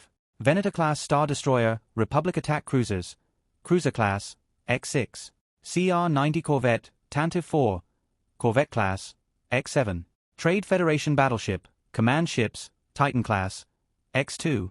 ARC-170 Starfighter X-1500. Y-Wing, bombers, X-350. Vulture and Hyena droids X-700. Defending side, remains forces of Cerberus Navy still left on Cece's, Cerberus defense blockade. Hawk, Starfighter, X-800. Talon, Starfighter bombers, X-200. 1,000 Voices, Deacons, Destiny ship enlarged to frigate size, frigate class, X-8. Interdictor class Star Destroyer, destroyer class, X-4. The Dreadnought, Oryx ship, battleship Titan class, X-2, 1 is command ship. /N yes, I researched all Navy-type ships on Earth and Sci-Fi just for this. Info on the types will be in auxiliary next week. My military forces are powerful in their weaponry, but not unfathomable as one may have thought I would possess with a Starforge. But as I mentioned before, my Starforge was different than what the Rakata used where it created materials from raw energy to make unlimited ships. I needed the actual material to create a ship, and thus, I am unable to mass-produce world-ending ships, as the internal mechanisms requires incredibly rare and hard-to-come-by materials to serve as unsuitable conductive material. This would prevent the internal wiring from overheating and exploding. The Rakata didn't suffer from this problem since their dark side Starforge was able to create any material they wanted so long as they had the energy to create it. I am using a non-dark side Starforge to avoid the dark side, or light side, influences so that I don't end up like the Rakata or be a part of the Chosen One kill list. All those fanfictions of an MC being a Jedi and being able to survive Order 66 is ridiculous. They would be a part of the kill list of the prophecy the most as they misuse the Force for pursuing nothing but pure selfish gain. I do not. That is why I have eliminated the greatest danger to Mislef from the equation, the Chosen One prophecy, kill list. I evaluated the forces of both sides and planned a multitude of tactics and set them to the Admiral leading the Cerberus defense blockade. Adrian. Admiral. Admiral? Yes, sir? Toot toot toot. Adrian, have you received the plans and orders I have sent you? Admiral? Yes, I will engage the enemy forces and fulfill your orders, then I will cut off their advance. Tut tut tut. Until the time comes and box off and force the targets to the surface, then I will have the main attacking force confronting the blockade routed in short order. A/N word definition, rout, or routed, etc. means defeat and cause to retreat in disorder. Adrian. Good. I look forward to seeing how you handle the upcoming battle. For your sake, Admiral, you should pray you do not fail me, or you will suffer the consequences. I could see that my Admiral's eyes widened in horror and his body shivered, as he recalled the anima simulation inside his mind of what I would do to him. Admiral? Yes, sir. I will not fail you. Admiral? POV. Hawke cut of the transmission and I was left with my subordinates on the bridge of my command ship, the Dreadnought. Dagger, I don't know why the boss is entrusting this to you, but you better not fail him. Or I'll be dragging you back to him. Sadrin. Captain Admiral, we the forces have engaged our forces. Dagger, alright, get to your stations Sadrin with the others. Well be ready when the time comes. The subordinate of Dagger's team had made contact with us. He was down below in the hangars of the Dreadnought on standby until the plan reaches a certain point. I watched as 6 Republic cruisers opened fire on the forward 3 deacons without delay. Admiral? Tut tut tut bold, of the Republic to attack head-on, upon exiting hyperspace. Toot toot. Fire forward ISU cannons at the corvette in the rear. That will force them to rethink their strategy for a while. Tut tut tut tut. Dagger. Is that really a wise choice? They are attacking our ships, and the shields, while powerful, cannot defend against their combined blaster fire indefinitely before they overload from the heat of their inner mechanisms. Admiral? Do not question me. Tut tut tut. I was made admiral of this blockade, and as such, you will obey my orders. Tut tut tut. Is that understood? Dagger grunted in frustration, but I did not care if he was a close aide of Lord Hawke. I am the commander in charge with this operation, and I will not have insubordination upon my vessel. I will carry out my orders with maximum efficiency, and to do that, I must have the obedience of all under my command, including anyone who is on my vessel. Deep within the unknown regions. Crack, crack, crack, crack, crack. Sounds of glass cracking resounded deep within the endless expanse and unending darkness of space. The sounds of the cracks, as well as the rate at which this rift in space-time occurred, had only increased as the battle over CCs raged on. Crack, crack, crack, crack, crack, crack, crack, crack, crack, crack, crack, crack, crack, crack, crack, crack, crack. Shattering glass sounds. Candrel Shinna. Dral Vacrodum. How long must I do this? Will it never end? Will I ever be free of you? The one responsible for this rift in space-time was Ulthan, the unbowed god. Muyuk Shin Van Leek, Mual Din Lazat. Crack repairing sounds. Ulthan Dra. No. Ulthan's wings wound flutter behind him erratically as he frantically tried to claw at the rift he had tried so desperately to create. All his efforts wasted as the rift repaired itself and vanished without a trace, as if nothing had even occurred. Ulthan had once came so close to succeeding in opening a completed rift. The best his efforts resulted was a large glow from a blue spectral flame, the embers if the flame were literal stars themselves. Ulthan would hear the taunting and echoing calls of the same voice resound inside his head for the entirety of the 30,000 plus years he had lived for. He would hear the same words echo in his head, driving him mad over and over again. Many times he had lashed out in rage and fury at not being able to rid himself of the voice, and thus he had obtained the title and name as the Blood God, for having been responsible for the death and destruction of potentially the entire galaxy and what lay beyond it, the universe itself. He would travel to this exact spot where the sound of the mysterious voice would call to him as if he was destined, fated to do something here. He would call upon every ounce of power he wielded within himself in an attempt to tear open a wound in spacetime in an attempt to reach, or bring forth the individual calling to him, becoming him. But Ulthan remained unaware that one other individual had also received the call from the voice. The voice had spoken to only 2 since the universe had been formed, since midichlorians were created from the wellspring of life, since the Force itself had formed an infinity ago, long before Ava Kendra became the vessel and the embodiment of the cosmic and living force. Ulthan, the unbound god. Adrian Hawke, the Stonefire god. Cruiser 1 Soilder, we are getting overrun. Cruiser 2 Operator, sir, Gold Squadron is down. Cruiser 3 Commander, get me the generals on the comms now. Cruiser 4 Captain, we've destroyed a blockade frigate, but our forces are getting overwhelmed. Cruiser 5 Commander, ARGGHHH. Cruiser 6 Operator, SCR. We have lost a cruiser and our vessel is badly damaged. Cruiser 6 Commander, abandon ship and get to the escape pods. Cruiser 1 Lieutenant, our reactor is hit. The ship's going to ARGHHH. Cruiser 2 and 3 Lieutenants. Commander, 2 cruisers have been destroyed, and escape pods have appeared on our scanners. Additionally, the Admiral, on 1, perished. Admiral? Tut tut tut. As predicted, the Republic is no match for our fleet. Dagger, really, then why were they able to destroy one of our frigates? Explain that one. Admiral? You know nothing of strategy. Tut tut tut. I am inside their heads. I know their every move. Tut tut. And our Lord has said to intentionally allow the Republic to destroy one of our ships, so long as a dreadnought is not sacrificed. Dagger, what can be the purpose behind that? Why didn't he tell me? Admiral? You were not to distract yourself with such things. Look. Toot toot toot. The Admiral pointed at a hologram showing the battle that was occurring.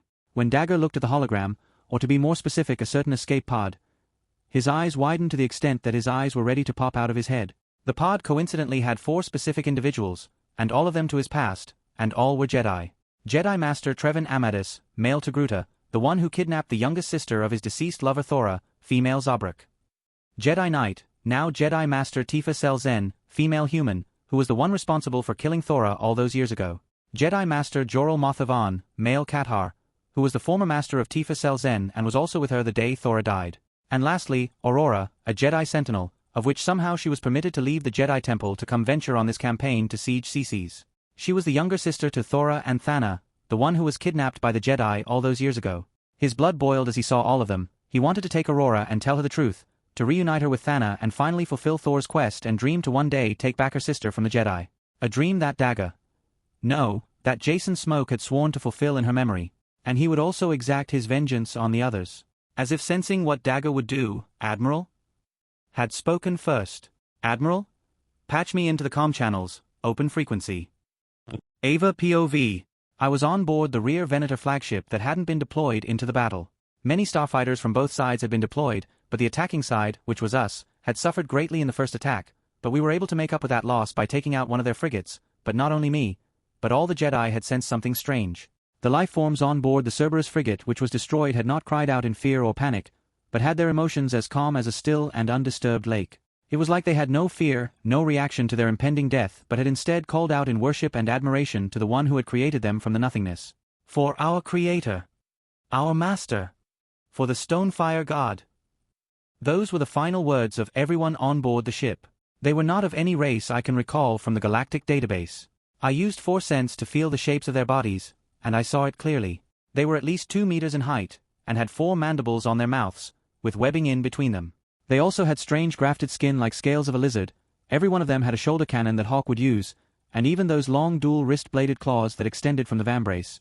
And the last feature of them was they all had dreadlocks from their head as their hair, and strange armor, but the helmet was a strange blend with whatever they originally wore, but with a Mandalorian-styled helmet primarily as its overall design and appearance.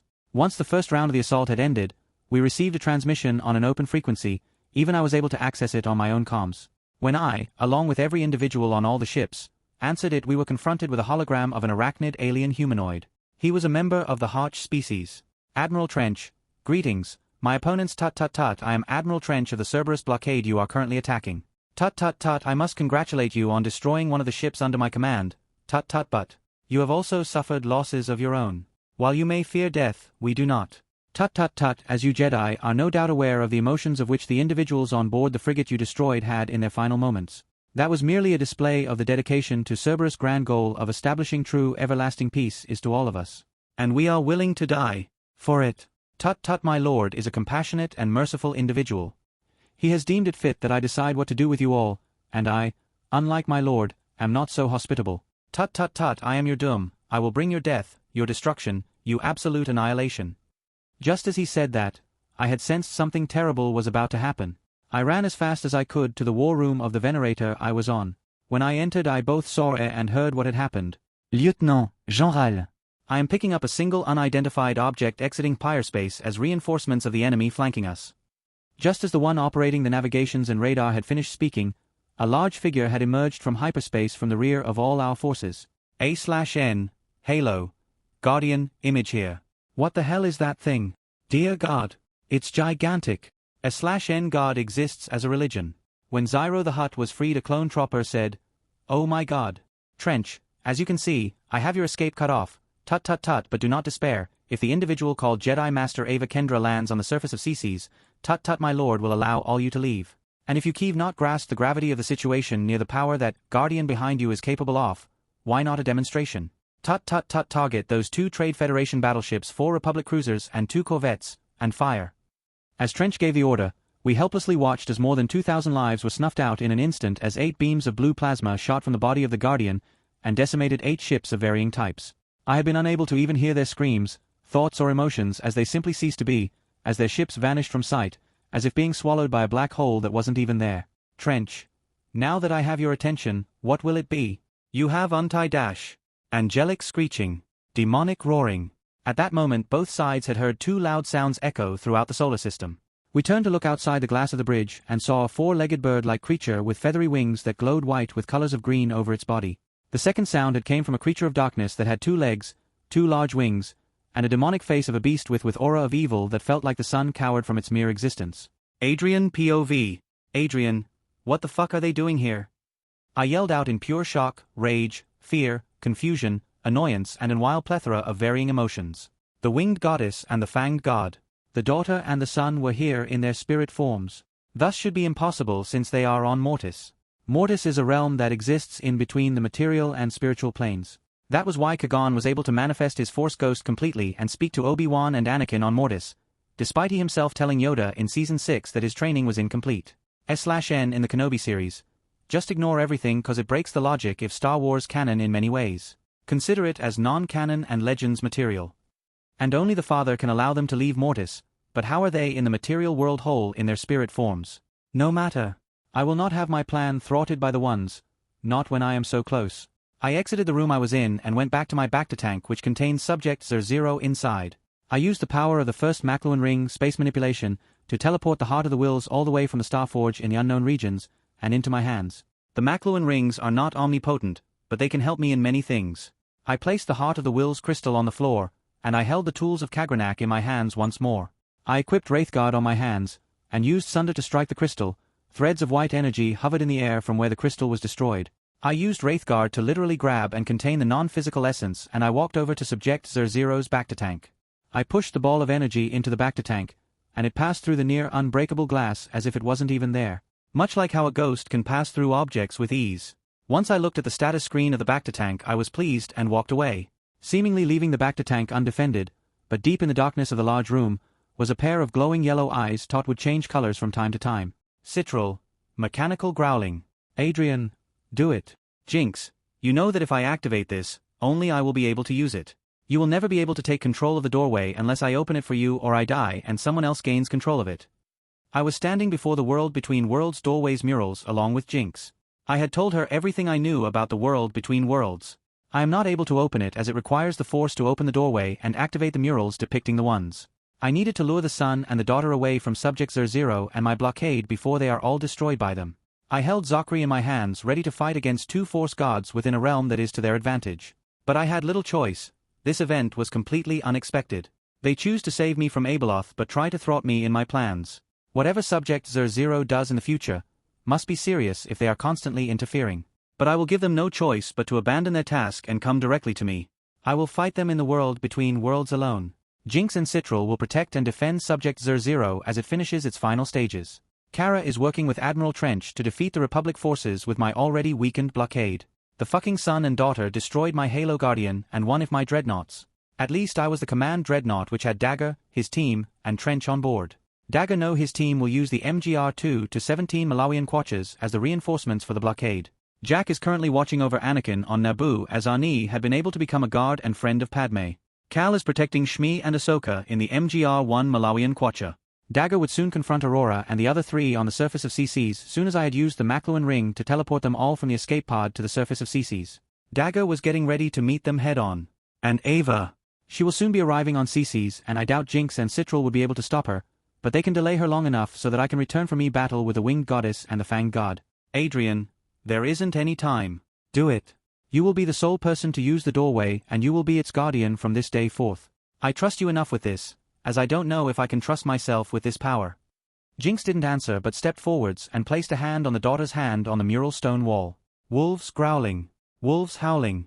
Soon after the images of the wolves began to move and howl upon Jinx, activating the formations that aligned around the ones. I followed the wolves to where I know the portal to be. They began to shrink in size and ran around and around, clockwise in tandem with one another. The portal was open. I wasted no time and left through the portal and was confronted with the vast space of infinity, or eternity. This is the World Between Worlds. Chapter 56. Chapter 45. A Battle Between Worlds. Reunion Arc, Part 2. The Stonefire God is Born. Author note, do this, trust me, you'll like it. Go on YouTube and search one of the following and play it on a loop as you read this chapter. ITLL make it more epic. At least I think so. 1. Star Wars, Darth Revan Suite Epic Version, Knights of the Old Republic. YouTuber name, Samuel Kim Music. 2. Star Wars, Duel of the Fates Epic Powerful Mix 2 Steps from Hell Style. YouTuber name, Samuel Kim Music. 3. Star Wars, Duel of the Fates Epic Version, Remastered V2. YouTuber name, Samuel Kim Music. 4. Elden Ring OST Radagon of the Golden Order. My new favoritist of all time, no matter what y'all say. 5. Elden Ring OST Lord's Apparition. 6. Elden Ring, Trailer Soundtrack Medley, YouTuber name, Timothy Richards Adrian POV. Arg. I roared aloud as I jumped and exited through the portal. I looked around me and I saw where I was, I looked behind me and memorized the symbols around the doorway I had just exited from. It seems that I was correct. When Ezra jumped through the portal on Lothal, the doorway he exited from had an image of the Lothal stones that represent the unique architecture of Lothal. The portal I came from had an image of feathers on the sides and a skull of a hawk at the top of the portal doorway. It represented CC's, my world, but why a skull? I don't like this. Nothing in here is a coincidence, everything has a meaning. I knew exactly what I need to do. Like hell I can fight the son and daughter alone. That is suicide. Yes, I may be able to harm their bodies, but if my theory is correct, I will basically be fighting the gods of the light and dark sides of the Force as if their bodies were incorporeal ghosts. I firmly believe that the father would not let the son off Mortis. The daughter is the most loyal to the father and so she can leave Mortis. I hypothesize that the daughter must have brought Ava to the Jedi Temple nearly 2 decades ago. If that is true, then that means the reason that they are facing me in their spirit forms as the Fang God and Wing Goddess is because their physical bodies are still on Mortis. Much like how Talzin was able to make a phantom of herself appear before Dooku as she tried to kill him in the Clone Wars episodes during the genocide of the Night Sisters at the hands of General Grievous. I had to force them to face me and follow me into the world between worlds. But how? I didn't know yet, but I decided to run as I equipped myself with various pieces of equipment. One of which is a sling ring which Doctor Strange and the other sorcerers use in Marvel. I can't use magic, but I didn't need to. The sling ring acts like a computer. When a sorcerer of Marvel imagines the location they want to conjure a portal to, the sling ring analyzes their mind and what they're trying to picture and makes that image into binary code. The sling ring is literally a circuit, it is science. I used the sling ring and my Makluan space ring to locate a portal I was hoping existed. And by heaven's will, I freaking found it, it bloody exists. I used the space ring to teleport in front of it and I used the skeleton key to unlock it. Only Jinx is now capable of using the world between worlds, but she has already opened the doorway for me. Now I can open any door I choose with either the skeleton key or with my magics. But magic would take too long to use. When the doorway opened I saw what transpired before me. I jumped in and landed on cold stone, snow flying everywhere and a black man in golden armor was lying on the floor. Before me was a girl in red clothing, red and black beams of electricity coiled around her as she hovered in the air. Next to her was what anyone would describe as an witch. Beneath us was blood and demonic symbols everywhere. Next to me was a man with a staff and looked like a man in his mid or late 20s wearing mage-like attire. Witch. Who dares interrupt dash? Adrian. Shut the fuck up, Audria. You are despicable. You are a monster to use Leia, your own fucking daughter, as a sacrifice for some shitbag demon who thinks he is so clever. Well, guess what? I don't give a damn. I raised Mercy in my left hand and shot it directly at her head. She tried creating a magical barrier, but the bullets I had fired was an overcharged shot that pierced her defenses. Her head had exploded as my shot made contact. The girl Leia, who was the unfortunate victim in all this, had fallen to the floor. The mage besides me had ran over to her and checked on her, repeatedly calling her name. The black man stood up and walked over to me, having recovered from his injuries. He tried approaching me, but I spoke first as I walked to the object I was after. Adrian. Sorry Tyrael, Archangel of Justice, but I am facing enemies of my own and I am in a hurry to collect the thing that is my salvation. The black bold man, who was now identified as Tyrael, yes, the goddamn love child of the Diablo game universe. How am I here? The world between worlds can and is said to connect to alterate realities. Sue, if Jack Stone had entered the Bloodborne universe prior to entering the Star Wars universe, then won't that mean that other fictional worlds should be accessible from the world between worlds? Why did I choose Diablo? It was the one universe I knew for certain that had something I could use immediately to save my skin from the son and daughter. I didn't go for the Infinity Stones since they won't work in any other universe. This was officially confined. So they would just be trinkets to me. Pathetic. No, I didn't know many universes where I could attain immediate power, but I knew of this universe. I reached down and picked up what I was after, the black soul stone that contained the 7 evils within. Mephisto, Lord of Hatred. Baal, Lord of Destruction. Diablo, Lord of Terror. Asmodean, Lord of Sin. Belial, Lord of Lies. Duriel, Lord of Pain. Anariel, Maiden of Anguish. Together they are the prime evil. Together they are Tethmet, the first prime evil. And that is what I will unleash. Tyrell tried attacking me, so I teleported behind him. I shot his leg, but his armor blocked my bullet. It was to be expected, he is an aspect of Anu. Quick lore. Anu, the creator said, I am imperfect, so I vomit out my imperfections and become perfect. The imperfections became Tethmet, the first prime evil, a 7-headed dragon. Tethmet and Anu fought but killed each other in a tie. Universe made from their energies. Anu's spine became the crystal arch that created unlimited angels. His body became the high heavens. He became 5 aspects. Malthal, Archangel of Wisdom. Imperius, Archangel of Valor. Tyrell, Archangel of Justice. Ithariel, Archangel of Fate. Auriel, Archangel of Hope. As for Tethmet, his body became the burning hells. His blood gave birth to infinite demons. His 7 heads became the 7 evils. And now I hold the souls capable of becoming a universal entity to fight the son and daughter. Now all that is left is the bait to lure them to the world between worlds. Adrien, 7 evils. If you are hearing my voice, now that I will free you from the Black Soulstone. In exchange, you will destroy my enemies facing me now. Black smoke began to fester and manifest all around the Black Soulstone within my hand. Soon I was confronted by several phantoms, each demonic in nature with their own unique appearances. But only 3 stood out to me. The 3 greater evils, Mephisto, Baal and Diablo. Mephisto, you dare bargain with us human. Baal, once we are free, you will be suffering the most agonizing death I can bestow. Duriel, IY-. Adrien, do not dare to speak worm. Duriel, you dare. Adrien, you heard me worm, just look at you. And not only that but a title of Worm King is a name befitting of a slug like you. Only the 3 strongest amongst you may speak. Or so you think yourself better than your master Diablo. I could see Duriel quiver in fear at the mere thought of what Diablo would do to him again. Serves him right for trying to rebel against the big 3 along with the lesser evils. Asmodon, Belial, Duriel and Anariel. Diablo, do you think you can escape us? You think you are better than us? We will find you and make you suffer for trying to bargain with the lords of the burning hells. Adrien, I know I am better than you, Lord of Terror, or should I remind you of how Uldition made you run with your tail between your legs, quite literally. Diablo almost lost it as he was about to roar and shout all he could. He couldn't do anything since they lack a physical body or any means to spread their influence onto me. Adrien, know this 7 evils. I will cast the Black Soulstone into an inaccessible void, an eternal and uninhabited abyss of which you will be forever trapped within. No one will ever touch the Black Soulstone ever again, and you will never be free. The choice is yours, freedom or eternal damnation.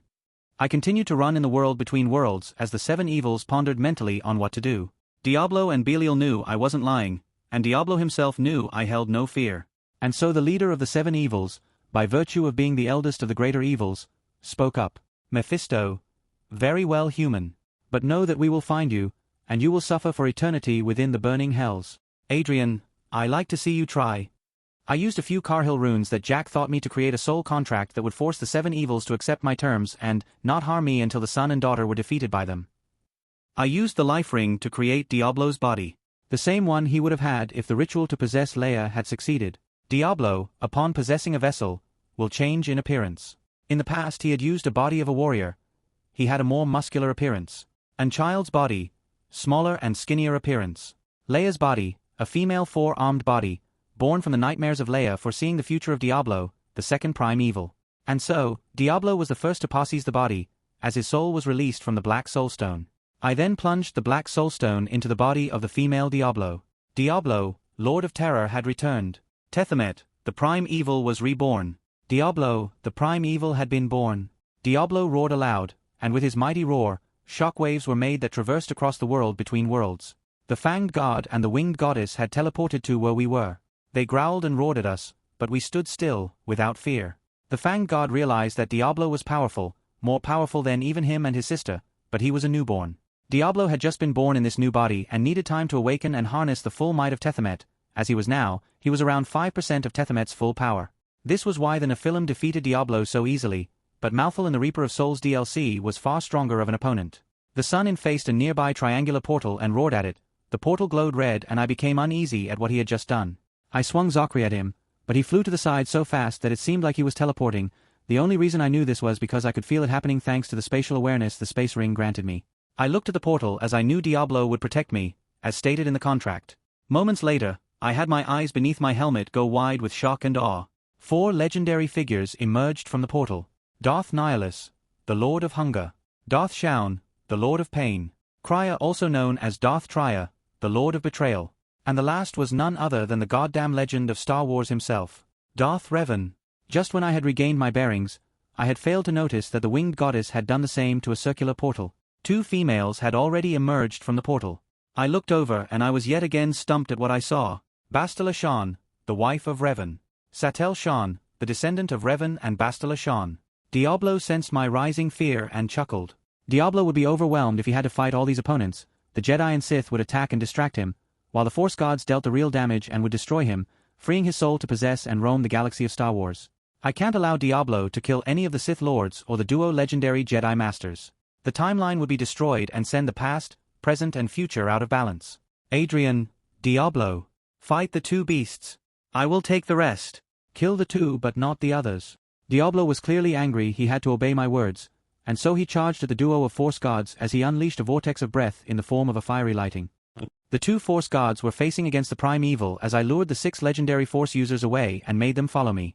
Trya tried using Mechadaru, which had partially worked in the pursuit as Kara wasn't with me to counter the possession.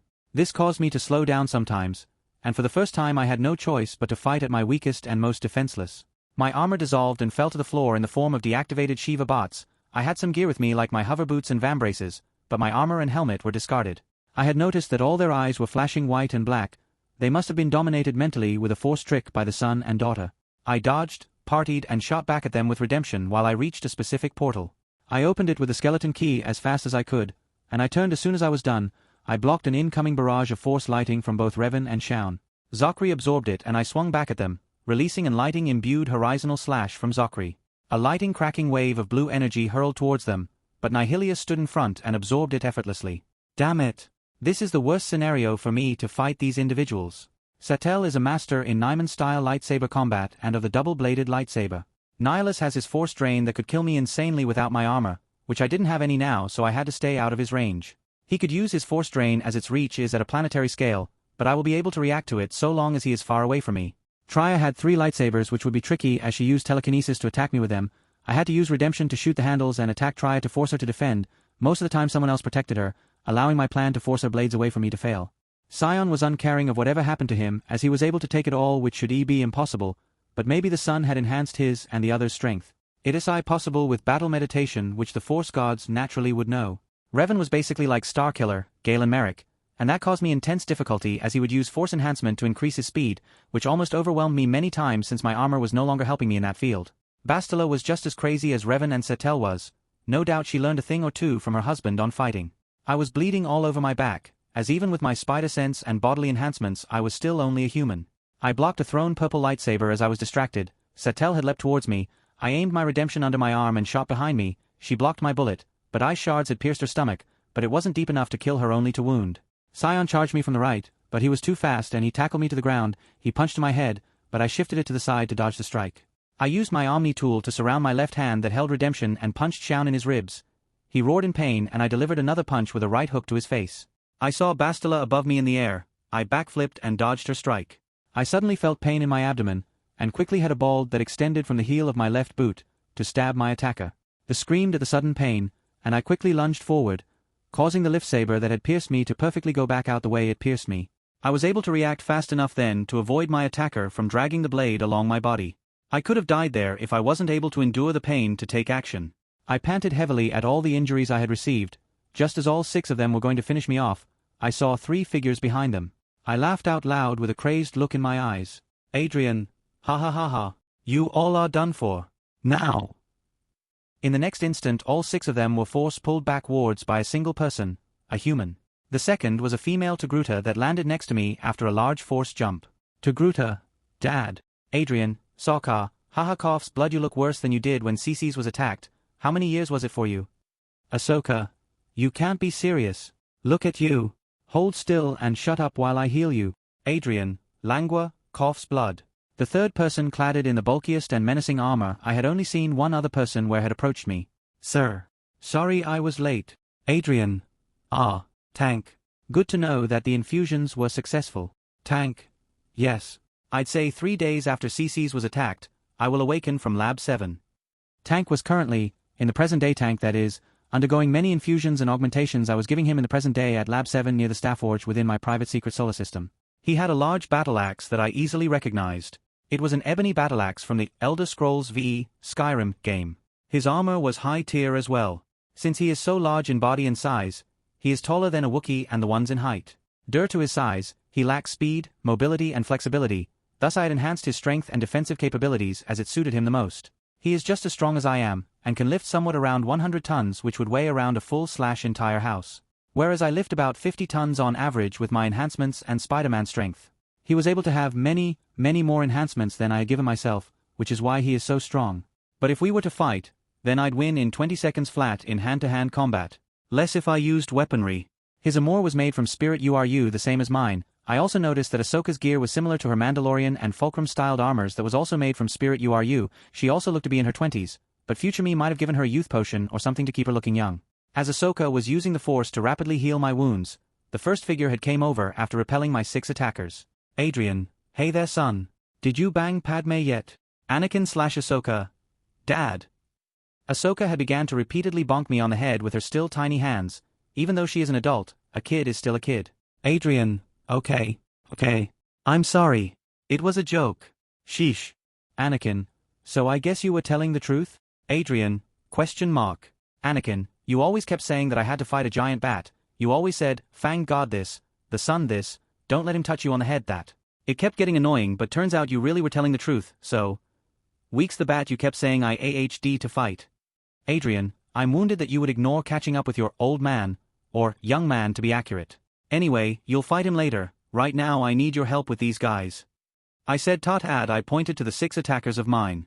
We didn't need to say anything else as we got ready to fight. Tank was facing off against Darth Shaun. Ahsoka Hawk Tano was fighting against Bastila Shan. Full potential, Force God. Anakin Hawk Skywalker would battle with Darth Nihilus, Darth Traya and Jedi Grandmaster Satel Shan. While I stood ready to confront Darth Revan himself. Dagger/Jason Smoke POV. I was currently stalking the 4 Jedi that would end it all. Today I will fulfill Thora's wish and save her sister from the Jedi cult of kidnappers. I didn't want to kill a single one of them. I wanted to capture all 3 of the ones responsible for both Thora's death and for kidnapping Aurora. They were moving towards the castle where Adrien was located. My armor was covered in Isalamri blood and was made from dimerithium plates, courtesy of Adrien's upgrades to my gear. They had helped me to evade the senses of the Jedi's Force sense and natural senses. I AHD been preparing for this day. Soon, it had begun. Mustafar and Tifa Selzen had separated from the other 2. I made my way to them first and approached from behind them. I was able to stealthily place an anti-force collar around Mustafar's neck and he screamed in pain as the collar shocked him until he was unconscious. Tifa reacted to this and swung her lightsaber at me as she turned. But I easily dodged under it and aimed my vambrace at her stomach. She thought I was going to fire in a straight line, and so she dodged to the side. But my vambrace fired in an outwards cone shape. Multiple darts were fired and a few tagged her. She stumbled slightly once the dart's poisons took hold.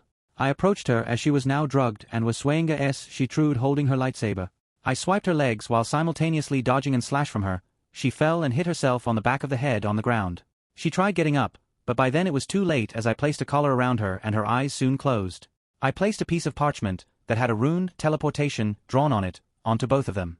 Their bodies vanished and were teleported to the Dreadnought prison cells. I then made my way to Trevin, Amadis, and Aurora.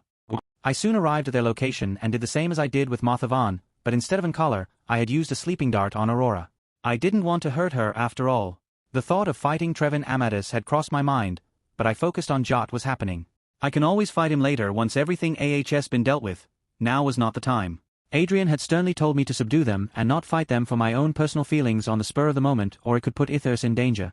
I was one if the rare few that were told about Subject 00, and I knew full well that Subject 00 took priority. I had been able to place a collar around Trevin Amadis before he noticed something was amiss, all thanks to my armor being coated in Isalamri blood to resist their force abilities. At long last, I had succeeded. Dagger, Thora, I've done it. Your sister is safe now, and I have avenged you.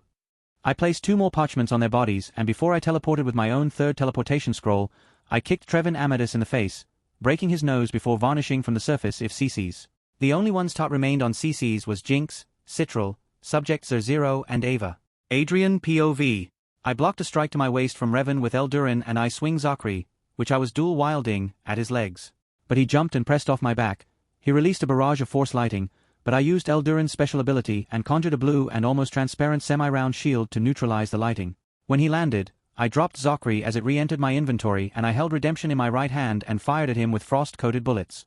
Revan summoned a wall of fire, but instead of using it as defense, he made it come towards me like a tsunami wave. I used my hover boots to fly over the wall, as that was the only thing I could do. As I had expected, but could do nothing about it, Revan had thrown his red lightsaber at me which had hit the soles of my boots, causing me to fly all over 5E place and collided with the ground hard. I looked around me and saw a triangular portal. I reached forward with the skeleton key and opened it. Revan had jumped towards me after retreating his thrown lightsaber and tried swing both blades horizontally to decapitate me on the ground. I however saw this coming and rolled under him and delivered a powerful side kick to his exposed stomach. He had been kicked and sent flying, while upside down, into the portal I opened. The portal had closed thereafter. I had sent Revan back in time to where he belongs. When he arrives back in his time, I can only hope that the mind trick had worn off and he would forget all this. I used the space ring and teleported to Ahsoka and used Eldruin to block Bastila's strike. Ahsoka took this opportunity to use her force lighting to shock Bastila Shan. I had then appeared behind her and chopped her with my hand on her neck, knocking her out. I had then dragged her into a circular portal and thrown her through it just as I did with Revan. Ahsoka can't use force lighting, but she obtained this power when she accidentally absorbed it from her husband's force lighting he sent at her during their training session. /N I don't remember if this canon or legends, as the source I have doesn't mention it. She must have gotten the power somehow, or she must be married. Adrien, hey Ahsoka. Are you married? Ahsoka. No, why? Adrien. Good. Because they have to beat me if they want to marry my daughter. Ahsoka. Dad. That isn't fair. No one can beat you. I'll stay single forever. Adrien. Sorry, did you say something? Ahsoka was hiding her head in annoyance, much to my own amusement at my teasing of her. I can see in the distance that Tank had now entered unarmed combat with Darth Shaun. He delivered a brutal uppercut to Shaun. Shaun headbutt Tank. Tank staggered but did a right hook, left jab, right backhand strike to right elbow strike. Shaun was not nearly as experienced in unarmed CQC as Tank was, and that was how Tank had been able to level the field of battle with Shaun. If I had fought Shaun, I wouldn't be able to harm him nearly as much as Tank was. Each blow from Tank was strong enough to level entire Earth vehicles and walls to rubble. That just shows how much endurance and durability the Lord of Pain possessed. Soon Tank charged at Shaun and tackled him to a portal door. I opened the portal and they fell through it. Ahsoka used her telekinesis to carry Tank back out the portal. All of Anakin's opponents had been dealt with, and he had subdued Nihilus in a sphere of condensed force energy serving as Nihilus prison. I opened a portal and disposed of the last of the opponents we had faced off against. Anakin, what now? Demonic roaring. Angelic screeching. Diablo weak roars. Adrien, well damn it. This is not what I wanted. I'll have no choice. Anakin, Ahsoka, the two of you will have to delay the Force gods as long as you can until I return. Anakin and Ahsoka, yes. You can count on us. Adrien, Tank, you come with me. Tank gave a nod and followed after me as I opened a portal. Just as I did that, I could see a large explosion of light in the distance. Seems like Dayblow lost. I used the space ring and held my hand above me, and in the next instant the Black Soul Stone reappeared in my hand. I threw the Black Soul Stone into the portal with a note attached to it.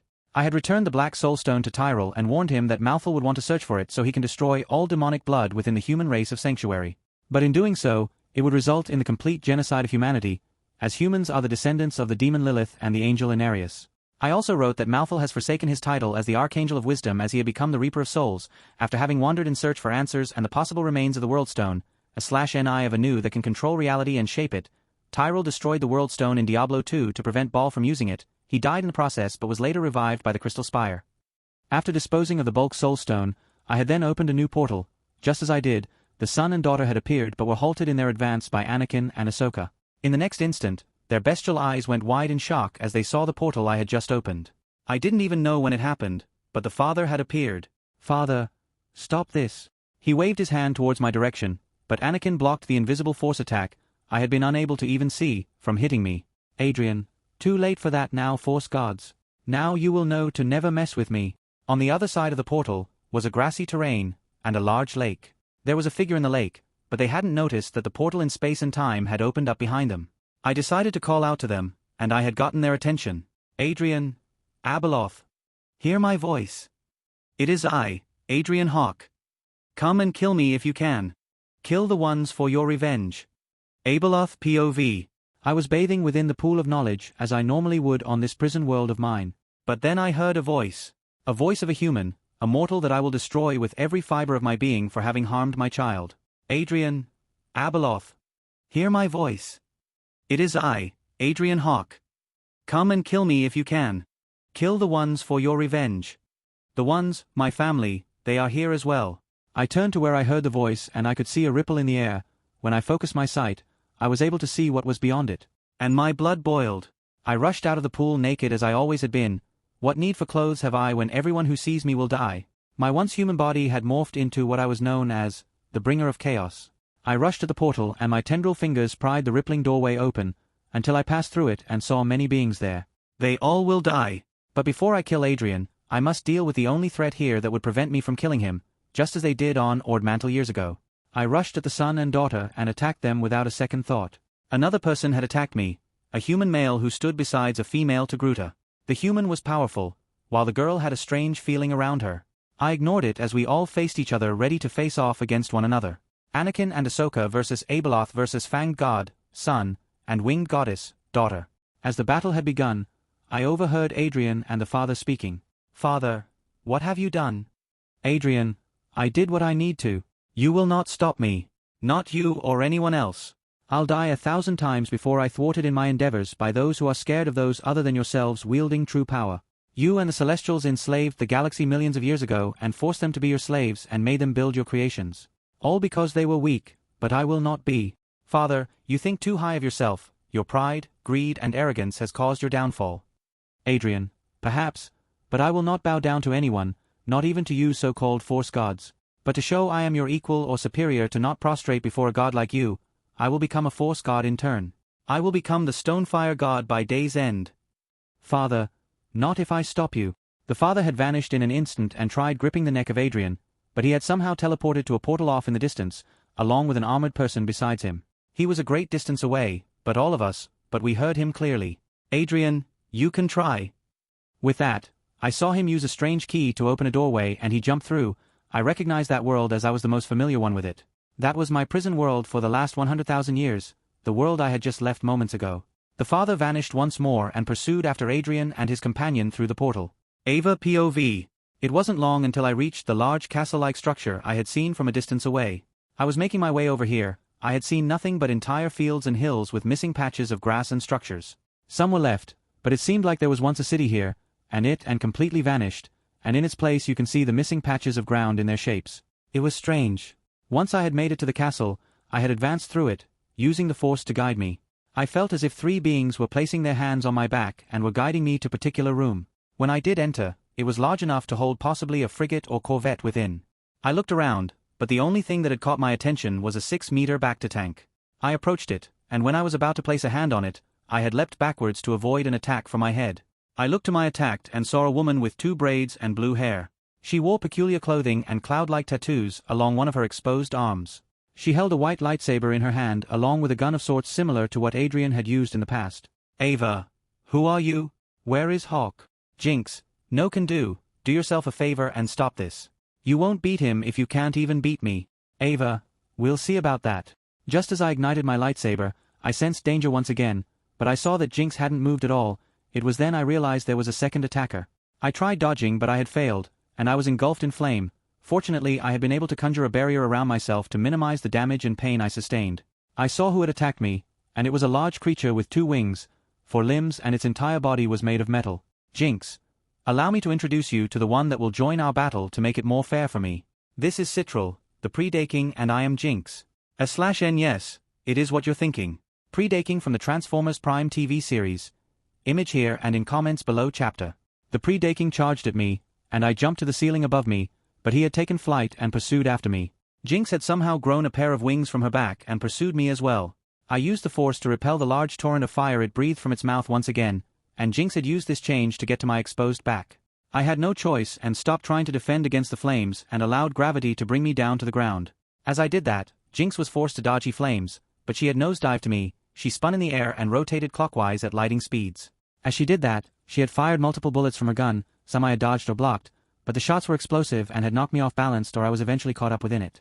She was trying to go for my spine and nerves. Those are the only places where my helling would take longer to work. She reached above me and swung her lightsaber, and I met it with mine. She had rotated her body in ways I thought would be impossible, and she used her flexibility and light body to go around my light spare hand, and she moved her own blade in a swift motion. It had slashed along my arm and I screamed in pain as it dug deep into my bones. I dropped my lightsaber, but caught it with my other hand and blocked another swing from her. After that, I jumped backwards while unleashing my white Force lighting at her. She had then met mine with her own blue Force lighting. We were evenly tied, but she began to overwhelm me. Jinx. You are deeply connected to the Force as he had said, but you have not mastered it, unlike I have. That is the difference between us. I am more experienced with the Force. Her lighting had then split apart and became 4 bolts of lighting that curved around mine and struck my body. I bared through the pain as I rolled to avoid the Predaking that tried landing on me. This won't be as easy as I thought it would be. Trench POV. The Republic was winning the battle ever since those two creatures had shown up. Lord Hawke had told me about them and to avoid all contact with them. The Fanged God and the Winged Goddess, the son and the daughter. But soon after they had left, the Republic had rallied once those creatures had destroyed a Guardian and a Dreadnought with such ease. But that wasn't much of a problem. We had lost a few deacons after that, and so I decided to end this battle and crush the hopes of the Republic forces. They think they can win, but I was holding back and allowed them to enter my trap. Trench. Commander Sadrin, where is Dagger? Sadrin, hologram. He has just arrived a few minutes ago from his mission to capture the Jedi on CCs. Trench. Tut tut tut good. You may proceed, Commander. You and your group can sweep up the battle with the MG rays. A/N remember I said in past chapters to remember MGR. It is the Metal Gear rays from the Metal Gear franchise. Watch on YT, Raiden vs MG Ray boss fight to get an idea. Image here. Sadrin, hologram, I Admiral Trench. You heard boys. Let's get to work. After I cut the hologram transmission, I gave the order to activate the Dreadnought's superweapon. On the Republic side, the commanders of the various ships had just seen the gigantic circular shape on the side of the Dreadnought light up, seemingly about to fire a devastating weapon.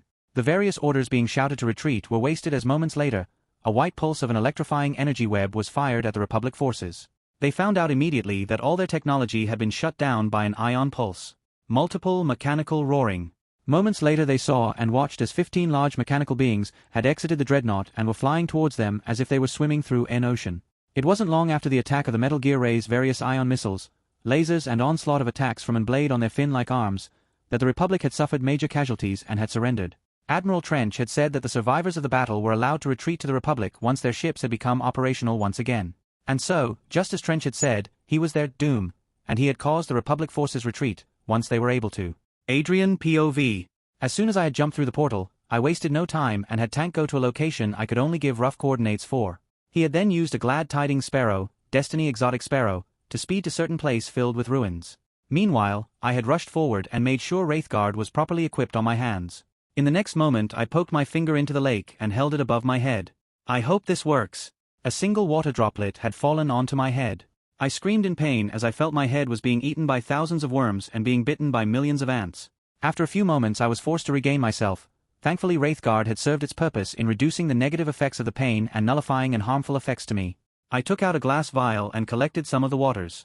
I then took a blood test of myself and I grinned from ear to ear. Midichlorian count. 28,700. I wasted no time to see if it was true, and I reached my hand upwards and slammed it down to the ground. I focused just as I do when using the Night Sister magic, and in the next instant the ground beneath me erupted upwards and I was unharmed. I then focused on lifting all the particles around me, and I did it with ease. It was the same as using Star Wars magic, but even more pure and potent, more focused. I was now a Force user. Adrien, I can use the Force. I didn't allow myself to get arrogant and cocky to think I could fight on par with the Ones and Abeloth. After all, they have at least a midichlorian count of around 40,000 to 52,499. Anakin's midichlorian count was said to be at 27,000 and can reach as high as 40,000. The father should be on par with full potential Anakin. A/N full potential Force God Anakin was seen only a single time in the entire franchise. It was when Anakin had forced both the son and daughter to kneel before him during the father's test on Mortis to see if he would save Ahsoka or Obi-Wan Kenobi, but he saved them both. This is considered the greatest feat in Star Wars to date. Not even Luke moving a black hole or Nihilus killing an entire planet with Force drain can come close.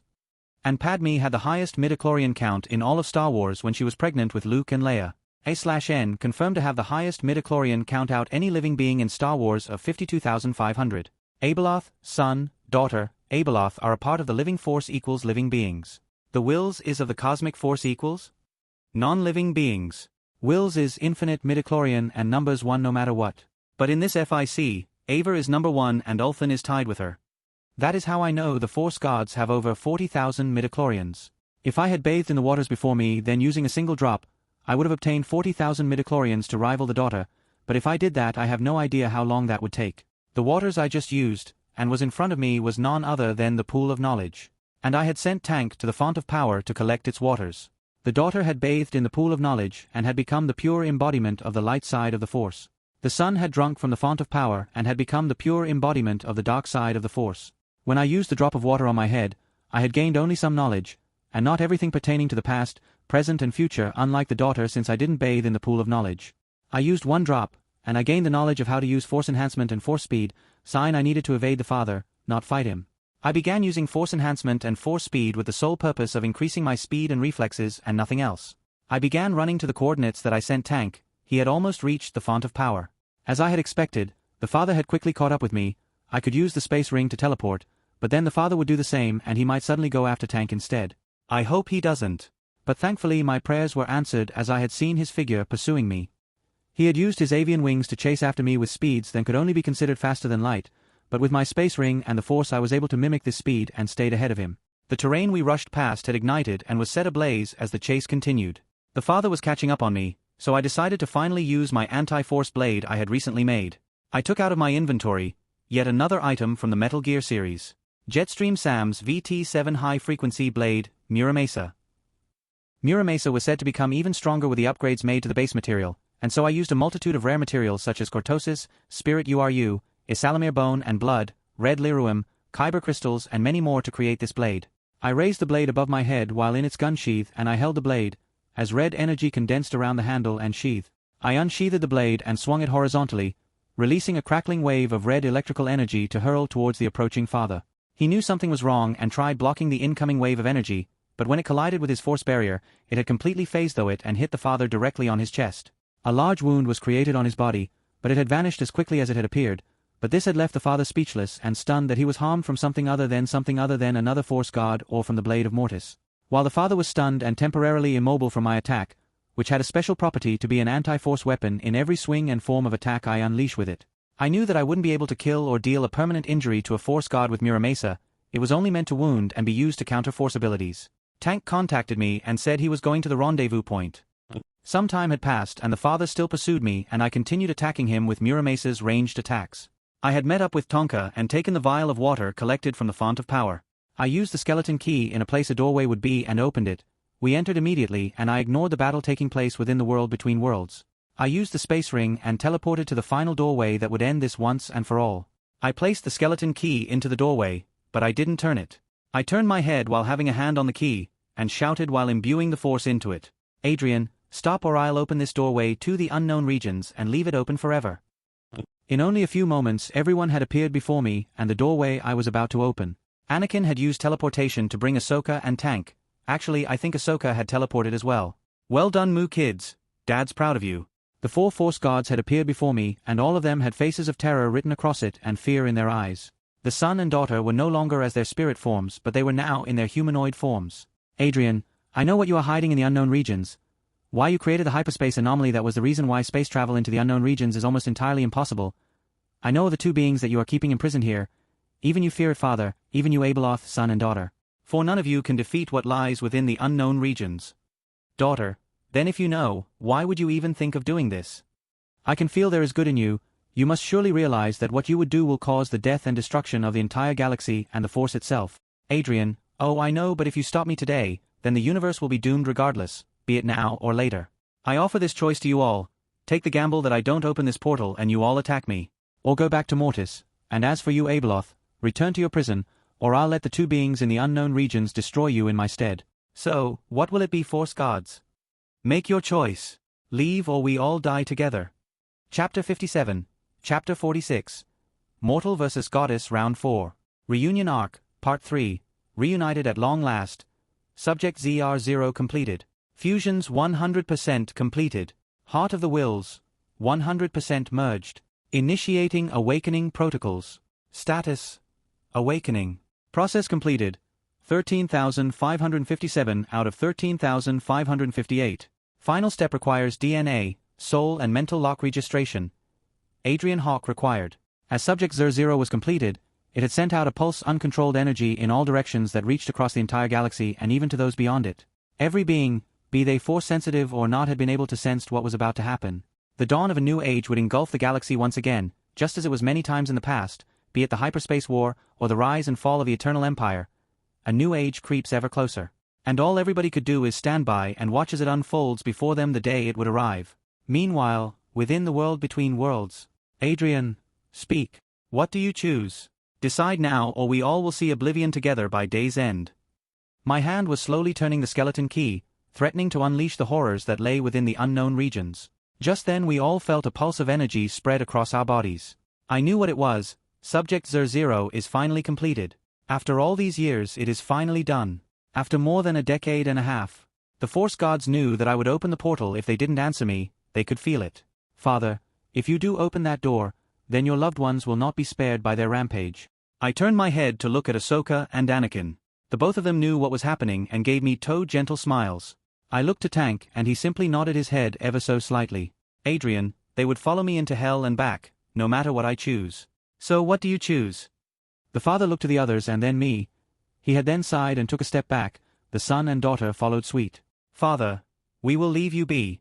Our efforts clearly did not bear fruit. I turned to Abeloth and I could feel the anger and hatred emanating of her. She wanted to tear me apart with her own monstrous hands. But she eventually calmed herself as much as she could and grunted, but I could feel her struggling to even do that, let alone the thought of speaking. Adrien, good. Now be gone with all of you. If I see or feel any of you, I will open the doorway and leave it open. The ones had vanished from sight faster than I could blink, and Abeloth teleported to a doorway and entered through it. I immediately teleported to her door and locked it with the skeleton key. Adrien, I guess I can't say goodbyes as I am hard pressed on time. Anakin, Ahsoka and Tank had appeared besides me. Anakin, we will see you again, it'll only be a moment for us, and some years for you. Nothing would change. Ahsoka and Anakin came in for a hug as we embraced. Ahsoka, take care Dad. Adrien, I'll be seeing you too soon, you better not get a boy fry dash. Ahsoka, leave. She tried pushing me, but physically she can't, although I was surprised by her strength though as I actually felt like I was going to have to take a step backwards. I laughed out loud at her trying to get rid of me and my teasing of her. I looked at Tank and he gave me a military salute. I left them to their own devices as I knew the future me will close the doorway for them when they go back to their time in the future. As for me, I must return to the present. I jumped back through the portal I had came from initially and when I exited I had to find Jinx as fast as I can so she can lock the doorway. Sidious is probably trying to access it by now since the Mortis gods he was wary of had finally left. I soon reached the room that Subject 00 was within, and when I entered it I saw an heavily injured Jinx and Citral fighting against Ava.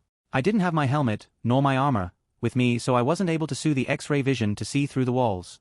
I expected this outcome but Citral was far too damaged to help me now. Jinx can't help me now to kill Ava with her Mitras-Surik power to kill the Force. He'll just have to go with plan B and use the pre-sim on Ava instead of Abeloth. I stealthily made my way to Subject 0 and I poured the waters from the font of power and pool of knowledge into 2 inject ports into the Bacta tank. I pressed a button and the waters entered the Bacta tank. I then removed Wraithguard from my hands and placed it inside of the Horadric cube along with Sunder and Keening. All 3 tools of Kagrenak fused together and I then fused it with some water I placed inside the Horadric cube. The powers of all 3 of the tools of Kagrenak was now in a liquid form. I then did the same thing with the 2 previous injections and injected the Kagrenak water into Subject 00. I took out a small metallic sphere the size of my pinky nail, I swallowed it and felt a burning sensation course throughout my body. I didn't have enough time to finish of what I had to do, so I then had the sensors scan my body as it read my mind, soul and DNA signatures. Once it confirmed it was me, it entered its finally process and the Bacta tank was then pulled through the floor and down into a bunker chamber that would finish it of once and for all. I jumped down after Subject 0 that had just descended through the newly opened hole in the floor. Once I landed, I used my water bending to control the water throughout a large mechanical machine that stood at a height of around 24 meters. I used the water bending to open the cockpit of MGS and entered it. Ava POV. I was panting after a long and hard-fought battle against Jinx and the predating Citral. Jinx was the real opponent and Citral served as her backup to cover her when she was left exposed to me, which rarely happened in our intense battle. She had even stabbed me through the heart and head a number of times, but I had taken advantage of my ability to not die. Ever since I had died to Adrien on Mandalore for the first time I had thought of many new fighting styles to take advantage of this newfound ability, and I used it in this battle. She was definitely far more experienced than me in combat and in utilizing the Force, but my connection to it was far stronger and so too was the original and customized style of fighting I had used. Jinx was limping and Citral looked like it would break down into parts at any moment, but just then Jinx's eyes widened slightly as her body perked up. Jinx. Alright then, I'll close the doorway. See we're back on the dreadnought Adrien. She was talking with him. Just as I was about to take action, she was carried off by Citral and had escaped from me. I was about to chase after them, but I saw a dark crimson glow emanate from off the surroundings. I made a dash for the window and leapt through it. While I was falling, I turned to see that the entire castle had looked like it had sprouted thousands of spiked rock formations from the inside out. High-pitched mechanical roaring. /N this may be bad music for this, but I felt it was right, or play the other songs I mentioned in last chapter. Put whichever you choose on a loop now and read, if you want. Elden Ring main theme and the final battle remix, Remembrance, by Alex Rowe, or Elden Ring Main Theme, The Final Battle, Epic Version, by Samuel Kim Music, or Dark Souls 3 Lothric Prince's Remix, The Curse That Binds Us, by Alex Rowe. I used the Force to hover above the ground and nullify any impact I may experience from the fall. Once I did, I turned to look at the castle, or what remained of it, as in the next instant it had exploded and scattered debris in all directions. I blocked what came towards me. I looked at the ruins of the castle and saw a large mechanical figure standing there, wielding a strange reddish-black glowing sword. Adrien, this will be the last time we fight Jedi. Prepare to become one with the Force. His voice echoed from whatever device had projected them from the machine he was inside of. Adrien, behold the might of Metal Gear Sahelanthropus. Metal Gear Sahelanthropus. Image here. MG Sahelanthropus roaring. I reignited my lightsaber as Adrien in the mechanical weapon Sahelanthropus was charging at me. In the next instant it fired dozens of missiles from its back and thighs. I saw the approaching rockets and I didn't bother to use the Force to stop them as I knew that he would have made them Force-proof as he did 3 years ago in our last encounter. I leapt high into the air, dodging a missile and landing on the side of another. I then proceeded to jump from missile to missile using them as stepping stones for me to reach Sahelanthropus. I landed on its head and tried slashing at it with my lightsaber, but all it did was to create sparks and only a mark on its surface. I was about to jump to another place on its body to try again, but in the next moment I was screaming in pain as I felt electricity surge through my body from my feet. I felt that its hands must have grabbed me while I was in pain from the electricity.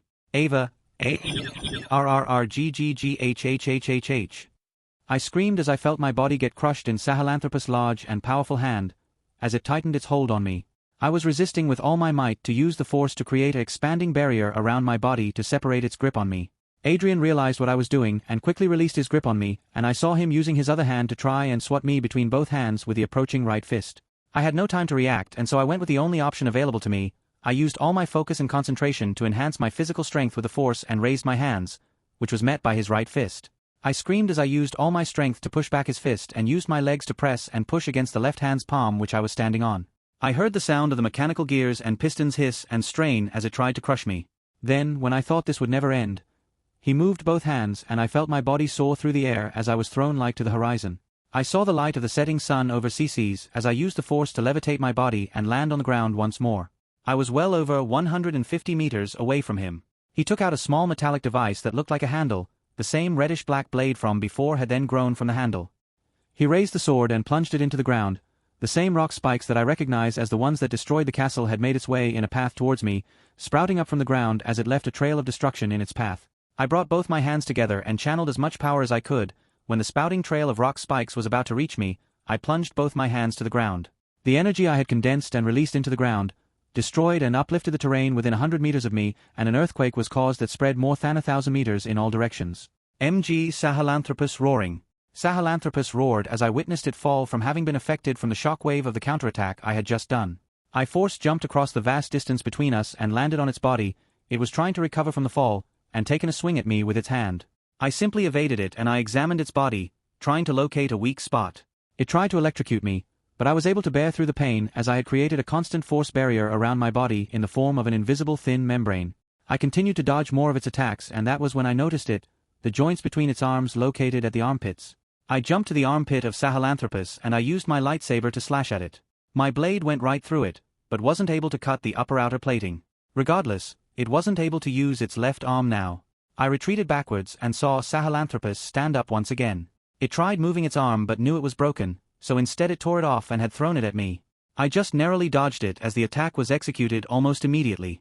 Sahelanthropus raised its sword once more, but then slashed at me multiple times. Energy like wave had came hurtling towards me. I felt like I could counter it so I trusted the force that was trying to guide me, and I unleashed so much force lighting that thunderclouds had formed above us. I stared at Sahelanthropus as I saw dozens of bolts of lighting strike the body of the mechanical menace. The thunder had been able to incapacitate it as I saw it became motionless like a statue for a few moments. I began running towards it as fast as I could before Sahelanthropus can recover. It was then that I had gotten a revelation and idea from the droplets of rain as it fell upon my face. When I both cut and saw Sahelanthropus' arm get torn off its body, I saw a stream of water flow out of it. I used the force to feel for any water within the body of Sahelanthropus, and it turned out that water was the reason it could move. But how was he controlling all that water without utilizing the force? I put that thought to the back of my head as I reached close enough to be in range of what I will do next.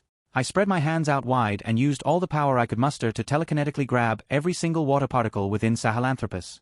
I clenched both my hands as I began to pull them away from each other as if I was tearing something in my hands. I was met with a lot of resistance as I tried with all my might to rip the water out of Sahelanthropus. I roared with all my might as I suddenly pulled my hands apart in an instant.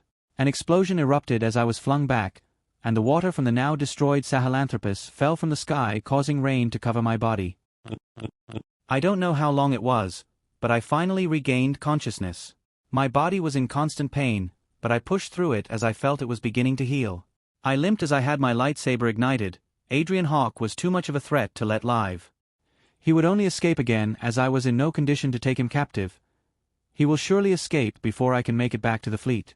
I passed through a veil of mist and saw a figure on the ground moving past the remains of the destroyed Sahelanthropus that lay all around us. I quickly approached the figure and saw that it was a male. That had to be him. Who else can it be? I saw Adrien was crawling along the ground and was reaching for a Bacta tank that had somehow survived the explosion. I raised my lightsaber as I brought it downwards and plunged it into his heart through the back. I saw he had coughed a mouthful of blood as High Hand went limp and his breathing began to quiet down. I turned off my lightsaber. I saw that he didn't have a helmet, nor his armor. I saw the hair on the back of his head. I reached down to him and turned his body over. I looked into his eyes. His face. His eyes. My eyes went wide with horror and shock as I saw his face had overlapped with another face. One that was younger, one that I recognized. Ava. Amar. Nunu. I clenched my head as I felt the world crumble all round me as my mid was assaulted with unbearable pain. I felt me memories return to me like a fog having been lifted after so long. Ava had unleashed a force scream so powerful that it disintegrated the body of Adrien, and the entire planet of CCs soon crumbled away and imploded in on itself. Ulthan had appeared and taken Jinx, Cal and the others on the planet to safety when this happened. As for why, no one will ever know. After some time since CCs was destroyed, two things had survived the explosion and were now floating in space where CCs once was. One was Ava Kendra, and the other was Subject Zer0, Quick Thing Chapter 58 versus Battle Voting Suggestions Chapter 59, Custom-Made Character Sheets. Not a chapter. Chapter 60, New Sheets. Next chapter will be in 3 days or 4 days.